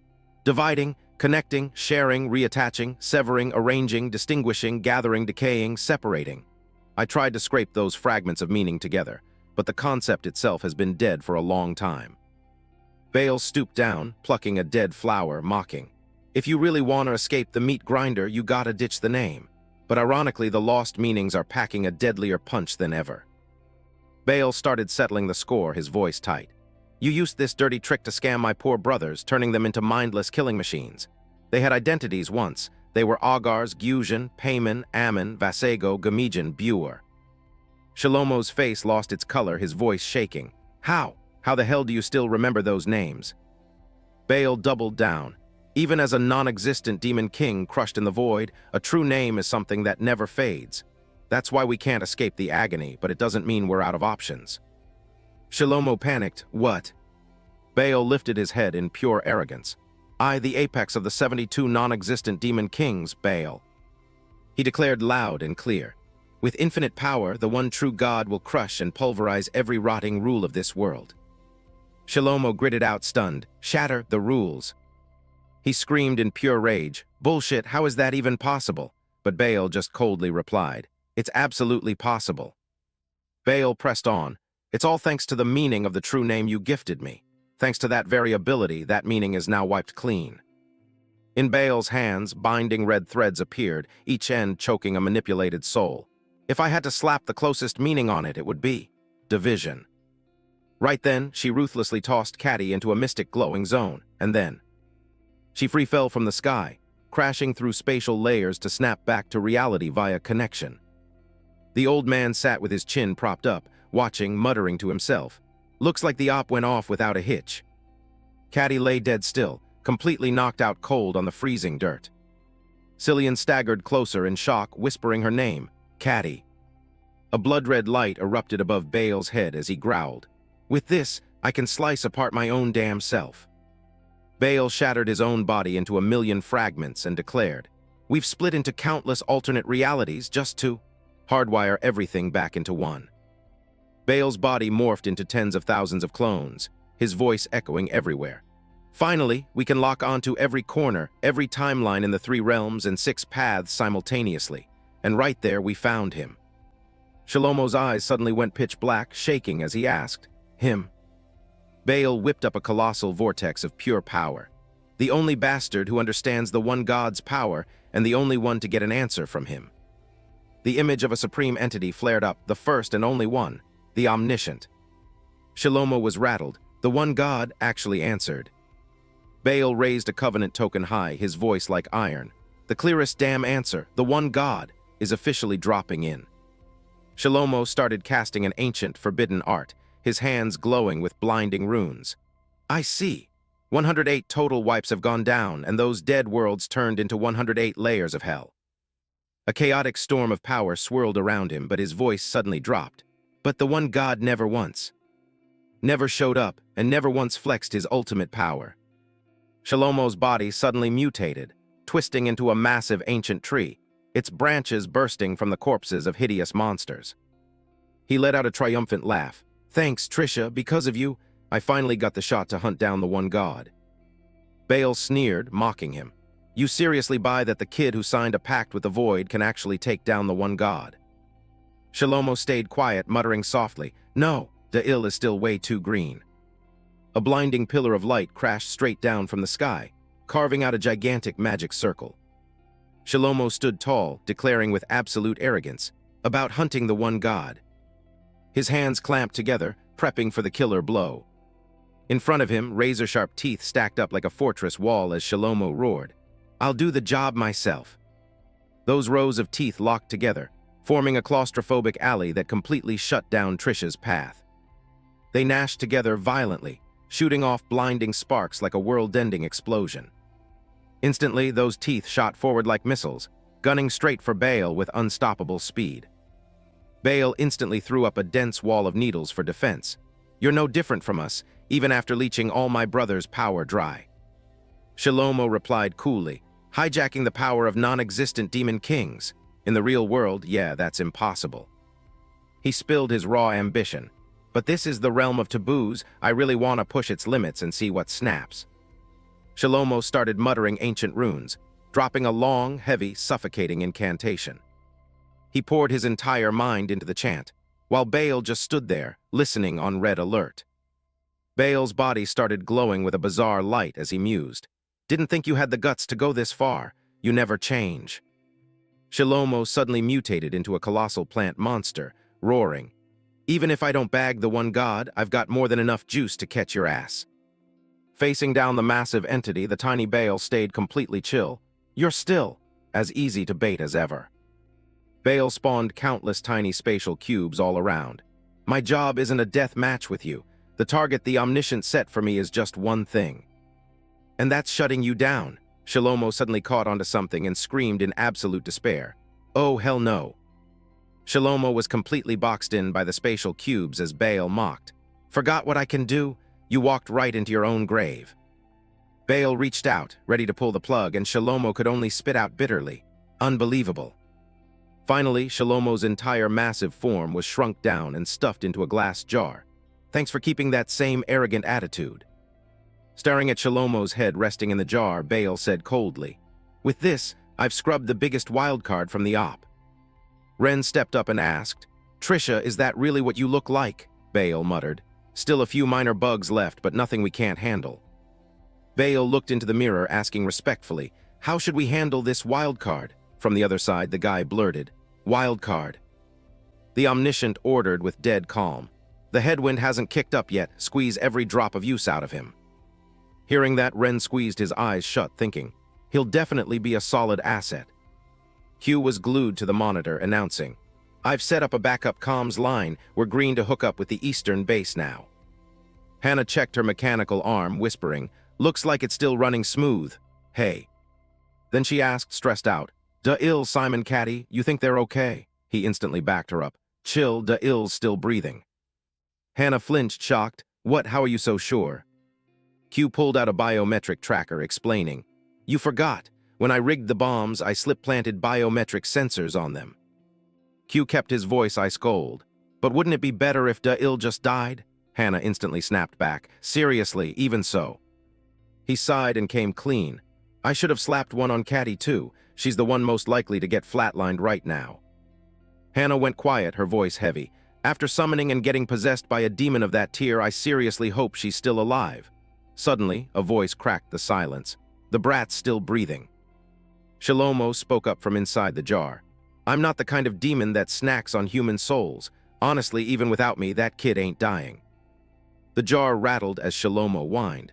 Now drag me out of here, I'm suffocating to death in this thing. Ren couldn't believe his own ears, stammering, wild card? I'm a wild card. Baal answered, the Omniscient saw it coming. He warned that a wild card could pop up right in our own ranks, so we gotta stay sharp. Ren dropped his head in depression. No way. Me choosing to stay here as kin of the Northern Holy Land was a no-brainer. He slowly pieced it together. If there really is a wild card among us, then maybe it's... Hannah hugged Via tight, asking softly, so, are you really Da-ill's master? It answered awkwardly, yeah, pretty much. Q blurted out, huh. He stared at the tracker. Looks like they haven't gotten too far. She whipped around, pressing him. Say what? Q pointed at the blinking screen. Remember the GPS I tacked on? Right now, they're sitting right on top of us. Right then, Da-ill pushed the curtain aside, grumbling. Is there an inch of me you haven't wired up with gadgets? Both Q and Hannah were floored. Da-ill. Hannah breathed a massive sigh of relief. Thank God you're in one piece, Q added. Did you thrash all those grunts to get back? He looked completely lost at Q's question. Huh, what grunts? The image of Sven sitting like a boss in the high chair, bleeding absolute authority. Nadira bolted over, hyped up. Father, I bagged the void artifact for you. He checked it out and nodded, just like I pictured a handsome kid with curly hair. Right, Shimon's face was completely blank, totally lost, while Cillian threw a jab. Nadira, your taste is really... Sven was just speechless. He immediately barked an order. Nadira, your punishment is walking on your hands for the next straight week, she replied happily. Oh, a new workout, thanks a ton, father. Ren kept his head down, spitting bitterly. If there's a real wild card, it's definitely Nadira. Meanwhile, one guy was totally clueless, and another was throwing a party. The flashes of images served as a warning for a metric ton of chaotic shit about to crash down on them. Shalomo, stuck in the jar, suddenly let out a cryptic snicker. Hee hee. Nadira walked on her hands as she came in, whining and holding a grudge. Ha, I thought I'd get a pat on the back this time. It's all your damn fault. Shimon looked dumbfounded, blurting out, What, my fault? She snorted coldly, firing back. Yeah, you've got the kind of face that just begs for a misunderstanding. He was sweating bullets, thinking this chick was totally psycho, then pressed her. Why did you drag me here just to spout this garbage? Nadira declared coldly. Whatever, you've only got two choices now. Clear the trial and live or become a corpse right here. He was shocked, asking, A trial? She smirked with a hidden agenda. You do know this is the holy land of violence, right? Nadira laid it out casually. Whether you got dragged here, walked in on your own, or just took a wrong turn, my father couldn't give less of a shit. Her voice turned to ice. Any bastard who sets foot in this place has to run the gauntlet, prove you're worth something if you want to keep breathing. A ball-like object suddenly flew in. Nadira snatched it and said, With this. She locked eyes with Shimon, laying on the pressure. Prove to me I didn't drag home a useless piece of trash. Shimon took it, hands shaking. What the hell is this? Nadira raised an eyebrow. You seriously don't know? Is this really your first time up north? Every believer in this holy land packs one of these. She broke it down. This is a power-driven weapon. Thanks to the juice I pump into it, you can morph it into any weapon your brain can cook up. Shimon panicked, wondering what kind of sick game she was playing, then said, Are you treating a hostage like me as a toy to mess around with weapons and power? Nadira growled, her voice sharp as a razor. I already told you my father doesn't give a damn who you are, and who said you're a hostage. She instantly flipped her attitude. You're one of the family now. Shimon froze completely, hit by a truck of shock. What? Before he could process it, Nadira shoved him hard into the deep pit. Of course that's. Only if you survive and keep your pulse, Shimon screamed in pure despair as he plummeted. I fucking knew it. Nadira stood at the edge, looking down with a genuinely earnest face. I really hope you make it back alive, because you're totally my type. If you make it back, marry me? Free-falling through the air, Shimon heard that psycho proposal and screamed through gritted teeth. Crazy bitch. Nadira's voice echoed, laying down the rules. The game's dead simple. Slaughter everyone until you're the last bastard standing. Bale muttered thoughtfully. Now, whether the wild card is Nadira or you, it doesn't mean shit anymore. I've scrubbed the biggest threat, now it's time to put you to work. Bale narrowed his eyes, staring ahead, saying coldly, But before that, there's one thing I need to get straight. Ren felt the crushing weight of the question from the entity carrying Trisha's soul. Why the hell did you choose to stay here? Spit out your real endgame. Bale snarled a threat. Is it just about getting stronger? You better shoot straight with me. He stumbled and dropped to his knees, his voice quivering. The real reason I dug my heels in here is because I want to meet someone. Ren continued, staring off into the distance. I've heard stories about the world outside the 3 realms and 6 paths, and about the Noose Pact too. He remembered. I heard the outsider is hunting for someone, and that burning desire is what dragged me to this place. Bale was slightly thrown off. As expected, you're not just some average kin, hunting for the outsider. Bale cracked a twisted, demonic smile. Interesting, fine, I'll grant your wish and let you meet that guy. Meanwhile, Shalomo was thrashing like a maniac to break out of his cage. He burned every last drop of his energy trying to snap the chains of fate, but they didn't budge an inch. Finally, the arrogant Demon King had to throw in the towel, swallowed by absolute helplessness. Shalomo panted, exhausted. Just as I thought, impossible. I can't break out of this rotting pile of meat. Q immediately reported the freshly crunched data. This artificial freak has been spliced with alien DNA. That's probably why the soul is superglued to it. Hannah pushed anxiously. Whose DNA got mixed in? Q answered, deep in thought. Looking at the numbers, there's only one shot. The Omniscient stepped close to the confined man, whispering, The absolute highest priority mission the one God handed you is. He leaned right into his ear, his voice strung tight. The kid who inked a pact with the Void can control even non-existent demon kings. Your job is to completely shut Shalomo down. From outside, authoritative commands barked out. Hurry, gag the bastard. And chain his hands and feet down tight. That is your one and only mission. Da'il slowly lifted his head, his voice dripping with gloom. So in the end, the gods saw right through everything this whole time. We're still just pawns sitting right in their palms. He forced himself up, stressed out. But do we have the clock to sit here and bitch about it? Isn't bailing out Caddy and Simon the top priority right now? Hannah stopped him, her face painted with anxiety. We can't just fly off the handle. If the prophecy isn't over, it means the gods already know our next move. Hearing that, Shalomo blew a fuse, his voice grinding out. Prophecy? What kind of garbage are you spewing? Hannah decisively held up the phone. The descent of the gods, ill showing up. Every single event has been carved out crystal clear in this prophecy. He grabbed the phone, his eyes leaking suspicion. A prophecy. Shalomo tossed the phone back to Hannah, looking completely done. But this isn't a prophecy at all. Hannah was floored. What the hell do you mean by that? Walter suddenly popped up out of nowhere, making everyone shout in sync. Captain, he dropped a heavy question. Why wouldn't it be a prophecy? Shalomo leaped right onto Da-Ill's arm, pointing dead at Walter. This gotta be the fat geezer Da-Ill was talking about. He frantically denied it. I never called him that. I just called him the bearded guy. Shalomo snorted. Same damn thing. The man sweat bullets, asking politely, So you're the legendary Shalom. But what did you mean by that? Why isn't it a prophecy? Shalomo scowled with pure disgust. You're a bunch of idiots just like Da-Ill. There's no such thing as a hard-coded future in this world. He hammered every word home. This isn't a prophecy, it's a message. Hearing that, the color drained from everyone's faces as they gasped. A message. Shalomo kept schooling them. The future was never locked onto a single track. It splits into tens of thousands of different routes. Under his feet, vibrant plant shoots burst up. The life forms that lock in a path are called the noose of cognition. The future gets hammered out based on the route the noose buys into the most. When the noose of cognition shatters into different avatars, that's what you lot call souls.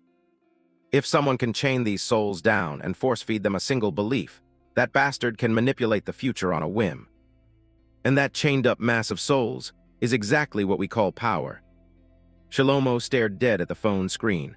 Looking at this so-called prophecy, something reeks. The events are slapped down raw, but there's absolutely zero cause. It's just a string of divine interventions with no rhyme or reason.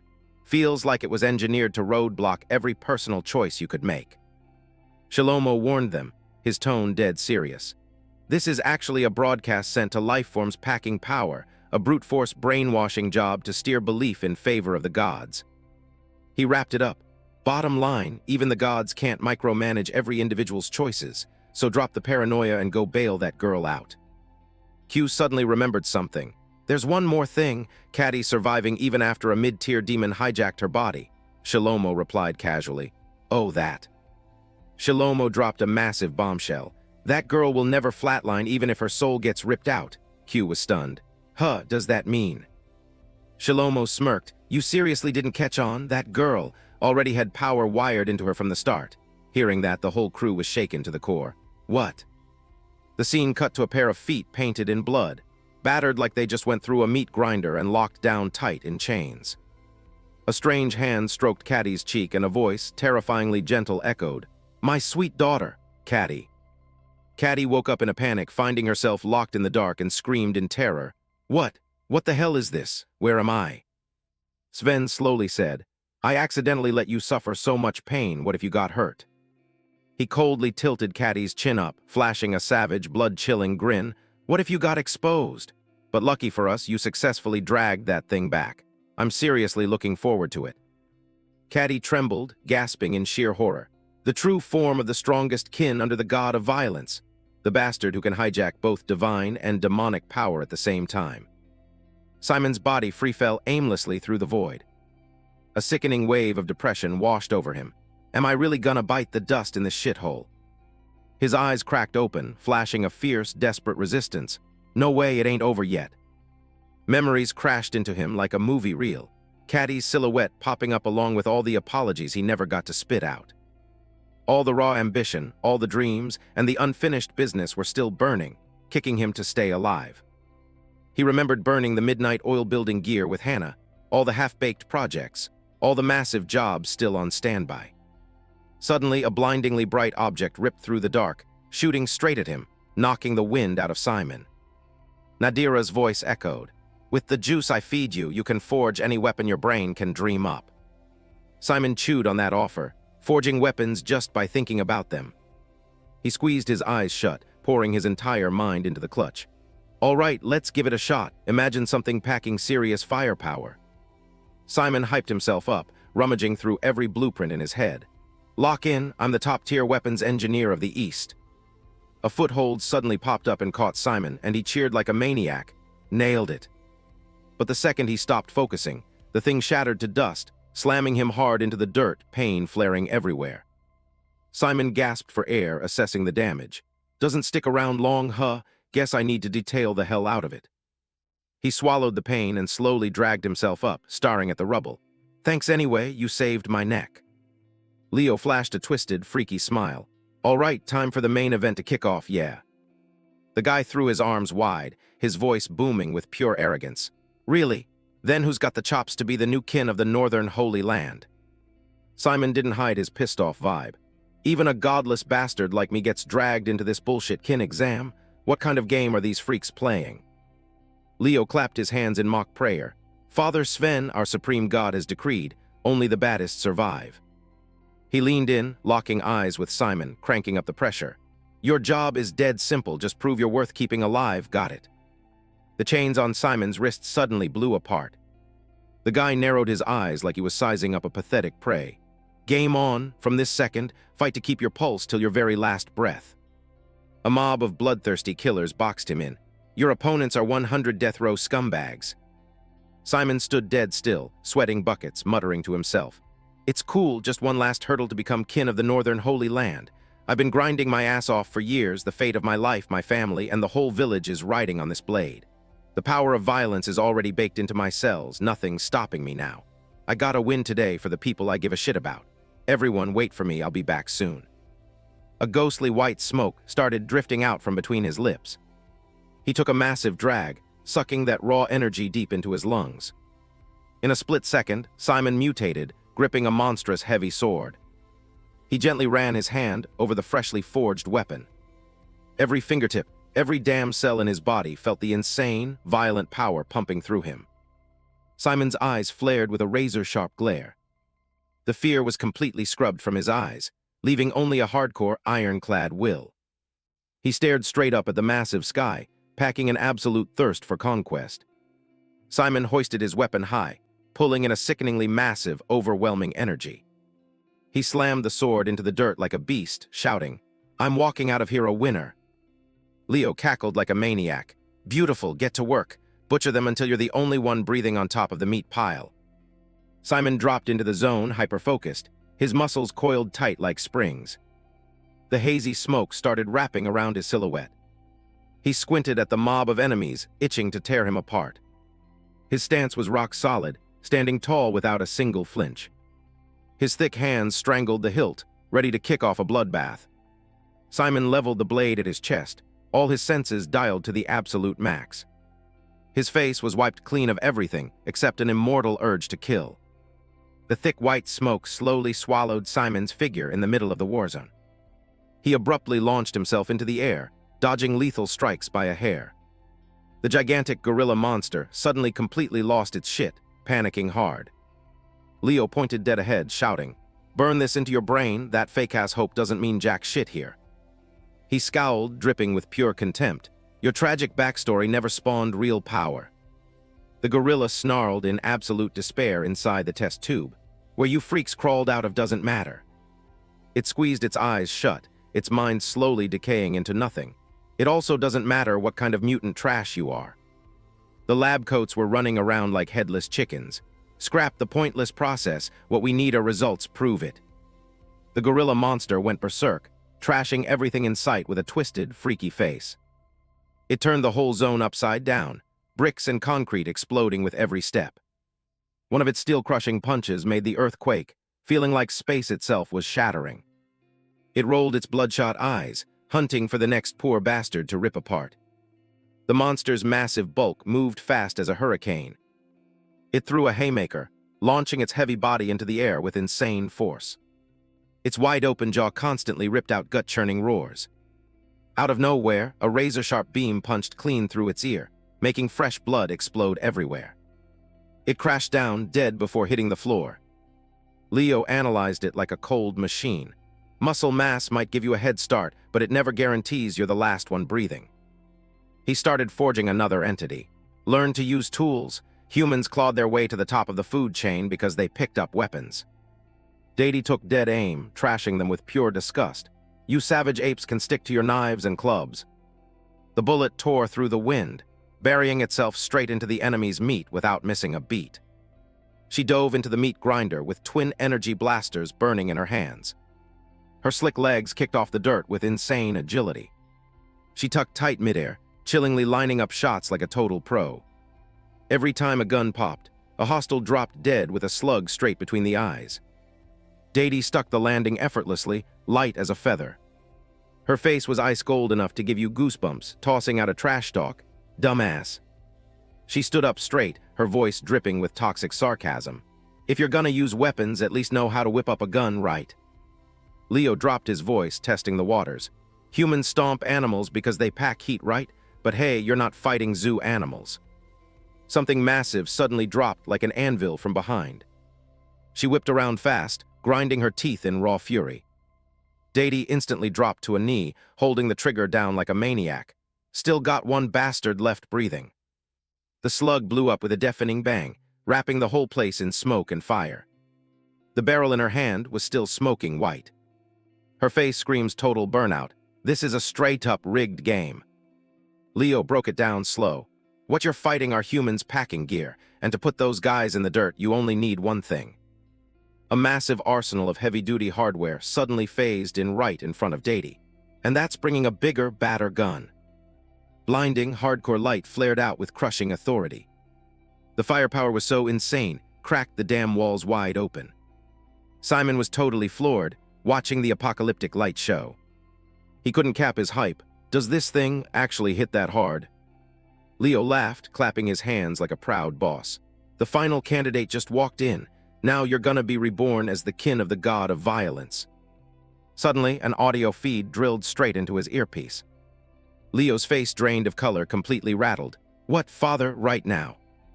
He faked a cough to get his shit together. For this draft, father just pulled rank and dropped a sudden death final exam. Leo stared at the intel in his hand, his voice going dead. And the final boss is... His eyes suddenly bulged in pure terror, his voice stuttering. This is... A blood-red spiritual pressure exploded alongside a shadow stepping out of the dark. Simon's legs turned to jelly, screaming in pure horror. Why the hell is it you? The girl's silhouette stepped into the light, and it was none other than Kin Zero of the Northern Holy Land, Katarina. Her face was cold as a corpse, radiating a sickeningly dark, demonic aura above her head. She was Katarina Svenstetir. Young Katarina was wrapped in her mother's arms, the woman who tagged her with that soft name, Katarina. Her drunk deadbeat dad, chugging booze and glued to the TV, grumbled. Just slap that name on it and ship it off. Her mom just bawled her eyes out, while the trash father muttered bitterly. If we can't afford to feed it, why pop it out? A freezing cold sign faded in, Hope's Nest Orphanage. She was ruthlessly dumped right at the front gate, when she was just a raw, newborn infant. A squeaky voice piped up, buzzing with curiosity. What's that? The nun smiled warmly. Arcelian's got a little sister now. He stuttered, totally mind-blown. A sister. Cillian's eyes lit up like fireworks, flashing a smile of absolute pure joy. A sister. The skyline popped up, packed with skyscrapers piercing the clouds. The sky was painted a sick, gloomy pinkish red, choked with heavy smog and the stench of death. Standing in front of the colossal castle, Cillian wondered if this was the Northern Holy Land, the place he dragged himself to for power. Cillian stepped up, full of swagger. I'm Cillian and my sister is Katarina, our last name is... But a cold voice cut him off. Last names are garbage here. The commander smirked with pure arrogance. Give yourselves a pat on the back for crawling here. From now on you get brand new tags. Cillian zoned out hearing his new title. The son of Father Sven, Cillian Svensson. Caddy mindlessly parroted like a drone. The daughter of Father Sven, Katarina Svenstetir. She mumbled, face completely blank. Svenstetir. She flashed back to the scrap of paper with Katarina on it when she was dumped. Humans get names when they're born, but we ain't human, we're the dogs of a god. You're only truly born after you get tagged. When they slap a new name on you, a brand new personality engineered just to serve the god wakes up. That's what makes you a god's pawn. From the first step, the first bite, the first hit, the first pat on the head, right down to your first death. Cillian stood frozen, watching Caddy shivering like a leaf in the dark corner. Her face was ghost white, practically bleeding panic and anxiety. Out of nowhere, Caddy's face started warping, taking on a completely freaky new shape. Her hair bleached out to a blinding silver, even though her face still screamed terror. She shook violently, staring at her own hands. Is this really my body? The massive Sven boomed. This is your very first birthday bash, stuff your face. He barked with absolute authority. Go out there and drag the kids who'll be your siblings from outside the Holy Land right back here to me. He hyped her up, dripping with toxic pride. That's my girl killer job. Caddy's body slowly sank deep into a freezing pool of thick, dark blood. The flashback snapped shut, and Caddy's eyes instantly went pitch black, radiating pure murder. Simon forced a laugh and said, Hey, almost gave me a heart attack. You got dragged into this shithole too. A razor-sharp blade suddenly sliced right past his ear, but Simon kept joking. Seeing you here actually makes my day. She blitzed him like lightning, declaring loud and clear, In this second life, I absolutely won't let father down again. Her eyes flashed with disappointment. I missed. The old me would have flatlined you on the spot. Simon reached up and touched the blood on his ear, totally shell-shocked. Looking at his hand smeared with fresh blood, he panicked. You were seriously trying to slice me. He scowled, seriously pissed off. Even a joke has a damn limit. Caddy suddenly ghosted right into his face, scaring the living shit out of Simon. Simon scrambled to block, screaming in pure panic, Hold up. Caddy threw a savage haymaker, and blinding light exploded the second her fist smashed into Simon. A hardcore wave of energy blasted out, rocking the entire area. Caddy licked her lips, totally hyped. Nice, the killer instinct is rushing back. Simon screamed his lungs out in pure despair. My bad, save me, Caddy. In her memories, a young Caddy sat dead quiet, drenched head to toe in enemy blood. Walter and his crew moved in, one guy whispering, Why the hell is a little girl in this hellhole? He answered. Look closer, that's the combat gear of the Northern Holy Land's kin. His squad mate gasped in horror, Kin. He frantically leveled his rifle. Get back, Captain, I'll put it down. But Walter shut him down fast. Drop the gun. He touched her head to run a check. If she's kin, she'll have a brand on her forehead, even if they tried to scrub it. The scanner swept over her, but it didn't pick up a drop of juice. This kid ain't kin. He chewed on it, thinking out loud. There's talk going around that the Northern Holy Land goons are snatching kids to turn them into pawns. Looking at Caddy passed out from exhaustion, he said, Could be a dumped kid or she busted out on her own. A heavy, suffocating silence dropped over the whole crew. She slowly cracked her eyes open, drained down to her very marrow. Walter snapped back to reality, quickly asking, You awake, kid, feeling any better? Caddy looked totally lost, glancing around. Where am I? Seeing his rough, calloused hand, she burst into ugly tears, and Walter quickly calmed her down. Don't sweat it, I've got you. Walter meticulously patched her up while talking her down. I'm fixing you up, slap this on and the sting will fade. He took care of her like a pro. How's it going, hurting less? He flashed a warm, fatherly smile and introduced himself. I'm Walter, I run this godless crew out east. Walter asked gently, So what's your name? She stuttered. Name. He told the story with a heavy heart. Caddy, the second she saw me, she demanded a new tag, said she needed to make sure the old name never tracked her down. Vaya broke it down further. A name is everything to a kin. Just like a god spawns from meaning, a kin spawns from their name. It grimaced, stressing hard. It's insanely rare for the original consciousness to bounce back after a kin dies, but not impossible. The freaky part is why the juice is still there. Da-Il flashed back to Caddy's hate-filled declaration of war. I'll kill my brother, he muttered. So back then, she wanted to butcher the kin who hijacked her brother's meat suit. Hannah pushed back, but they said the scanner didn't pick up any juice. If it was a glitch, they would have caught it later, right? Q answered, Could be it was completely off the radar, she asked, worried. You mean she was masking her power? He kept going. Sometimes there's no need to hide it. His eyes turned lethal. That's when the power breaks the damn scale. If it's low-tier god juice or higher, machines are useless. Hannah's brain short-circuited. So Caddy is? De-il cut in, completely floored. Low-tier god or higher. Via let out a tired sigh. What a mess, either we save her or we put her down. It wiggled its tiny body. Even if you flatline the kin, she ain't coming back this time. Coming back once is a miracle, twice? Unheard of in a billion years. De-il laid out the game plan. First things first, we get boots on the ground and scope it out. He muttered, calculating. Get a solid read before pulling the trigger, if Caddy actually morphed into a kin. De-il's question, save her or put her down, made Walter freeze in his tracks. He flashed back to his younger days, his face lit up with a massive grin. I've got a tag for you, basic. He held a tiny object, teasing her. Kiddo, this is just a cheap hair tie, the little girl smiled back, sweet as sugar. It's totally fine. Her voice was sweet as candy. It's the first gift Father gave me, so it's precious. Everything that matters is my family. Walter once held that hair tie out to Caddy. She was shocked. A hair tie, he said softly. It's got a name, it's the basic hair tie. Walter's face was packed with warmth and hope. Since my name is Walter Basic, if you're cool with it, take my last name. Snapping back to reality, Caddy was still relentlessly dropping bombs on Simon. Her punches were brutal and arrogant, boxing him into a corner while he desperately backed up. Caddy flashed a wicked, psychotic grin. Almost there. I've fully rebooted my killer instinct. Simon was in agony, his face twisted to the absolute limit. I'm tapped out. My brain's gonna fry. Suddenly a voice cut in. Then take a breather. Hearing a familiar voice, Simon fought to crack his eyes open and find it.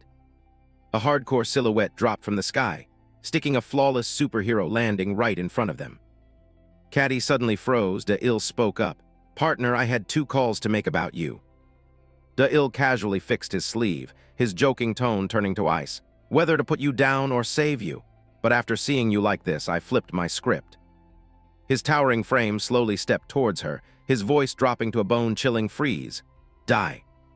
De-il decisively pointed into the distance and roared. Run like hell, making Simon freeze in shock. Huh. Katerina instantly closed the gap, shutting down his escape route with an icy tone. Going somewhere.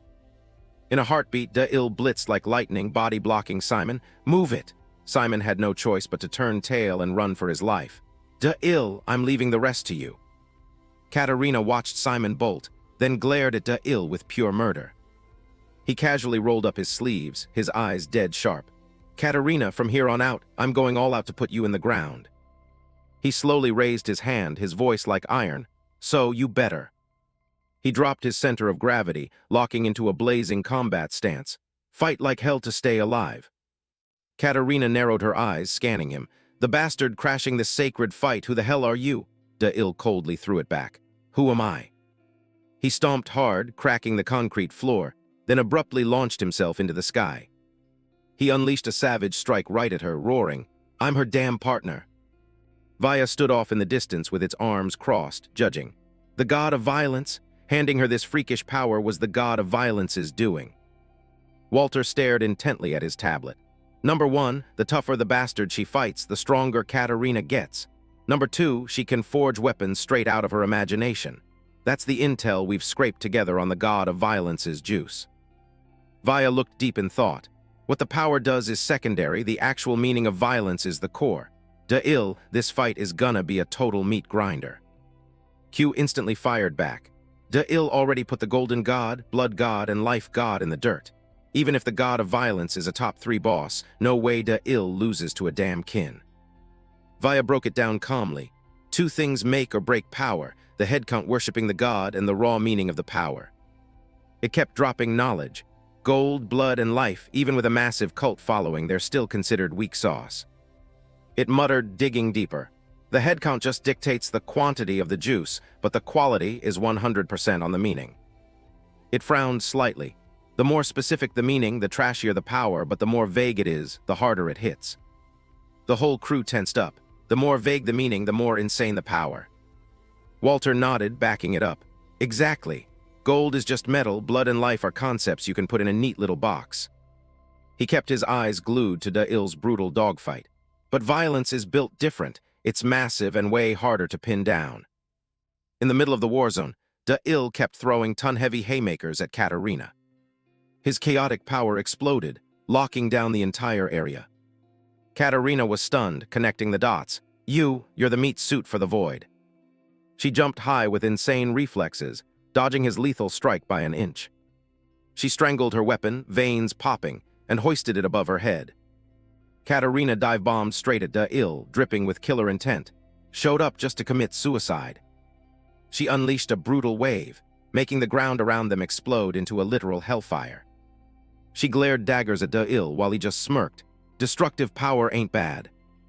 He closed the gap instantly, giving her zero time to react. But your aim is absolute garbage. He stood tall right on Katarina's own weapon, taunting her. Why's that? You going easy on me? He spoke up suspicious, his eyes drilling right into her skull. Or maybe, just maybe.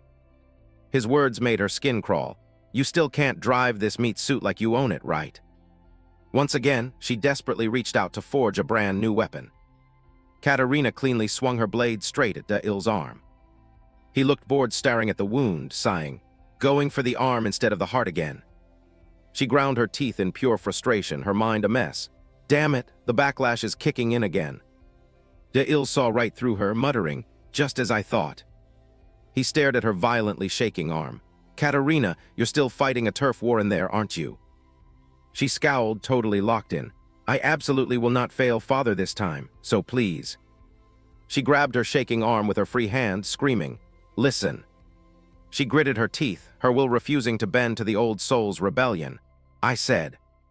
Suddenly, she let go of the shaking arm with zero hesitation. Katarina dumped everything into a lethal strike aimed at Da-Il. He watched her on high alert. This fight, I'm dropping a message to her real soul. He smirked, hiding his cards. Hey partner, you hear me? From here on out, I'm tapping into demon number 23's juice, catch my drift. I'm leaving the rest to you. A thumbs up shot up, cocky as hell, sealing the deal. Katarina stared at his raised arm, her face screaming confusion and panic. Da-Il smirked, satisfied, and whispered the name, Gyula. Instantly, deafening thunder ripped through the dead air. Freaky, skin-crawling noises echoed from every corner. Under the dirt, horrifying skulls started twitching, clawing their way to the surface. They crawled like madmen, trying to swarm and drag both of them down. A colossal freak shot out of the water, its bloody, sickening jaw wide open. It unhinged its massive mouth, looking to swallow them both into the black abyss. Da-Il stood dead chill in the middle of the chaos, just watching it all play out. The monster thrashed violently, kicking up a dust storm that blacked out the sky. Katarina shivered, instinctively slamming her eyes shut against the crushing pressure. When she finally pulled herself together and opened her eyes, everything was dead silent. She realized, totally shell-shocked, that she'd been swallowed whole into the beast's gut. Da-Il spoke up slowly. The tougher the bastard you fight, the stronger you get, right? So I picked a way to put you down without throwing a single punch. Katarina snarled, irritated. What the hell is your end game? He replied coldly. Nothing major. He cleanly ripped his own shirt open, growling. I'm gonna slaughter this demonic copy and drag Catty back. He slammed his palm hard into his own chest, making fresh blood explode everywhere. Katarina eyed his freaky move with deep suspicion. What the hell kind of stunt are you pulling? Suddenly, a blinding, soul-shredding pain hit her before she could even blink. Da-Il broke it down. In this zone, all senses are synced. This is the exact spot, Catty, and I used to grind to get used to the pain. Her arm shook violently as she listened to him keep talking. Only the pain is synced. Your real meat suit isn't taking damage. Everyone's got a different breaking point. So between you and Catty, who's gonna be the last one standing? Da-Il took a deep drag of air and shouted, Catty, can you hear me? He locked in, his eyes blazing. From here on out, I'm dumping every ounce of energy into putting this copy in the dirt, so. He dropped his final order to the girl's soul. You better fight like hell to stay alive too. Katarina ground her teeth, dripping with hate, and roared. You plan on killing me to bail out the real owner of this body. She started revving up her juice for a strike, spitting trash. Bullshit like that. But Da-Il just casually replied, huh. Instantly, she blitzed him like a missile, incredibly lethal. Katarina threw a clean strike, convinced that just shoving this roadblock aside would end the game. She went full psycho beast, gunning straight for the target with sky-high killer intent. But she suddenly hit the brakes, panicking. What the hell is happening? Da-Il easily completely stuffed her strike, his eyes ice cold. Going somewhere? Sorry, but you're not leaving this room without my say-so. He wiped the blood off his mouth, slowly adding, and like I said, every sense in this room is hard-synced. The massive monster seemed to feel it too, screaming its lungs out into the sky. De-Il spoke while Katerina curled up, hugging herself in agony. This sensory sync also links up to the demon that swallowed us. She shook, glaring at him, cursing through her teeth. You absolute bastard. He stepped up, getting right in her face and whispering, it's not like there's zero way out. He slowly held up 3 fingers, hammering it home, 3 times. De-Il dropped a cold-blooded deal. Just tank the pain 3 times and I'll cut you loose immediately. He flashed a sick, twisted smile, so just take your time and soak it in, the absolute peak of pure agony. Memories flooded back. He remembered as a kid asking a monster, I gotta train to take the pain, why the hell do I have to do that? The monster explained with a deep, gritty voice, the 108 layers of hell you're about to walk into are packed with entirely different flavors of torture. If you don't train, you won't even keep your sanity to fight back. The old freak kept schooling him. Even me, a full-blooded demon, never wants to set foot in those hells again. Down there you gotta learn to drive demons and ink pacts with demon kings. The old man dropped a freezing line. The training method is actually dead simple. De-Il stared a hole into him, burning the advice into his brain. Tank the pain 3 times. He panicked back then, asking, 3 times? Just tank it 3 times and I'm good. The monster warned him dead seriously. Don't you dare brush it off. Those are the 3 most horrific flavors of pain extracted from the absolute worst layers of hell. Gyula. The monster howled in hype. All right, game on. Chaotic noise started blasting through the pitch-black space. The old man started the ritual deep in thought. The first round of pain is gonna be. Snapping back to reality, De-Il coldly dropped a name, Shabble. A massive winged insect, ugly as sin, suddenly popped up right behind his back. Katerina stared at the bugs swarming all over her arm, totally confused. What's with the cheap bugs? Suddenly, they went absolutely rabid, ripping into her arm, making blood spray everywhere. The flesh-tearing pain soaked into her body, drilling straight into her marrow like thousands of needles. De-Il explained dryly, that's the pain of death. He flashed back to when he had to put himself down in pure agony, that final dying breath. Every human staring down the barrel of life and death figures out one truth.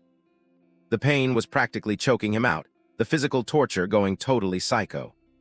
He thought to himself, deep in the zone, compared to the pain coming from the bottom of your soul. He watched Katerina desperately clutching her throat and sneered, they're just specks of dust. De-Il stared dead at the bug on his hand, stressing.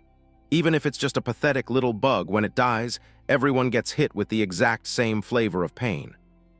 Katerina mumbled in a delirium, the pain of death. You think you can break me with this cheap trick? She stuck her neck out, talking big. I've already tasted death once, but De-Il instantly cut her off. I know. He casually shot back, totally unfazed. I didn't think the show would wrap up this early either. He snapped his fingers clean, declaring, Round 2. Katerina shrieked in agony and collapsed backward.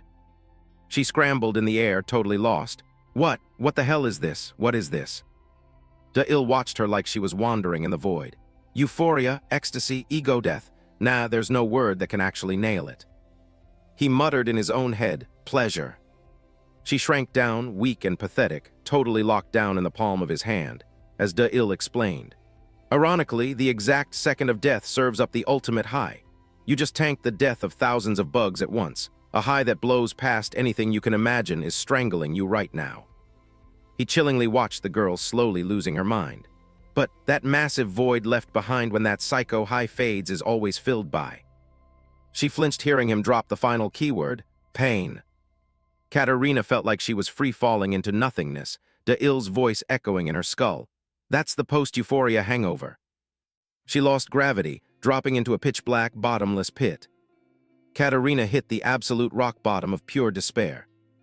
De-Il stared straight into her wide-open eyes, the pain of corruption. She screamed her lungs out while Psycho scratching her own face, desperate to wake up. She hopelessly hugged her face, completely warped by the pain. Suddenly, Caddy's soul popped up right behind her, whispering, "Just tap out, even I don't want to go through this again." Katerina panicked, sweating buckets. Why the hell are you here?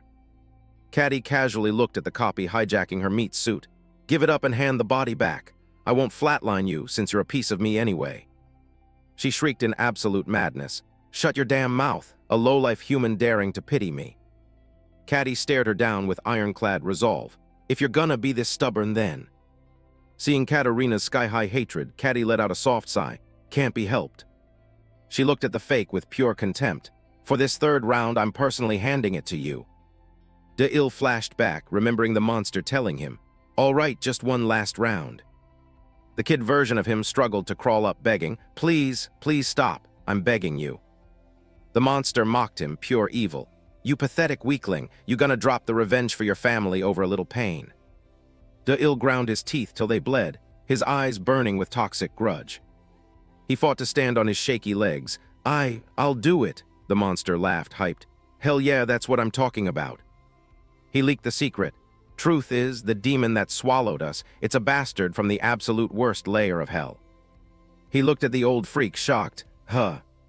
The old man's voice echoed, creepy as hell. The flavor of pain you gotta eat in that demon's hell is. Katarina couldn't believe her own ears, stammering. What? The third round is? What the hell is it? Caddy spoke up dead calm, every word nailing down destiny. Empathy. From here on out, you're forced to accept me as a core piece of yourself, and you gotta understand me. She frowned, screaming into the void. And then you'll eat the pain of absolute despair. Caddy declared coldly, the third round of pain is empathy. Katarina grimaced on high alert. Empathy? What kind of cheap trick are you pulling? She frowned, her voice like steel. From right now, you're forced to accept me as a core piece, and you gotta understand me. The fake was stunned, questioning, a core piece. Caddy clapped her hands in the air, signaling the start. And then you'll taste it. Her voice boomed with authority but stayed elegant. Gyula, the pain of despair. Brutal waves crashed under a blood-red sunset. Katarina looked around like a lost tourist, a weird curiosity bubbling up. Where am I? Her hair whipped in the heavy wind. The beach. Suddenly an angry voice called out, Caddy! Little Cillian was standing there, hands on his hips, playing the bossy big brother. You ghosted again? The nuns and I busted our asses looking for you.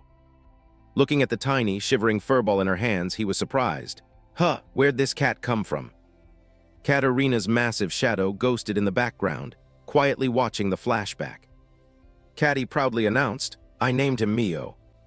Mio curled up in her arms, his tiny body shaking nonstop from pain and fear. Katarina was totally mind-blown. Are these memories? No, this hits way different. She reached out, touching the air, shocked. I can feel it.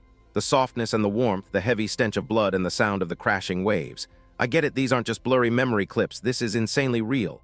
The relief from a tight grip, the anxiety watching a sick cat, the regret and the peace of mind. I'm feeling all of it. I'm literally test driving this human's childhood. But where's the pain you were talking about? The kitten slowly drifted off to sleep under the warm petting. Caddy took a deep breath, soaking in the heavy, salty ocean breeze. Her tiny ears picked up every beat of the massive ocean. Young Cillian and Caddy were super tight, leaving tiny footprints all over the smooth sand. The silhouette of the boy and the sleeping kitten looked peaceful as hell. The crashing waves played like a smooth track straight into her ears. Every tight hand hold packed the hardcore warmth of family. The pure cuteness of the tiny cat spread out, making you feel light and fuzzy inside. Cillian held Caddy's hand, walking through all the absolute highs and lows of life together. Katarina instinctively clutched her chest, feeling her heart physically throbbing. Young Caddy looked cute, totally clueless and pure as hell. But then the kid totally broke down, crying her eyes out in pure misery. She wiped the tears away, screaming at the top of her lungs to dump all the depression. Katarina just stood there like a ghost, getting a front row seat to the tragedy. She still didn't buy it. What's the big deal? It's just a dead cat. But why does this feel so damn depressing? A gentle hand patted Caddy to calm her down. Everything born gotta die someday, but death doesn't just delete this life, kiddo. The nun patted her softly. Actually, a life without death is just like never being born at all. The kid asked innocently. Isn't dying a bad thing, sister? The nun flashed a warm, motherly smile. Because death exists, the ones still breathing become more precious than ever. That's exactly why Caddy could love Mio so much, and Mio's life was definitely packed with the love you gave him. Tears were still hanging in her pure eyes. "So Mio didn't just get deleted forever," the nun answered warmly. "Right, one day we'll all meet up again."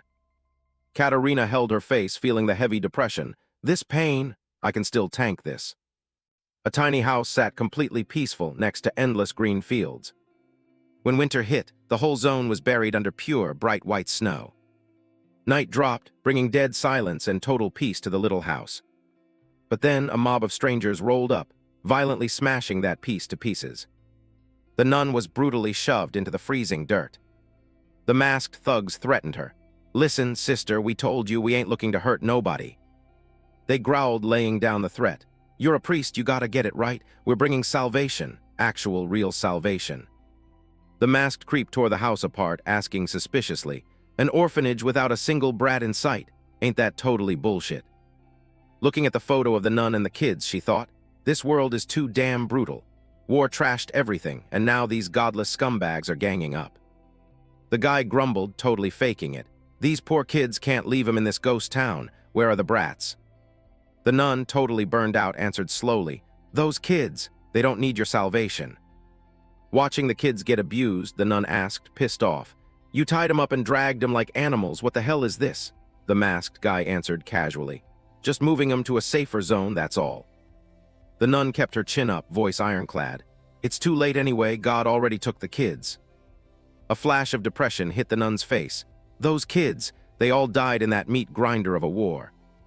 She pointed at the memorial photos. "Two starved to death, two got taken by sickness, one caught a stray bullet. They deserved an easier exit." She blamed herself, hurting deep. "It's all my fault. My love wasn't enough to act as a shield for them." Out of nowhere, a haymaker smashed right into the nun's face, knocking her down. He roared, "Stop spewing bullshit. There's clearly two still breathing." The masked thug threatened her, cold as ice. "Don't try to play me, I already know the whole truth." Cillian hugged Caddy tight, terrified, both kids shaking like leaves. He kicked open their hiding spot, laughing like a psycho. "Peekaboo, found you little shits." The nun dragged her beaten body over, biting down hard on his leg in a suicide move. He screamed in pain, "Son of a bitch, this old hag." She burned her last drops of energy. "I won't let you drag the kids away." Caddy screamed, panicking hard, "Sister." She swallowed the pain, dropping her final order. "You kids, don't you dare come out." Caddy choked on her tears, "Sister." He went totally psycho and stabbed her with a killer blow. Trash. Cillian and Caddy's eyes bugged out, watching the horror show go down right in front of them. The thugs started baiting them, sounding like absolute creeps. "Come on, kids, come out to us. This old hag worshipping a fake god bites hard." Without even realizing it, Katerina completely lost grip on her emotions, tears slowly rolling down. Tears? Is this the pain of despair? Caddy suddenly ghosted up from behind, whispering, "Nope, we're not even close." She spun around in sheer horror, desperately hunting for the owner of that voice. The space around Katerina instantly turned blood red. This is... A heavy rain of thick, reeking blood poured over the two kids' faces. In a split second, the masked thugs' heads popped like cheap balloons. The commander stepped up, dripping with authority, barking, "Step aside, this is the path the Lord walks." Cillian watched the entity with his own eyes, swallowing the bitter truth. That day, the thing that bailaid us out wasn't God's mercy or salvation, it was just a bastard stronger than all the other bastards. A guy who stomped all over everything, a god who saved us just to drag us into absolute despair. The god of violence, Sven. Caddy stood frozen, shell-shocked by the apocalyptic scene. The others were floating midair, surrounded by headless, bloody corpses. A massive foot suddenly stomped down right in front of the two kids. Caddy's face was painted in blood, but those dead eyes suddenly sparked with one last hit of hope. Sven spawned in, radiating an overwhelming, heavy, absolute boss energy. Sven casually swept his dead eyes over the nun's corpse, then locked onto the two kids shaking in the basement. Cillian and Caddy stared blankly at the supreme entity, the boy blurting out, "God." The poor nun was already dead, a vicious knife still buried deep in her back. Sven's deep bass voice called out, "Andres." The grunt instantly bowed his head respectfully. "Yes, father," Sven ordered coldly. "Bring some food and water over here." He pointed right at Caddy and Cillian, adding, "For those two brats." Andres paused, confused. "For these kids." Sven lifted his chin, pure arrogance. The prophecy just hit. The prophet once threw out a claim. After he drops in on the road to the Holy Land, there will be 2 surviving kids. Cillian listened, completely lost. The firstborn of violence will stand on top of all the heavy hitters. Caddy mindlessly parroted, and the second-born of chaos will pack the juice of both good and evil. Sven bent down, flashing a loaded smirk. Kids, come with me back to the northern Holy Land. A bag of rations and a water jug were tossed down. This is a week's worth of grub, enough to get you to the northern Holy Land. He dropped the bait. I'll be waiting for you there, and I'll turn you into the baddest fighters in this world. Cillian stared at Sven's back as he faded out, while Caddy bawled, shaking the nun's cold corpse. Sister, sister, wake up. She choked on her tears, crying her lungs out, constantly calling for the nun, but Cillian cut her off cold. Stop crying. Caddy choked out, hurting deep. Brother, the sister is... Cillian gripped his fists till they shook, snapping, Please, just stop crying. The boy tried to swallow the sobs in his chest, but the tears kept silently falling. Sister's last words you forgot. A picture of their warm family popped into their heads. Jenny, Eugen, Rio, and the little cat Mio.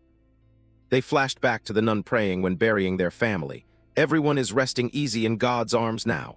Amen. The nun looked depressed, whispering, Kids, can I ask you for one last favor? Her hands shook, tears soaking her cheeks. I know in this world living is a bigger hell than dying, but... Caddy looked at the nun holding a grudge, while Cillian depressedly kept his head down, listening. At least you too. Try to stay alive, don't die. The boy's bloody hand softly touched the old photo. Sister Eugen, Jenny, Rio, and even the nun. They all had to bite the dust for one single reason. He crushed the photo in his hand, his face warped with rage. It's because we're too damn weak. Caddy called out softly, scared, Brother. They both hugged the nun's corpse, crying silently. Cillian ground his teeth, swearing, Sister, I promise I'll keep my word. Caddy stared blankly at her brother, mutating. I'm gonna live whatever the cost. Rage and pain exploded on Cillian's face. He growled. I'm gonna get stronger. I absolutely have to survive. Caddy and Katerina's soul stood quietly watching. She whispered. Maybe from that exact second, Cillian got completely hijacked by the obsession for power. The 2 lonely kids pushed through the blinding blizzard. We instantly hit the road to the northern Holy Land looking for power. That was the only way we could survive. But after the brutal boot camps, the original reason slowly faded out, leaving nothing but a psycho hunger for power. That was Sven's endgame. Cillian was the first to smash his eggshell and wake up as a kin. The bastard he jacked the power from was the drill instructor, Andris. From the second he became a kin, Cillian was dead, totally replaced by someone else. Years went by, I lived like a rat in the dark gutters, stealing bread just to make it to the next day. I used to arrogantly think I could save him, but he was way too strong. After years on the run, I still couldn't even scratch my own brother. But the biggest problem was his personality, never actually changed. They both showed up at the massive gates of the Holy Land. We dragged ourselves here for the promise to become the strongest. The boy announced proudly, I'm Cillian and my sister is Katerina. Andris looked down on them with pure arrogance. From this second on, you take new names. The 2 siblings kicked off days of brutal hell training, hauling massive sandbags up vertical cliffs. They threw themselves into bloody, bone-crushing dogfights. They both clutched the win in absolute agony, bodies wrecked with injuries. And Sven was the mastermind, pulling the strings on all these pawns.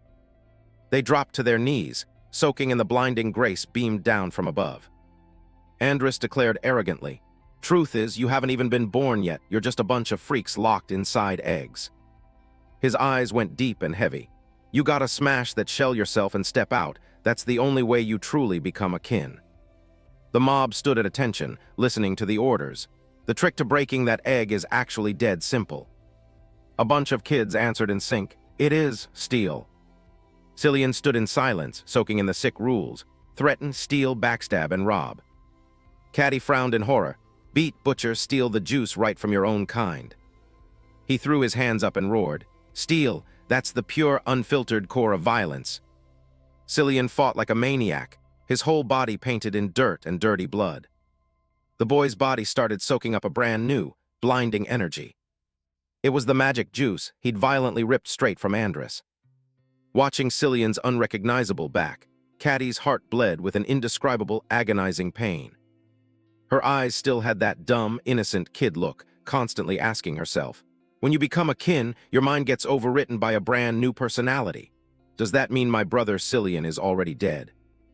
She ran without stopping, running for one single goal. I gotta save him. How the hell do I stop his personality from getting wiped? Caddy just kept running, panting heavy in the dead of night. She ducked and dodged everywhere to shake the hunters, telling herself, maybe I'm not strong, but I have to survive. I can't forget why I started this. Caddy scanned the area like a hawk, watching the goons hunting her.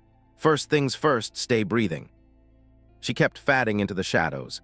Getting stronger can wait. Only if I'm breathing do I get a shot at saving Cillian. Clothes shredded, she pressed into a dark corner, quickly inhaling a piece of stolen bread. Caddy's tiny hands were now totally used to petty theft just to get by. Hiding behind a wooden cabinet, she accidentally picked up some randoms gossiping about some freaky shit. Caddy ate quickly while listening in. Last time those number 100 kin started butchering each other again, she thought, killing each other again. But she froze when a wild piece of intel dropped. One of them died, but then actually came back to life. Caddy curiously peeked through the door crack. Didn't Father give it a new identity? You think Father gives a shit about trash-tier kin like number 100? She chewed her bread, doing the math. A dead kin can actually bounce back. The voice kept going. The crazy part isn't just coming back to life, it literally reverted to exactly how it was before it woke up. Caddy stopped chewing, totally frozen. If you kill the kin, the real personality comes back. The purges and body bags kept piling up non-stop in the Holy Land. In the middle of the rubble, a bloody hand reached out, calling, Katerina. Caddy gritted her teeth in rage. Shut your damn mouth, stop acting like you understand me. She screamed right at that stranger's back. Get the hell out of Cillian's body, you fake. The kin Cillian turned around, eyes heavy with depression, his voice exhausted. Caddy, looking at me like this, if the sister saw me, she'd be super disappointed, right? The familiars reverently offered up a bowl of scalding fire. Sven sat there, calmly taking a drag from his cigarette, oblivious to the sweltering heat around him. At the same time, a familiar rushed in frantically to report, Father, the sacrifice is ready. Unfazed and without an ounce of haste, he replied, all right. Sven cast a slight downward glance and coldly ordered, call Cillian here. A torrential downpour washed over the domain ruled by Sven, the god of violence, the northern Holy Land. Here, the sacrifices were divided into three brutal categories. The battlefield was intensely grim. The chaotic slaughter of the masses, leaving only a handful of survivors, was known as the Type 1 sacrifice. The remaining groups would form factions and engage in a deathmatch until one side was completely wiped out. This was the Type 2 sacrifice. Resting his chin on his hand, Sven casually asked, Today is the Type 3 sacrifice, is it fully prepared? Cillian, the number 1 familiar of the northern Holy Land, bowed respectfully and stated, Father, the sacrifice is fully prepared. Upon hearing this, Sven coldly cut himself and murmured, Then. He clenched his fist, letting the crimson blood flow down. I shall bestow my blessing upon you. A waterfall of blood poured out along with his viciously sinister words, Fight without fear. Cillian gently extended his hands, catching every drop of the boiling blood. Closing his eyes, he spoke with extreme gratitude, thanks to Father's blessing. Cillian smeared the blood across his face, whispering with pure killing intent, I will not fear. As he spoke, his eyes revealed a sheer, unhinged madness, for the god of violence. The scratches on Cillian's face glowed radiantly as he roared, I will fight. With those words, he leaped with explosive power, shooting straight up into the clouds. He finished with an earth-shattering, awe-inspiring superhero landing. Every single person present was left stunned and speechless by the sight. Standing before the horde of familiars, Cillian muttered, the strongest facing off against all the rest combined is the Type 3 sacrifice. Hidden deep within the crowd was an enigmatic masked figure. She knew this was her only chance to become the strongest under the god of violence, and also Caddy's one and only chance to assassinate Cillian. The others started whispering among themselves, even if you're the strongest familiar, taking on all of us alone isn't going to be a walk in the park. Therefore, the leader of the familiars arrogantly declared, just our numbers alone are enough to send you straight to hell. Ha! Before he could even finish his sentence, 3 massive streaks of light erupted from the ground, tearing through space. Cillian's gaze turned chillingly sharp, even as blood continued to stream down his head. The horde rushed in like maniacs, teaming up to gang up on him. They unleashed shockwave-inducing punches that shattered the ground into pieces. But Cillian was fast as lightning, burying an iron fist straight into an opponent's face. With just a seemingly light strike, the bastard was sent flying 8 meters away, knocked out cold before he could even react. In a flash, Cillian vaulted into the air. From where he jumped, a terrifying surge of power detonated, violently crushing everything nearby. Now he hovered in midair, his body covered in a crisscross of gruesome wounds. Not giving Cillian a second to breathe, they relentlessly charged forward to attack. He calmly clasped his hands together, setting up his battle stance. 2 colossal fingers formed from concentrated spiritual energy crashed down from above like a thunderbolt. Almost everything was flattened to a pulp beneath that apocalyptic strike. Cillian stood firm as a mountain amidst a pool of blood. "Come at me all at once, I'll end this quickly." A slave struggled to get back up, either way. The others also braced themselves for the next round against the same opponent. I was planning on doing just that. But Cillian effortlessly caught the pathetic punch. A massive explosion rocked the sky, sending a thick cloud of dust and smoke into the air. Everyone collapsed, their bodies decimated in the face of absolute power. Only Catty and a rare few managed to stay on their feet. She gripped the hilt of her knife, her heart swelling with dread. "This is bad, he's way stronger than I anticipated." Suddenly Cillian's eyes shot open, sharp as a razor blade. He took slow, deliberate steps forward, completely ignoring the maniacs rushing at him. Cillian casually swatted away every attack like brushing off dust. Just like that, he marched imposingly forward, taking down every single obstacle in his path. He ruthlessly tossed his opponents aside like tossing out worthless trash. The only thing Cillian cared about right now was her. "You finally decided to show yourself." The remaining familiars stubbornly charged in for another gang attack. He simply flicked his hand behind him, not even bothering to look back. A devastating punch was unleashed, and just like that, the entire mob of lackeys was wiped off the face of the earth. A massive plume of smoke aggressively billowed up, blowing away everything in sight. Catty stared blankly, utterly mesmerized by the way Cillian fought. Right then I realized.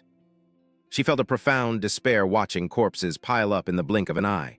My plan to kill him to restore his old personality was the height of pure stupidity. Catty felt even more devastated and broken thinking about the past. All those grueling years of training, practicing in the shadows for so long, it was all completely meaningless. Catty's eyes clouded with a dark gloom. What the hell have I been doing all this time, while I was running away, surviving like a rat at the bottom of society? Witnessing that terrifying physique and power, she trembled. Cillian has ascended to a height I could never, ever reach. Despite Catty's vacant stare, he mocked her. "There isn't a single scar on you. Looks like the rumors are true, the weakest are only good at running away." Catty remained dazed like a deer caught in headlights. This isn't right. He gently placed his hand on her shoulder and reminded her, "So that father won't be suspicious, you need to show battle scars." Without hesitation, Cillian coldly chucked her away like tossing a softball. After the strike, he slightly turned his head to look back. Seeing Catty sprawled out, exhausted and frail, Cillian observed, "You're far weaker than I imagined." Heh. Refusing to accept it, Catty shot back, "I survived all these years, I am not weak." Cillian sighed, his voice hardening to make her understand reality. "You didn't survive, you just haven't died yet." He continued to belittle her. "Since all you do is run, keeping that life of yours is nothing but pure dumb luck." Catty was so furious her face contorted as she screamed, "You broke your promise to sister. Your personality hasn't changed one bit." Cillian grabbed the small knife in her hand, correcting her. "I promised sister 2 things. 1, to survive, and 2, to protect you." He grasped the blade so tightly that blood poured profusely. "I used to think that if I became stronger, I could protect you, but it turns out that only made you weaker." Under Catty's resentful glare, every word Cillian spoke rubbed salt in her wounds. "The most surefire way to protect you isn't by having you rely on me, but by forcing you to become strong yourself." Cillian arrogantly glanced down at her like looking at a complete failure. "If you hadn't run away and gotten stronger instead, we could have kept our promise to sister perfectly. I Choose to fulfill my promise to protect you." Finally, Cillian made an extreme decision, pointing the tip of the knife at himself. "Kill me and take my power. You must survive, Catty." A weary man carrying a gun on his shoulder thought to himself, "Everything is a choice. Saving a life is something monumental, while choosing to turn left or right is merely trivial. We name things to give them meaning, and from the moment we are born until we die, everything consists of choices born from fleeting thoughts. Because of this, we always strive to make the best choice, but the best choice doesn't always yield the best result. Sometimes the absolute worst outcome happens." I still can't forget the despair of that day, the final image of Cillian. A person stood at a crossroads, hesitating whether to turn left or right. Beautiful flower buds were picked by a massive hand, slowly being given their names. It was the innocent face of a child, up to the terrifying skull that signified the very end. Both flesh and blood bodies and dry skeletons were facing life or death choices. Catty ran non-stop, her breath catching in pure panic. Cillian grabbed the razor-sharp blade from her hand bare-handed. His hand was deeply sliced, blood dripping out drop by drop. "Kill me and seize my power." Cillian's eyes were full of expectation and serenity. "Catty, you must live a good life." Terrified, with tears welling in her eyes, Catty cried, "Why? I thought your consciousness had turned into a familiar's, so I tried so hard to reverse it." She screamed in absolute despair, tears falling endlessly. "Why do you want to die? You got stronger just to survive." Cillian forcefully pressed the blade deeper into his neck as Catty wailed tragically, "No, don't do it." She shut her eyes tight, her heart tearing apart. "I won't run away anymore. I'll fight and get stronger. Please, don't leave me behind." Cillian consoled her with a sorrowful expression. "You'll understand later that this choice is the best for both of us." His face displayed the gentle warmth of an older brother. "If we meet again, I'll explain everything. See you in Elysian, my beloved little sister." The space was bathed in the crimson light of blood. Cillian had passed away by the hands of the sister he cherished most. Catty gave up entirely, staring in despair at Cillian's lifeless body. His head fell right in front of her. Catty sat there blankly, like a body devoid of a soul. Her face scrunched up as tears streamed down like rain. Cillian's bloodied head still couldn't close its eyes, as if lingering with some final regret. Catty gently recounted, "After becoming an atheist one day, I heard that he was still alive." She knelt on the ground, her heart brimming with resolve. "To save him from Sven's clutches, I decided to stop running away. I am. Suddenly a hand touched her shoulder and softly called out, "Catty." Catty's eyes showed clear surprise as she looked up and asked, Who are you?" Da'il coldly stated, "The plan has failed." Catty was utterly terrified. "What? I've returned." She clutched her head in utter confusion. "But why is it like this? My mind is a complete mess." Catty questioned, "Why are the familiar's memories still here?" He gently explained, "That is because." Da'il's eyes darkened as he said bluntly, "You are not Catty." Her eyebrows furrowed in shock. "What?" Vaya grumbled in annoyance. What the hell was that brat Da'il thinking, borrowing the power of demon number 23? Q chimed in with an analysis. Perhaps he intended to use the pain endurance limit to kill the familiar and save Senior Catty. It added in dissatisfaction. He couldn't have simply summoned a demon without a backup plan. Vaya shook its head vigorously. He definitely had another plan in mind if things went south. It stated firmly, "It's also possible he chose to save the familiar instead of Catty." Hannah asked naively, "What exactly do you mean?" Vaya explained, "The 23rd demon of hell, his ability isn't just as simple as sharing sensations." Seva once said, "Every pain and ability of the demons of hell is tied to the reason they went extinct in the real world." He spoke unhurriedly. Agni's world was burned to ashes, and Malax's world was wiped out by disease.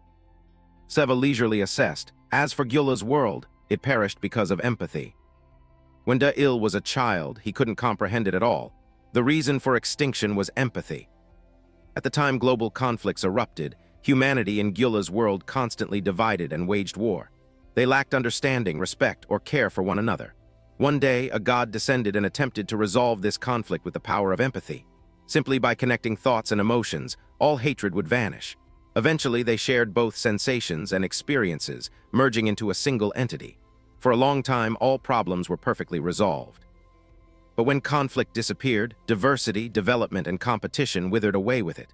One day, they realized that the choice to save everyone was, in fact, the choice to kill everyone. Wandering utterly alone in the empty universe was far more painful than fighting. It was a profound melancholy, but there was no one left to argue or fight back. There was absolutely no one. A place where human lives were treated like dirt, guns pointed at each other endlessly. A god descended to save humanity. He bestowed his boundless powers. Invisible threads began connecting everyone together, slowly creating encapsulating membranes, tightly binding each individual. Independent faces now shared a single deformed body. In the end, nothing was left but piles of stark white bones. Human skulls stacked upon each other to form mountains. A new form harboring countless lives was born. A grotesque entity with a long tongue and razor-sharp teeth. It moved sullenly, all alone in the vast, freezing universe. Only gloomy and dismal human skulls remained. De-Il listened intently. Not long after that, demon number 23 took his own life. Back to the present, where he was conversing with Katarina's personality. Using this demon's power, I made you absorb all of Catty's consciousness. He stated it nonchalantly while Catty was fuming. If I transferred Catty's memories to you, you'd become a clone no different from her. Fundamentally, you are a fragment split off from Catty's personality. She pointed at herself, questioning, "What the hell are you talking about? Then who the fuck is the real me?" De-Il's voice dropped ice cold, "Probably dead a long time ago." Walter slammed the table in anger. Did De-Il really make that choice? Stop spouting such complete bullshit. Hugh agreed. Exactly, after all, De-Il is. Hannah interrupted. Isn't he? Vaya yelled out, "You fools." It grumbled. Why do you think De-Il was chosen? What's the real reason the Void picked him? Vaya turned to ask the silent Walter. You fatty, answer me. You gave the Void item to De-Il, didn't you? His eyebrows furrowed. Was it because of his hatred and desire for revenge against the gods? The question touched the deepest part that Hannah always hid. Or was it the emptiness of losing his family? Hugh's gaze deepened. Or was it simply a coincidence? It spoke words that shook their minds. The reason De-Il was chosen is because he can pick the best out of the absolute worst, instead of picking from the good. Since the very first world, there has been another name for those who contract with the Void. De-Il, the chosen one, told himself, I am the savior of the best out of the absolute worst. He made firm decisions. That is all I can choose. You should also choose what you can do. Those words struck hard at Catty's reasoning. Continue living as Sven's familiar, or accept Catty's consciousness to live on. He turned his back to leave. Whatever you choose, it's your freedom, Catty called after him. Where are you going? His voice was freezing cold. There's a bastard waiting for me over there. De-Il narrowed his eyes with killing intent. Let's go greet him. Seva once warned, always remember the true nature of humanity. Those words were etched deep into De-Il's mind. They always crave the most perfect choices. That's why they are drawn to the gods, because gods guarantee the best outcomes. He emphasized, but in exchange they lose their freedom. That is the gods' way of salvation. De-Il worried. You must save them the human way. Human salvation is about preserving freedom. Sven approached with an eerie smile. O contractor of the Void, I finally meet you. He was massive, looking down at De-Il slyly. I want to ask, do you truly think opposing a god is the best thing for humanity? Vaya discussed elsewhere. Instead of having delusions about perfection, choose the best in the worst situation to push humanity forward. It growled, that is the true method of human salvation. De-Il borrowed the demon's power, dark energy overflowing his body as he recounted. My master once said there are no best choices in this world, because everything is merely a choice. Leo respectfully clasped his hands. Father. The contractor of the Void has crashed the sacrifice, and all communication with Katarina has been completely cut off. Sven immediately offered praise, baffling him. Good, huh? He listed his orders to Leo. Gather all the familiars of the North, prepare for the final sacrifice. Today, I will personally seize the Void relic and take the power of the one true God. The drumstick slammed fiercely onto the drum, creating soul-shaking sounds. Someone spoke up with a voice full of sheer excitement. O familiars of the North, the time has finally come. The drumstick continuously battered the drumhead once more. A giant hand was raised high. We will all go to a world where the protection of blood and violence reigns in glory. The boom-boom of the drums echoed relentlessly, stoking their battle lust. Leo raised his hand high, looking up at the sky. On the night of the full moon, witness Father's glorious battle. Tonight, seize the power and lead his children. The drummer raised the drumsticks high to build momentum, then continuously hammered down, the intense drum beats echoing without end. The crowd shouted in unison, to Elysian. Within a terrifyingly crimson veil, a colossal silhouette gradually appeared. Sven stepped out, his entire body drenched in a sickeningly sweet crimson hue. It slowly formed into an authoritative cloak wrapping around him. His raised arm was enveloped by a faint red smoke. Sven suddenly squeezed tight, causing the smoke to shatter and scatter everywhere. It clung along his arm, spreading all the way up to his shoulder. A bizarre, grotesque monster suddenly revealed itself. He punched the ground hard, creating a deep crater. The thing next to him suddenly started smoking intensely. From inside, a young man stepped out confidently. Sven tilted his head up and looked down with utter contempt. "We finally meet." De-Il looked him dead in the eye seriously. "O contractor of the void." Leo suddenly appeared, shouting loudly. Finally, the contractor of the void has shown himself. He looked a bit puzzled, scratching his cheek. "He looks pretty normal and weak. I don't sense an ounce of power from him." The bystanders started murmuring. "I wonder how he's going to fight. It's completely unpredictable." Sven smiled maliciously. "O contractor of the void, promise me one thing." He tilted his head, confused by the proposition. "That you will use every ounce of your strength to face me." Sven created a reflective sphere. "If I am not satisfied with your attack, I will kill this guy." De-Il observed carefully for a moment and exclaimed, "Simon." He looked away in another direction. "Don't even dream of saving him. This place is not for those without power. But if you manage to satisfy me, I'll consider sparing his life. Show me, use violence to conquer violence." He just kept quiet, his eyes staring unblinkingly. De-Il smirked faintly, "A place where only the strong are allowed in." His exclamation made Sven slightly surprised. "That's wonderful." De-Il turned to the girl beside him. "Caddy, have you decided?" She approached, replying with a displeased tone. "Of course, what is there to discuss? I told you I've returned." Caddy suddenly vanished, the spot where she just stood now completely empty. "I'll be going back." Before getting far, she was blocked by a group of 3 strangers. Caddy looked up, her tone frosty. "We meet again, huh?" Nadira was incredibly shocked. "Caddy, you're still alive." She walked over to Cillian, asking directly, "Is it time to end this?" "Agreed." As for De-Il, he smirked faintly. "Wasn't this out of your calculations, and you call yourself a god?" Sven gripped the sphere, reflecting Caddy tightly. "You seem to have played tricks on my daughter. But whatever, don't worry. I think you'll like my next attack."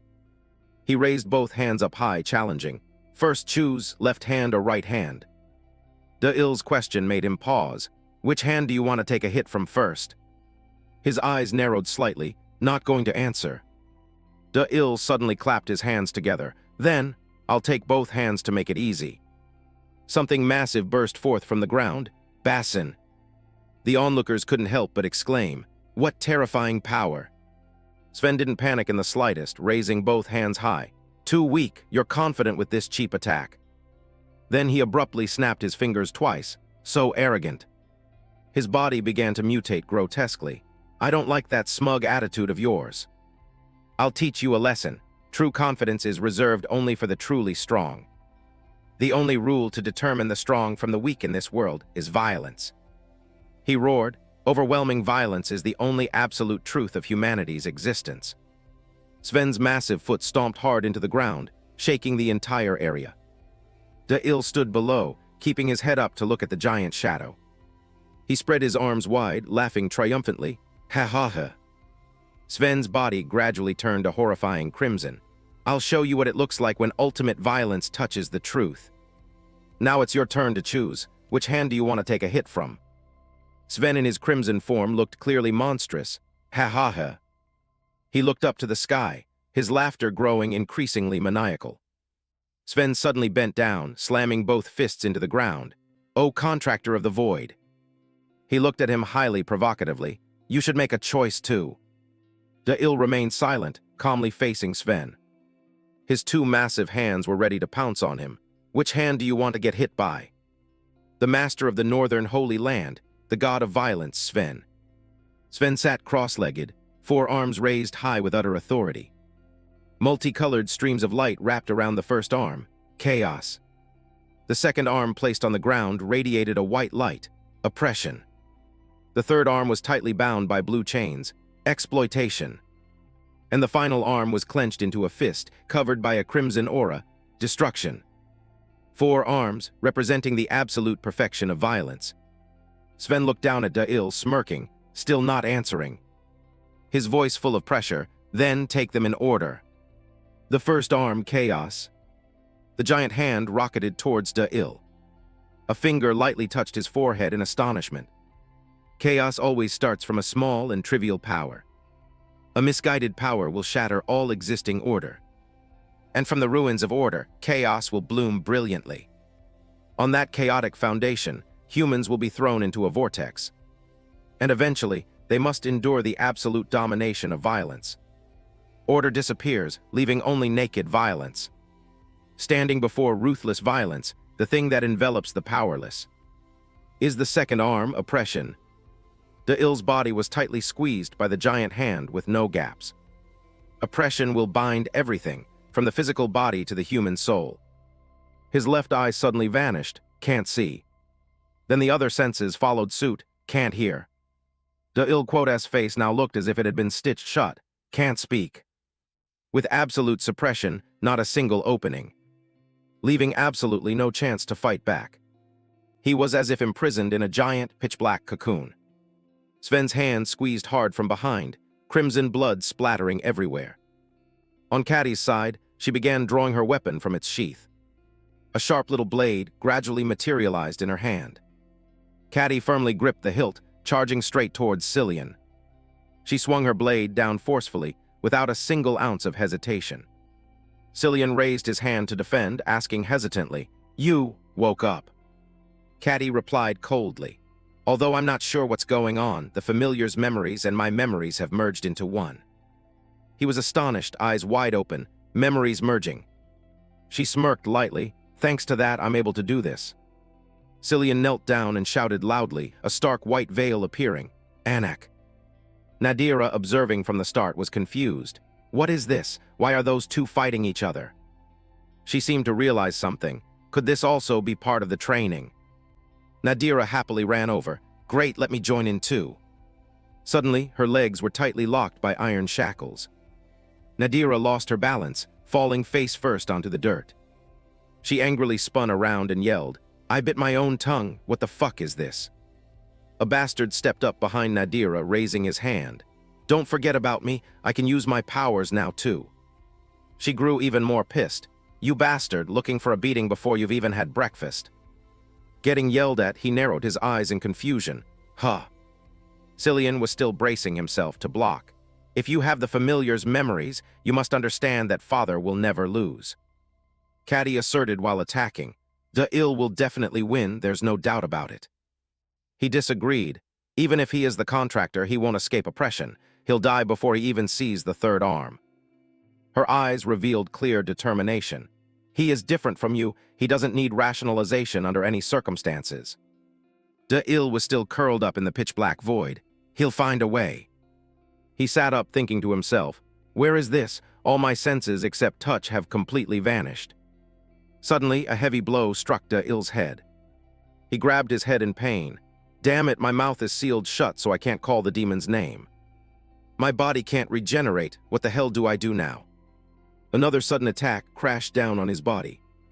He tried to deduce, that bastard, he knows how to block the demon's power.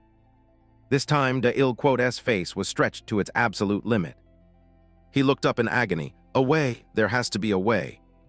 The punches from Sven's giant hand relentlessly rained down on him. Da'il lay flat on the ground, desperate. "There's no way, I messed up." A cane suddenly tapped hard against the ground. A stream of memories flashed through his mind. What do you think this is? Da'il stared intently at the person in front of him. Master." He stepped closer, asking again.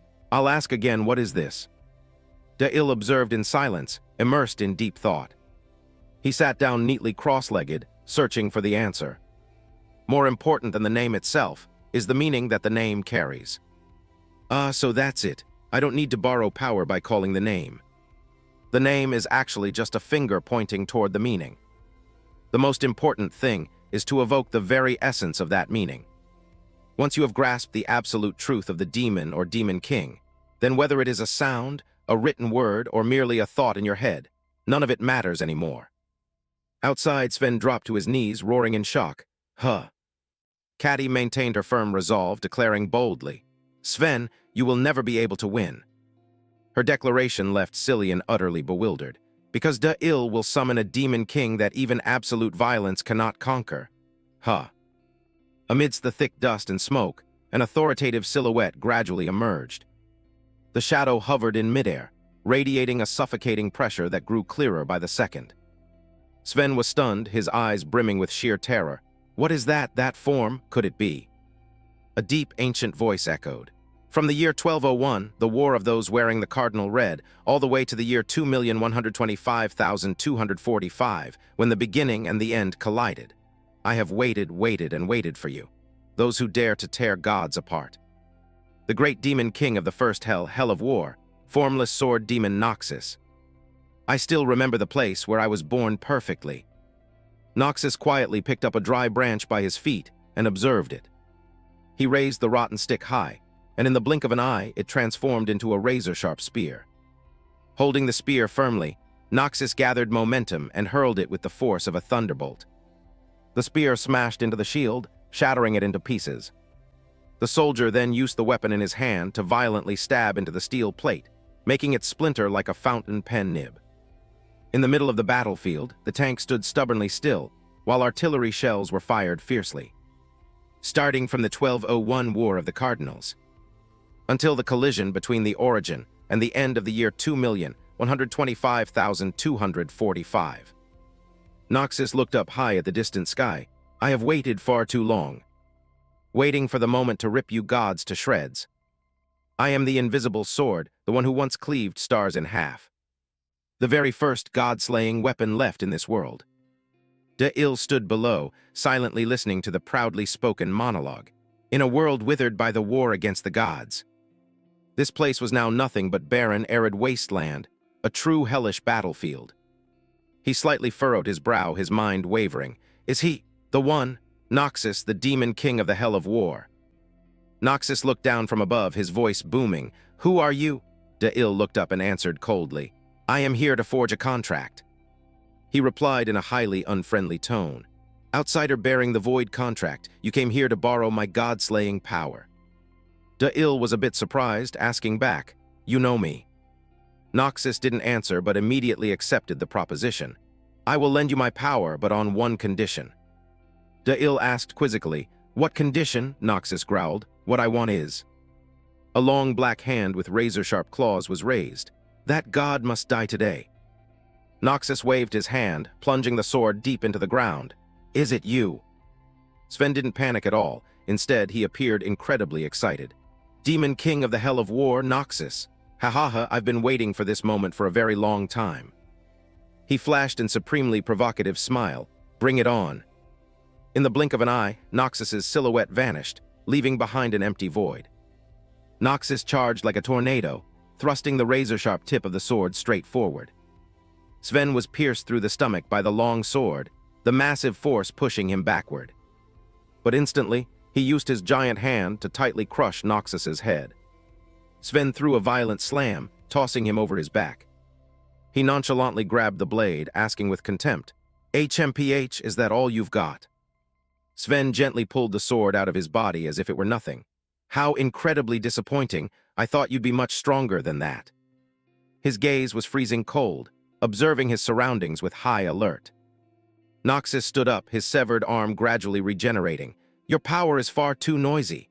The rumbling of drums, the manic screaming, and that thick stench of blood.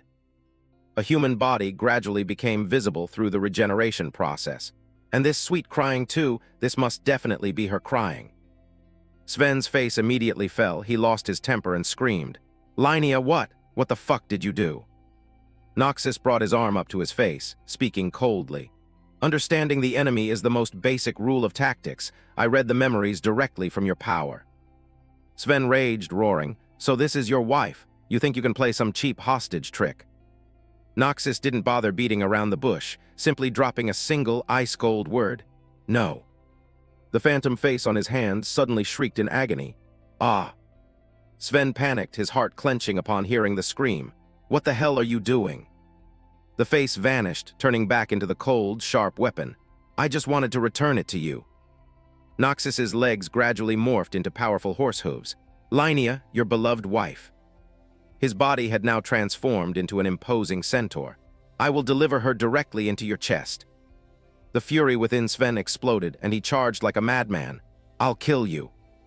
Noxus lowered his posture, galloping forward to meet him. "In your dreams." The brick beneath his hooves pulverized under the terrifying pressure. Noxus vaulted high into the air, soaring right over Sven's head. He spun the weapon in his hand with masterful skill. From what was initially a compact spear, it had now transformed into a colossal ancient weapon. The spear lengthened, once again impaling right through Sven's chest. His eyes rolled back as he coughed up a massive mouthful of blood. Sven collapsed, lying motionless on the battlefield in pure agony. On Caddy's side, she was still aggressively attacking her older brother. The blade in her hand swung down decisively, without a single ounce of hesitation. Suddenly, a shield appeared around Cillian, blasting Caddy far away. She struggled to sit up, using her hands to brace against the ground and regain her balance. Cillian spread his arms wide, standing in a stance ready to crush any enemy. Cillian finally spoke up, asking, "You think Father can't defeat Da'il? That's because you know nothing about his third arm." He strolled casually towards Caddy. "Do you still not understand Father's true intentions even now?" Caddy frowned in extreme annoyance. "What intentions?" Cillian stared intently at her, explaining, "The reason he gave you a new body and forced us to slaughter each other." Even though Caddy showed sheer disgust, he continued, "The reason Father let you leave the Holy Land to bring the demon's power back here. Everything was a sacrificial ritual for the third arm. Every attack aimed at this holy land will be absorbed and converted into the power of violence. The stronger the opponent, the more invincible Father will become. That is the arm named exploitation." Sven clenched his fist, roaring with authority. "Huh." He looked down at the tiny branch he was holding, wondering, "A stick." Caddy maintained her decisive expression as she emphasized, "Because of that, you will never be able to defeat Da'il." Cillian was stunned, not believing his ears. "What?" "Going back to the moment Da'il formed the contract. I will absorb everything to the very end. My only condition is rest." Noxus gripped the branch tightly, growling, "Let me fight someone stronger than me, so I can vanish completely and find eternal peace." Then Noxus handed that branch to him. "Return to the time before humanity bestowed the name weapon upon me. I will pass this curse on to the god who defeats me. Though I lose a battle, I will win this entire war."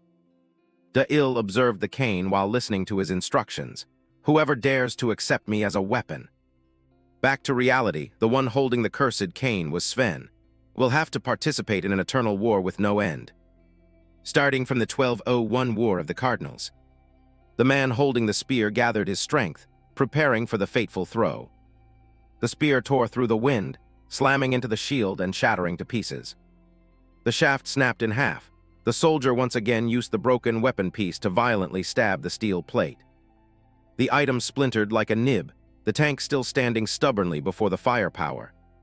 Stretching all the way to the collision between the origin and the end, in the year 2,125,245. In that brutal final war, the new master of the curse would have to face a cruel destiny. An unbeatable opponent, the two gods who wiped out the first human race with the flames of war. Drops of blood fell from the hand onto the ground, though one, yet two. 2 feet stood firmly planted in the middle of the arena, though 2, yet 1. The very first word spoken by humanity in all, "Ah." And the final word humanity left behind before fading away, "Hiem." The strongest demon kings of the lower realm, the demon kings of the origin and the end, Ah and Hiem. Boiling blood continuously flowed down along the fingers. Legs stood as solid as mountains, smoke drifting lightly across the brutal battlefield. two colossal entities bearing divine titles, Ar and Hiem. Sven stood below looking up high, his memories rushing back. I remember now. His face flashed with absolute bewilderment. The reason. Sven's eyes wavered violently. The reason I chose to become the god of violence. That was the day I decided to give up, abandoning everything. A blinding patch of red suddenly flashed in his mind. The day I was at my weakest and most pathetic in my entire life. Suddenly, the cold, hard sound of high heels clicking on the tiled floor echoed. A woman holding an umbrella, dressed completely covered, approached. I've been looking everywhere for you. That person walked close to where Sven was lying and said, I have been looking everywhere for you. How incredibly pathetic, a god of the future. Sven narrowed his eyes at the stranger, asking back, a god. She opened the mysterious box, whispering, let me show you true ecstasy. You will achieve enlightenment through this very ecstasy. The ecstasy that I had once witnessed. Sven's eyes suddenly blew wide open in sheer shock. That is the form of. He looked up, his eyes sparkling with worship, the true gods. A power far beyond the trivial comprehension of humanity. Just one glance was enough to understand what a true god really was. Sven's hands subconsciously clasped together in pure reverence, the awe. He groveled on the ground, trembling, a feeling of absolute powerlessness. Sven's posture right now was like a zealot looking at the savior he admired most. And before his eyes were colossal silhouettes, radiating a terror that overwhelmed all senses. Back to the harsh reality, gods are the very embodiment of ultimate terror. Even dead gods still emit an aura that strikes fear into people. Exactly, it's terror. It has to be a terror far greater than the present to be enough. The onlookers suddenly felt the power within their bodies evaporating. What? What the hell is this? What the fuck is going on? Leo's body was no exception, he panicked. My power, where did my power go? Nadira leaped high into the air, yelling out, brother, damn it, wrong person. A white light was gradually slipping out of her body. Nadira unexpectedly fell to her knees, making the person across from her flinch as well. He was bewildered, asking himself, what's this? Why did it suddenly turn out like this? Are you trying to pull another trick? She lay flat on the ground, her body shivering violently. My strength. My strength is completely drained. Is this also part of the training? Cillian brought his hand up to look dumbfounded. The power is being retracted. I can't keep fighting anymore. Caddy stared blankly in a specific direction before speaking up. The priest. He turned to her and asked, what the hell is the priest? Cillian's eyes suddenly widened in pure dread. Massive boulders shattered to pieces. People were tossed into the air like ragdolls. A giant hand tightly gripped the tiny beam of light. The muscular arm with bulging blue veins exuded supreme authority. The muscles grew increasingly defined, radiating a terrifying pressure. That hand clenched into a colossal iron fist. Sven had now grown 2 additional arms, and he roared, "Oh, dead gods!" His appearance was now incredibly savage and terrifying. Learn to feel terror. Sven emphasized every word, brimming with killing intent. In the name of violence, I will destroy every last one of you. The tiny Sven stood imposingly between the 2 colossal entities, and Hiem. He growled his command, the 4th arm, destruction. His 2 hands smashed together, flashing a blinding light. All 6 arms clapped simultaneously, creating a terrifying shockwave. In the middle of the empty clearing, 2 giant arms blocked both ends of the battlefield. Both and Hiem were tightly locked by those arms from both the front and the back. The 2 giant hands smashed into each other, generating a deafening, heart-tearing sound.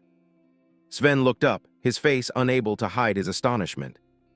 And Hiem had now turned giant, both using their hands to block the destructive attack. The 2 hands clapping together produced a sound like roaring thunder. Simultaneously, 2 streaks of light flashed, and the surrounding rocks and dirt were pulverized to dust. Sven leaped high, escaping the war zone. He spoke arrogantly, "Now I will show you what true violence looks like." A large beast had its jaws wide open, every living creature in this world. It swallowed its tiny prey whole, is fundamentally the embodiment of violence itself. The ferocious lion bared its fangs and claws. Those are the fangs and claws of the predator. The buffalo with its long, sharp horns. or the sharp horns of the prey. The two beasts viciously rammed into each other. That is the violence of wild beasts. The lion tore into the buffalo's flesh. The buffalo pierced the lion's stomach. All just for 2 words, survival.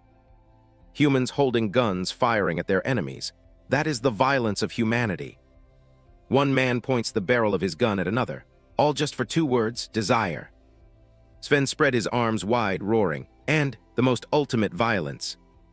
Underground, something evil was surfacing. Is that which exists for no purpose whatsoever. He brought his giant hand close to Ar and Hiem. Witness the violence of the gods with your own eyes. Sven hovered in midair, all 6 arms spread wide. Behold! The ground shook violently as a colossal object emerged from the earth. His eyes were savage as he slammed his hand down. The violence of the gods. The giant arm crashed into the ground, causing the entire battlefield to quake. Dust and smoke obscured all vision, every gesture, breath, and movement in this world.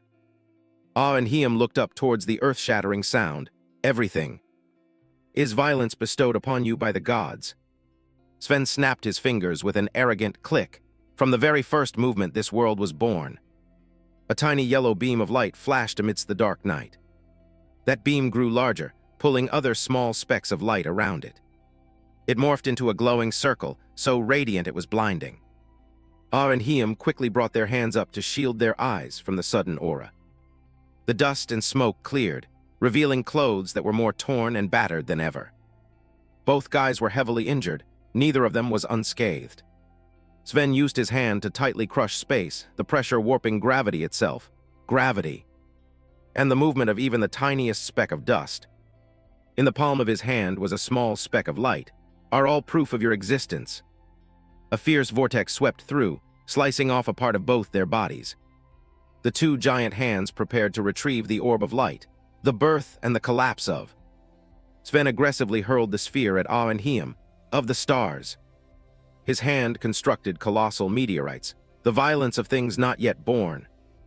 The light and wrathful flames swallowed him whole. The boiling flow of magma tightly wrapped around Ar's body. Sven held the blazing sphere, slowly approaching. And the violence of the living. The smaller, the weaker the thing is, the more ruthless and painful the violence becomes. Inside the fireball was an image of small guns, among which humans. Sven's gaze gradually softened with sheer melancholy. The violence humans inflict upon one another. The face of when he was just an ordinary human flashed back. That is. He pointed the gun straight at Ar and Hiem's heads. Pain. Bang, the gunshot was fired with utter decisiveness. He transformed into an ordinary man, the bullet piercing his head, blood pouring out like a river. Another gunshot. The body of the other also reverted to its true form as a frail human. He continuously unloaded the gun relentlessly, the opponent's forms constantly shifting. This time, the bullet hitting them only left behind dark crimson bloodstains. By the final bullet, the stream of blood had gradually dried up. Sven's shadow cast over an old photograph of him and his wife. Sven stared intently at the photo, a pained smile flashing across his face. Suddenly, a man walked up, speaking in a tone that startled him. If only death could be prevented, wouldn't that be wonderful? The person looked off into the distance, not bothering to look back at Sven. Sending our daughter ahead, that was my wife's catchphrase. She always dreamed of a world without death. He bowed his head, lost in a sea of somber thoughts. The scene of Sven and Linnea walking hand in hand on a small road returned. He hesitated, struggling to open his mouth. Actually, Linnea in a hospital gown smiled. I know very well what kind of work you do. She looked up at him with sheer understanding. An assassin. I know you can't quit that path because of me. Sven tried to explain, but she gently interrupted. Linnea, it's just, I have a favor to ask of you. Her face looked so incredibly haggard it broke his heart. I just want to leave you with my best memories, therefore. Though her breathing hitched, she uttered her final request clearly. Please, kill me. Sven reached out to touch the glass cabinet. Everyone says death destroys life, but I think otherwise. A life without death is no different from never being born. Death is not the collapse of life. The person beside him listened quietly. It is its absolute completion. Sven, with a blood-stained face, forced out every single word. Death is the final completion of life. The person across from him cracked a wicked smile. The excuses of an assassin. You're only trying to rationalize it. Those words made his eyes bulge out. Because life is too painful, you consider death the only way out. Despite the agony, Sven still roared. What the hell do you know? What if there wasn't any more suffering? He suddenly froze, hesitating. Huh. The person across from him casually replied, Eternal life doesn't sound too bad either, right? The cityscape was originally incredibly quiet. Suddenly, a bizarre white smoke appeared. Right after that, a horrifying explosion occurred right in the center of the city. The sky was completely swallowed by the light of the explosion. The white gradually turned into a strange pinkish hue. The beautiful city was now nothing but ruins. Now all that remained was rubble. A little sacrifice must be made. Back to reality, Sven exclaimed. It is going to Elysian, a world with no more suffering. He laughed maniacally, shouting loudly, I will become the sole god of Elysian. I will carve your sacrifices into history. At this moment, Ah finally spoke. A life without suffering, how completely idiotic. Hiam, standing next to him, also chimed in with absolute contempt. Death is merely an illusion. Life itself is inherently a pain. Hearing that, Sven was stunned, pausing for a moment. A hand from the void grabbed the brim of Ah's hat. The beginning is the root that creates the present. Your power can never reach the beginning. On Ah's side, a similar hand also appeared. And the end is the endpoint that creates the present. Your power can never reach the end. Both of their visions simultaneously flipped upside down. Their forms began to mutate. You have been imprisoned in chains woven from the collision between the beginning and the end. I will grant you the eternity you so deeply desire, but you will forever be unable to escape the pain. The hand squeezed the trigger tight. A bullet exploded out, fire sparking from the dark barrel of the gun. Sven, with burning eyes, the completion of human life, is it really death? Sven took a bullet straight to the forehead, standing there blankly like a soulless husk. A voice shattered his disorientation. Wrong. The noble god of creation explained. Death is merely a link in the cycle, not a tool to complete life. The god of destruction added, life itself is suffering. A life devoid of suffering goes against the laws of nature. He arrogantly declared, O impostor of gods, I will grant you the eternity you desire. He coldly added on, an eternity inside the chains created by our own hands. The two touched hands, imprisoning the tiny Sven in the middle, speaking in unison. The god's prison woven from the beginning and the end. He was clueless, completely failing to understand the words the two gods had just spoken. Eov approached Sven. Now it's your turn. He threw a straight punch right into Sven's face. Sven seethed with rage, clenching his fists and cursing, You bastard! He violently grabbed his own hair and yanked hard, growling, You dare! Sven transformed into his divine form, exuding a mysterious black aura. You guys are just the corpses of gods. His body sprouted countless arms, declaring with sheer arrogance, I am the god of violence, this torn-up prison of yours. Sven's face twisted with killing intent, gritting his teeth. I will crush it all. A speck of light dove down from above at breakneck speed. Sven moved incredibly fast in a state of ultimate frenzy. He charged straight at the god of creation to vent his rage. He gently conjured a shield, reprimanding, You still refuse to understand. The god of light analyzed, I told you your power cannot touch us. Sven furiously bellowed, Shut your mouth. He intended to pierce through the shield, while the other began casting a spell. Right as he was about to touch the boundary, his hand suddenly reverted to its normal human form. An aura from the boundary spread out, engulfing Sven. He stubbornly tried to find a way to push deeper inside. The shield suddenly expanded, blasting Sven backward. Sven's face was etched with absolute madness and indignation. He swung his arms continuously, creating streaks of smoke that tore through space. Sven's arms flashed with incredibly powerful red sparks. Sven roared his rebuttal in pure resentment. These cheap parlor tricks, those bullshit schemes won't work on me. The god of destruction suddenly closed in when Sven couldn't react in time. A massive crimson hand grabbed hold of him. A colossal source of magic from his hand slowly approached Sven's tiny body. The light of justice forced him to reveal his true human form. His muscles contracted, horrifying blue veins bulging on Sven's arms. Bit by bit, his arm was reduced to nothing but dry bones. Sven stared blankly as his divine arms vanished into the void. The god of light pointed a finger at the sky, birth. The god of destruction pointed a finger at the earth, and death. Both declared in unison, fundamentally they are one. He entirely enveloped his own finger, saying in unison, every living creature in the 3 realms and 6 paths cannot escape the cycle of reincarnation. The two merged into one, expounding, only the path leading to the void is the true escape. The darkness within Sven gradually faded, leaving him stunned. Freedom. He reverted back to his normal shape, confusedly looking around. Looking at the unfamiliar space before him, Sven asked himself, this place is... A voice rang out, pulling him back to reality. It is exactly the chains. Eov presented. They are the god of creation and the god of destruction from my old world. I tried everything to stop their war. He continued, countless people died. This place is both a prison for gods and a place to absolve karma. Sven asked back, absolve karma? Eov warned coldly, your karmic retribution is no small amount either. Light flashed from the dark gun barrel. The image of a young Sven cleaning his gun next to a blood-soaked corpse returned. Justifying death as the completion of life was nothing but a lie. Is this the karmic retribution for the lives I have stolen? Sven witnessed tens of thousands of humanoid masks screaming right in front of him. Countless different faces materialized before Sven's eyes. This is... He looked up in absolute horror. The karmic retribution for the lives I've taken. The silhouette of a young Sven reappeared amidst the deaths. Those lives.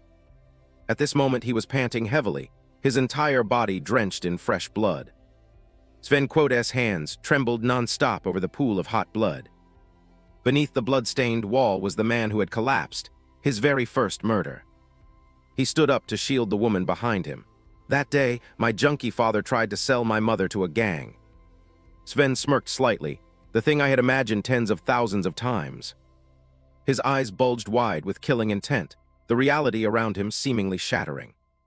His mother sat there soulless. My mother's mind is no longer intact, she has to go to an asylum. Armed police stormed in, and I have to bear the sin of murder for the rest of my life. The photo of the medal on the shelf, even the frailest of dreams. Sven let his blood-soaked hands hang loose, vanished the exact moment I lost everything.